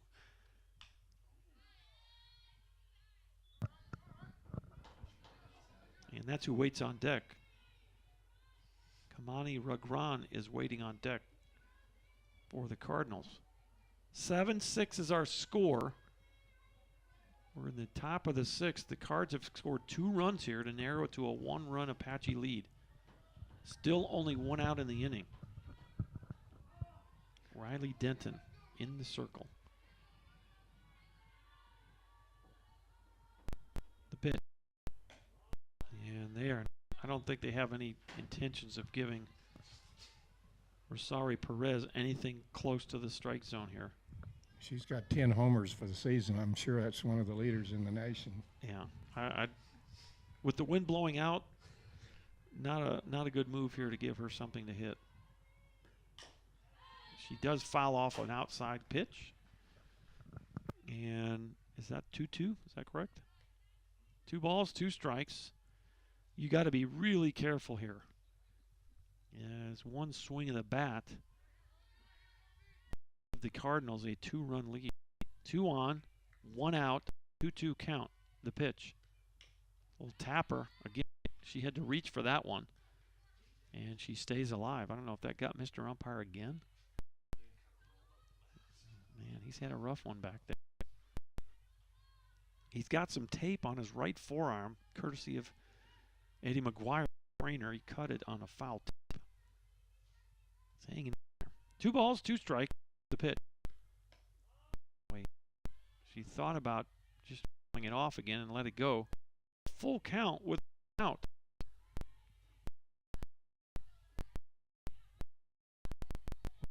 Perez been in the circle 145 pitches. Chance to do some magic with their bat. Ball 4. Not a bad move there. Is now low bases. Now batting with the bases loaded, 1 out. Number 11, Kamani Ragran. Now you got to go right at this young lady, and she's 0 for 3 in this ball game. She has hit the ball twice to third, a pop up to second her last time up. But in that opening game, 2 hits. One of them was a solo home run to right field. Wind up the pitch. Outside corner, strike 1. Ragran didn't like the call. Kind of steps out of the box, shaking her head. 1-1, 1 away. Looking for a strikeout or an infield pop-up here in a 1-run game. In a foul tip, and now you're up 0-2.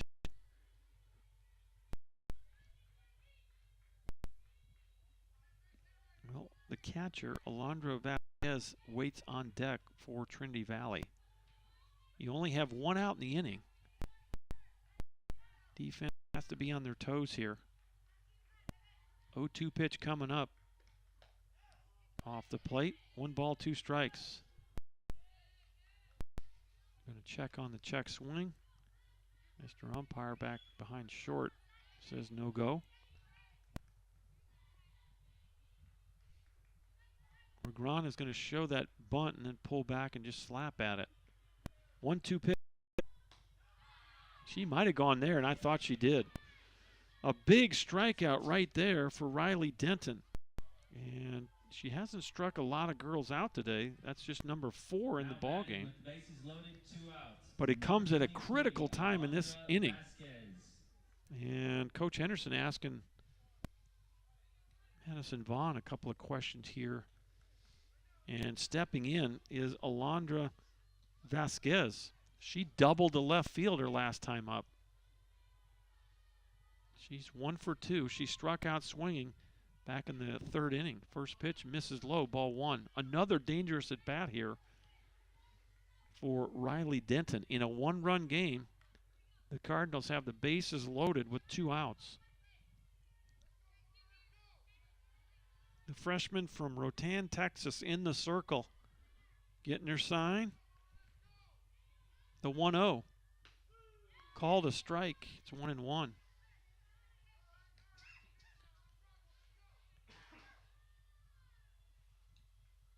Will Perez at first. Fickling at second. And Jenna Johnson at third. The pitch. Called a strike. It's 1-2. Well, can Riley Denton get out of trouble here and preserve the Apache lead? 1 ball, 2 strikes, 2 outs. Got her sign. Here's the pitch. Off the plate. How far are you going to go? Mr. Umpire, as Madison Vaughn scoots out just a little bit further every pitch in this at bat. And it's 2-2. You got nowhere to put the batter here, so you got to come at her. This is the action pitch of the at bat. 2 balls and 2 strikes, 2 outs. The windup, the pitch. Called a strike. That's it. Back-to-back strikeout. 4th and 5th of the ball game, and Riley Denton gets out of trouble as the Cardinals can only play 2 runs, and your score stays Tyler 7 and Trinity Valley 6. We'll be back with the bottom half of inning number 6 in just a minute.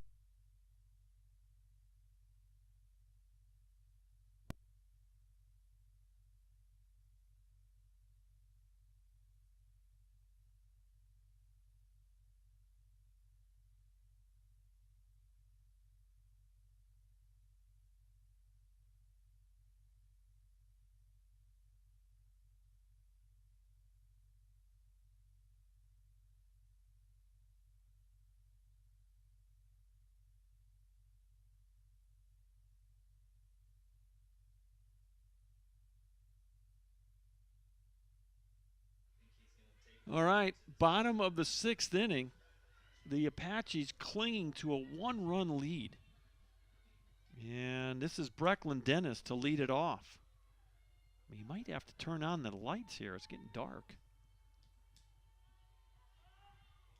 Now time is called and Dennis backs out. No pitch.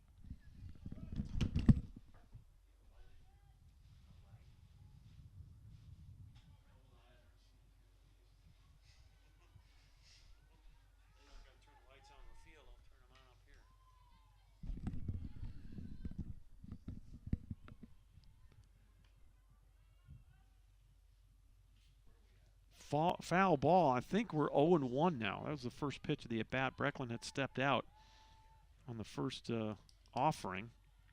Nobody on, nobody out. Bottom of 6. The Apaches, 7 runs on 7 hits. Trinity Valley, 6 runs on 11 hits. Cardinals have committed 3 errors. Apaches have committed 1 error. Cardinals brought 8 batters to the plate in that 6th inning and only scored 2 runs. The Apaches have seen that happen to them a couple of times today. Have loaded them up and not been able to maximize the inning, and somehow Riley Denton able to get out of that last frame with only 2 runs. Could have been a lot worse. 1-2 pitch off the plate. 2 balls and 2 strikes. Brecklin Dennis, 1 for 3 in the ball game. 2-2 pitch. Speed pitch just missed. And it's a full count, 3-2.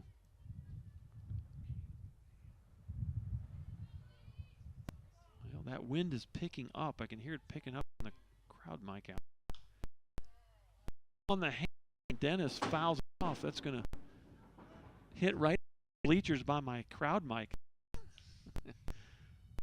Bang, bang.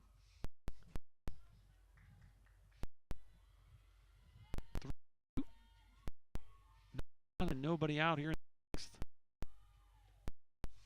Drive, right field, base hit. Well, there you go. You need some base runners. Boy, the Apaches need some insurance here. On leadoff single for Brecklin Dennis. Number 3, Here's Mallory Webb. Mallory Webb will bat for the 3rd time today. She's a replacement for Maddie Hale.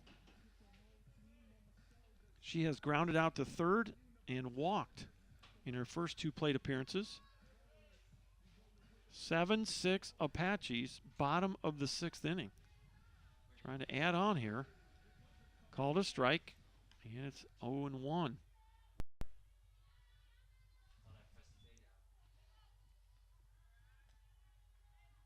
The Apaches took the 4-0 lead in the 1st.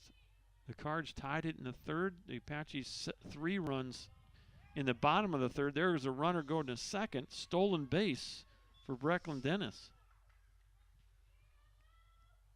So now you got a runner in scoring position, still no one out. It was 4-4 after 2.5 innings. The Apaches put up 3 in the bottom of the 3rd. 7-4, and now 2 in the 6th by Trinity Valley have tightened it to a 7-6 ball game. And the sprinklers are on. Boy, never a dull moment here at Schwab Field. Mr. Umpire can't win for losing back there. He's throwing his mask. It probably scared him more than anything. As the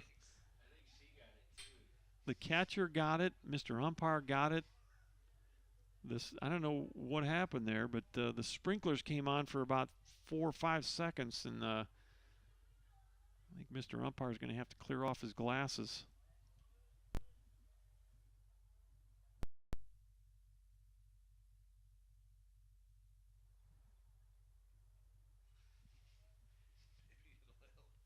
There's probably a few people in the stands that would say he probably should have done that about 4 innings ago.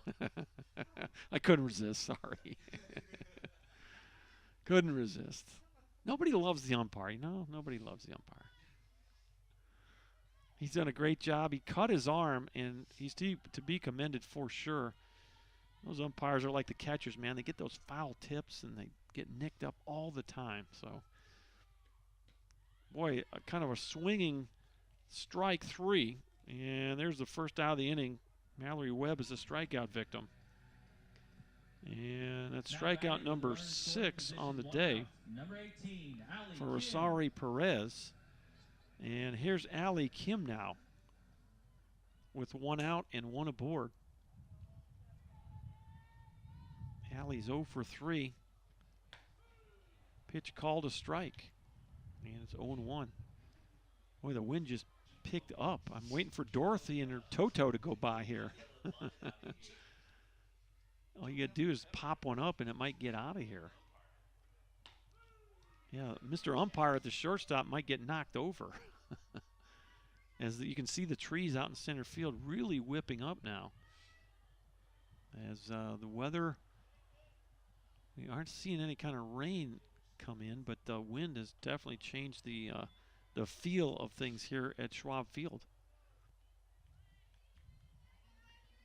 1 ball, 2 strikes to Allie Kim. Couple of ground balls. She reached on an error her last time up. There's a tapper to short. Boy, diving stop. Nicely done by Ford. And, oh, they called her out. And I don't know. You got both umpires making the call. And we'll see if Mr. Home Plate umpire is going to override this. He was calling her safe. And the field umpire called her out. I thought she was there. And we'll see how they rule on this. And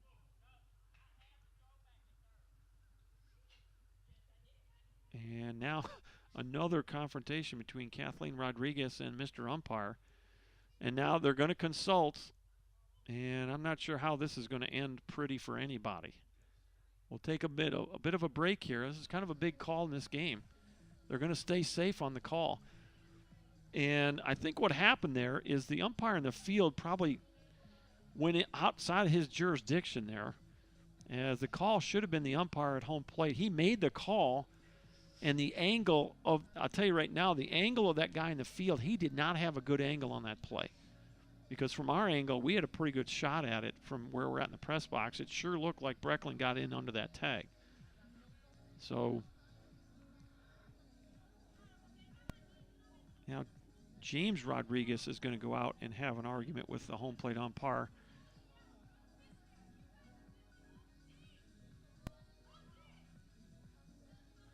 She's going to get her money's worth here.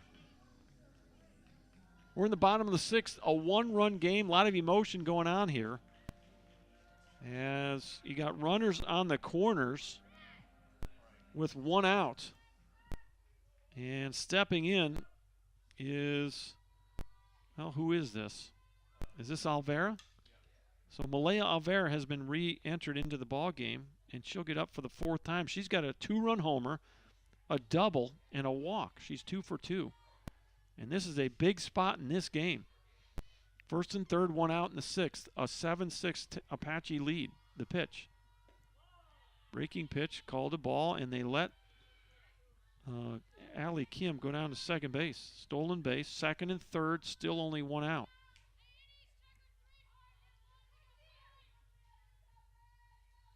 One ball, 1 strike. Here's the pitch. Missed inside. 2 balls and a strike. Well, now you got a base open. Nope. Now you're going to go out and talk to the pitcher here.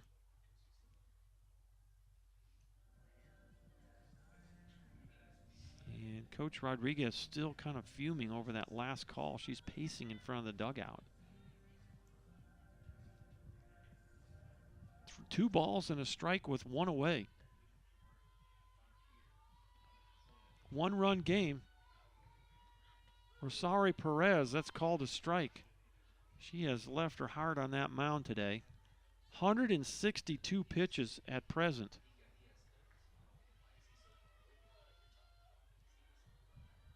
Riley Denton has thrown 111.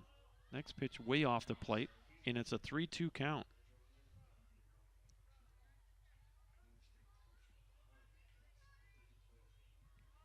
Three balls, 2 strikes, 1 away, 2 aboard. Brecklin Dennis is at 3rd. And Allie Kim at 2nd. The pitch fouled off. again. This is Malaya Alvera looking for her 3rd hit of the ball game. Got a hit in the first game. Big spot in the game right here. The Apaches try to push this lead out a little bit in the 6th. Swing and a miss, got her. And that's a huge strikeout by Rosari Perez. That's her 7th strikeout in the ball game. And with 2 on and 2 out, here's Jalen Perez now. It's Perez versus Perez with 2 outs in the bottom of the 6th inning. The pitch. First pitch swinging, fouls it off, strike 1. That was just a pure fastball and couldn't quite get the barrel there in time.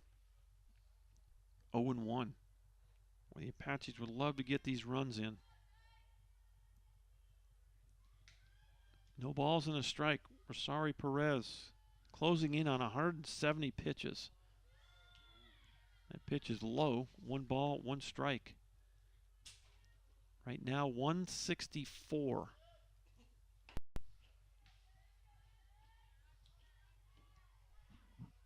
The pitch. You know, the computer just updated, so that was 168.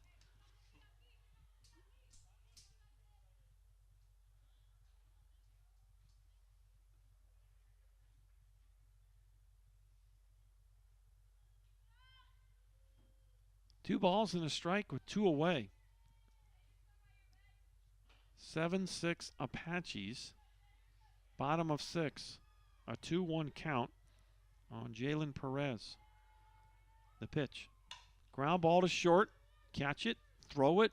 And there's your inning. Nicely done there at shortstop by that's Sierra Ford back in the ball game. So the Apaches cannot add to the lead. And that's a big stop right there for Rosario Perez. Now at 169 pitches. As we go to the 7th inning, the Apaches need 3 outs for a doubleheader sweep. For the Trinity Valley Cards, it'll be Sumter, Scala, and Johnson scheduled to hit 7, 8, and 9. Back in just a minute.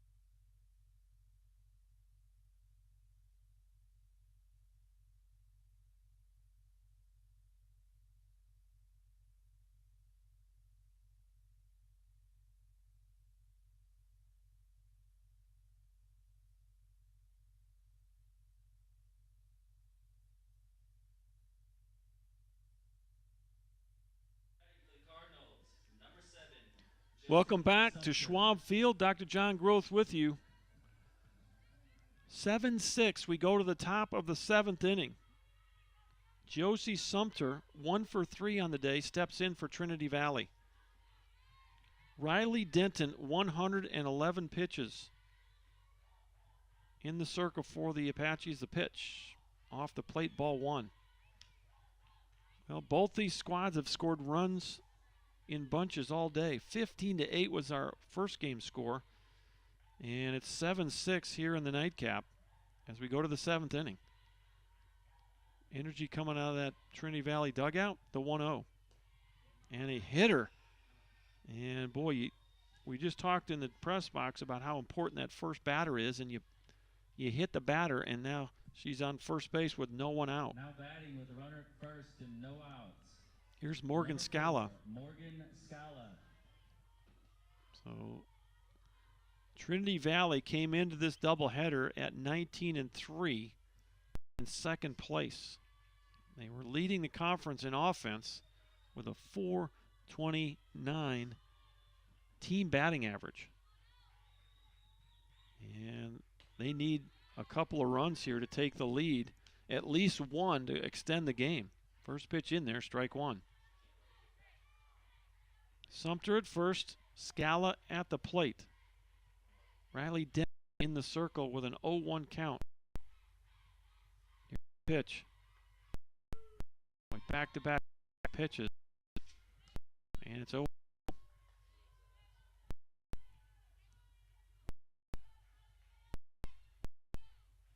Tying run on the board for the Cardinals here in the top of the 7th. Denton, the freshman from Rotan, Texas, the pitch off the plate, throw to first, and back in time. Allie Kim dropped that ball. Really wasn't a play over there either way. Just trying to keep her honest. 1 ball, 2 strikes. Apaches sweep a doubleheader and make up some ground in the standings. Swing and a miss, kind of a half swing, and Scala is a strikeout victim. That's 6 strikeouts in the ball game for Riley Denton. And here's the 9-hitter, Jenna Johnson. Johnson singled to center last time up. That was her first hit of the day. She reached on an error and struck out swinging. Off the plate, ball 1. Well, you need some of your best pitches of the afternoon right here if you're Riley Denton. You need 2 outs to secure the doubleheader sweep. You're only up by 1 run. Here's the pitch. Ground ball to first. You throw to 1, and boy, that ball was hit hard enough. You almost had a chance to turn double play there, but they did well to get the lead runner, so that'll go 3-6 on the fielder's choice. And now, can I tell you, you don't want to face the meat of this lineup in a 1-run game? Taylor Scala is the leadoff hitter, and she is 1 for 4 in this ball game. And if she can reach, then you got trouble. You're facing 2, 3, and 4. And 5 in this lineup in a 1-run game. And you just as soon end it right here. 2 outs in the 7th, the pitch. She'll show bunt, called a strike. No balls, 1 strike. Taylor Scala walked in the 1st, grounded out to first in the 3rd, a base hit to short in the 4th, and a ground ball to second base in the 6th. That would be a 1 for 3. Boy, almost hit her side, and it's 1.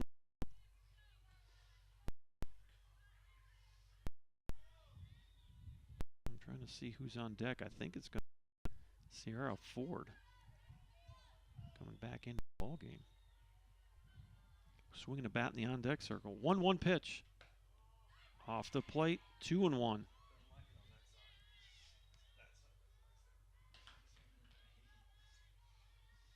Well, you don't want to see Sarah Mays back in that batter's box. Here's the 2-1. Off the plate, 3-1. Little surprised they're being as careful as they are with Taylor Scala here. I think what you may think of here, you may want to go at Sierra Ford here. You may be careful about what you wish for because she took one over the scoreboard in the opening game. 3-1 pitch. And they called that a strike. 3 balls, 2 strikes. Runner will be moving here. And Scala shaking her head, did not think that was a strike. 3-2, 2 outs. 1 strike away from a sweep. The pitch. Little tapper, tough play with a good runner, and you're not going to get anybody. So that's effectively like a walk. It's an infield single for Scala, and the inning continues. And now you got first and second for Sierra Ford. Sierra Ford, her one big blow of the day was a 3-run home run in the 2nd inning of Game 1. And since that time has not done anything at the plate, so you can see where you might be going at her right here. check swing. Thought she might have gone, but pretty good pitch there. Called a ball. They're going to check the swing. No go. 1 ball, no strikes. And you need to keep Miss Mays in that on-deck circle and Miss Perez. You got the big boppers coming up. Inside corner, called a strike. First and second, the tying and go-ahead runs on the bait. Lots of drama here in the 7th. The Apaches holding on to a 7-6 lead. Riley Denton in the circle trying to finish this thing up. 1-1 pitch. Outside corner, called a strike. And it's 1-2. Again, Trinity Valley down to their last strike. Riley Denton in the circle.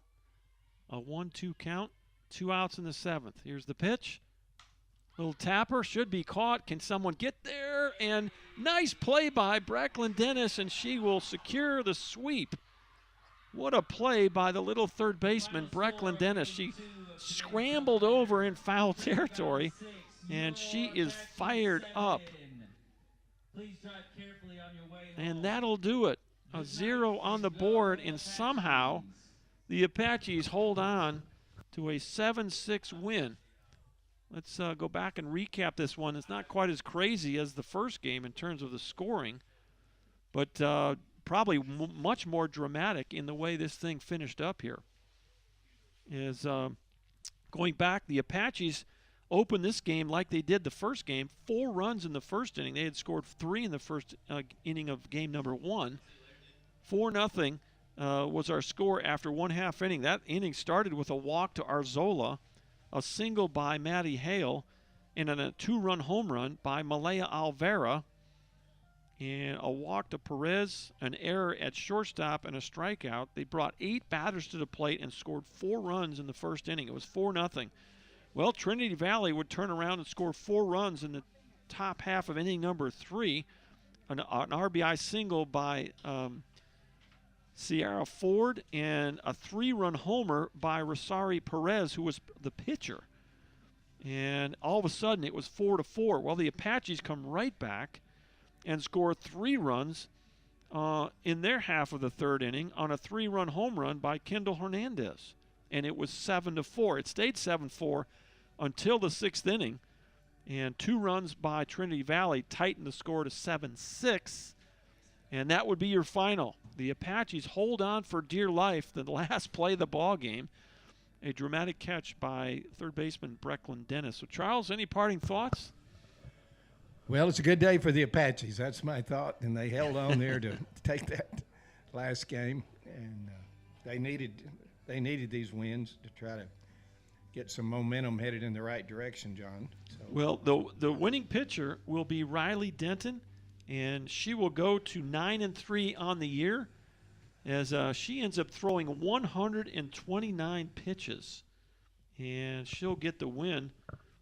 18 pitches in that last inning. The losing pitcher will be Rosari Perez. She throws 171 pitches in her 6 innings of work there. So, boy, you got to tip your cap to Rosari Perez. She had quite a day at the plate. And, boy, just a gritty performance on the mound there. Just came up 1 run short. I know that the Tyler fans, they should be happy that neither her nor Sarah Mays got up to the plate that last inning. Yeah, that was a good thing. Well, you got to tip your cap to Riley Denton, who found a way to get out of that last inning, 0 runs. So your final line score, well, let's go back through here. Look, the Trinity Valley Community College Cardinals will drop their overall record to 19-5, and they'll drop to 5-3 in Region 14 Eastern Zone Conference play. The Apaches go to 13-11 overall and 7-5 in conference play, and they will pick up 2 big games on the Cardinals in the Eastern Zone Conference standings. So that's a big deal. That's a big day. A big day ballpark here at Schwab Field. I enjoyed calling this one. Your final line score The Apaches 7 runs on 8 hits. They commit 1 error. And the Trinity Valley Cardinals 6 runs on 12 hits. They committed 3 errors. Boy, the error today, Charles, for the Cardinals, really a bugaboo. They had 5 errors in the first game and 3 in the second game. Yep. And Apache, to their credit, they were able to maximize the times when the Cardinals would open the door almost every time. There were a few times where the Cardinals were able to minimize the damage, but so many times in this doubleheader today, the Apaches would get an opening and somebody would come up with a big hit. Absolutely. So that'll wrap things up from Schwab Field. It's been fun. I've missed some softball games, so appreciate all the feedback on the live chat. Let me go back over there one more time and see if there's some others that checked in. And it looks like Miss Cowan checked in, rooting for the Apaches, and Riley Burke watching from California. Awesome. So thanks for checking in, all of you that gave me a... Coach, I might mention that the Apaches softballers, I think, on Saturday go to Northeast Texas to play, and then you're going to call some Apache baseball, if I'm not. Yeah, I got the baseball side of things this weekend, and so I'm glad you said that, because let's pull up what the Apaches have. Actually, let's pull up what the Cardinals have first. Let's see here. Trinity Valley, they will host Bossier Parish on Saturday, 1 o'clock doubleheader in Athens. So the Cardinals will jump right back into conference play this weekend. And the Apaches, well, let's see here. Just disappeared on me. Here we go. Okay, so as Charles just said, the Apaches will travel to Mount Pleasant. Well, there's no game time here. It's a 1 o'clock. I guess, I don't know, the second game is listed at 1 o'clock, so not exactly sure. Okay, it's a 1 o'clock start for the opening game at 2, and then game 2 will be 30 minutes after the first one. So Saturday, both teams right back into conference play, and the Cardinals will be at home. The Apaches travel to Mount Pleasant, about an hour and a half due north of here, for a double dip against the Lady Eagles of Northeast Texas And Community the Northeast College. Texas baseball team, I believe, don't they come to Tyler? Yep. Yeah, we'll have Apaches and Eagles going at it this weekend on both sides, baseball and softball. So, boy, what a game. What a day at Schwab Field. We had some really nice weather at the beginning of the day, and, boy, kind of clouded up and cooled down a little bit. But a great day to be an Apache fan as they sweep a doubleheader. The first game by a score of 15-8. The second game by a score of 7-6. So, for the whole, first of all, let me say thank you to Charles for sitting in and giving us your thoughts. Always enjoy the voice of the softball Apaches. I know you guys are used to hearing Charles up here, so I'm sure they're welcome.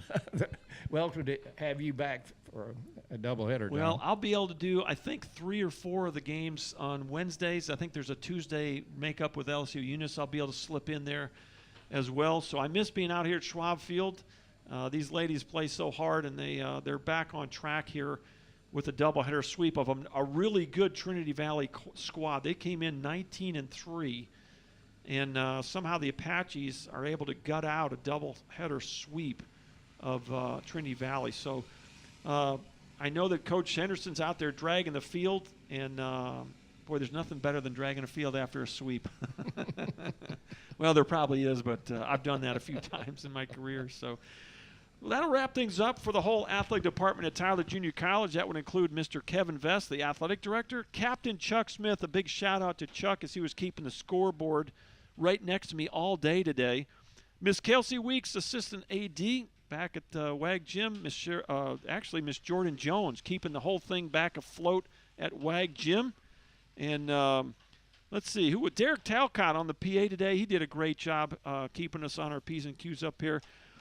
Thanks for watching. This is Dr. John Groth from Schwab Field. Thanks be to God who gives us the victory through Jesus Christ our Lord. The Apaches sweep a doubleheader 15-8, and they hold on to win the nightcap 7-6. Until next time, so long, everybody.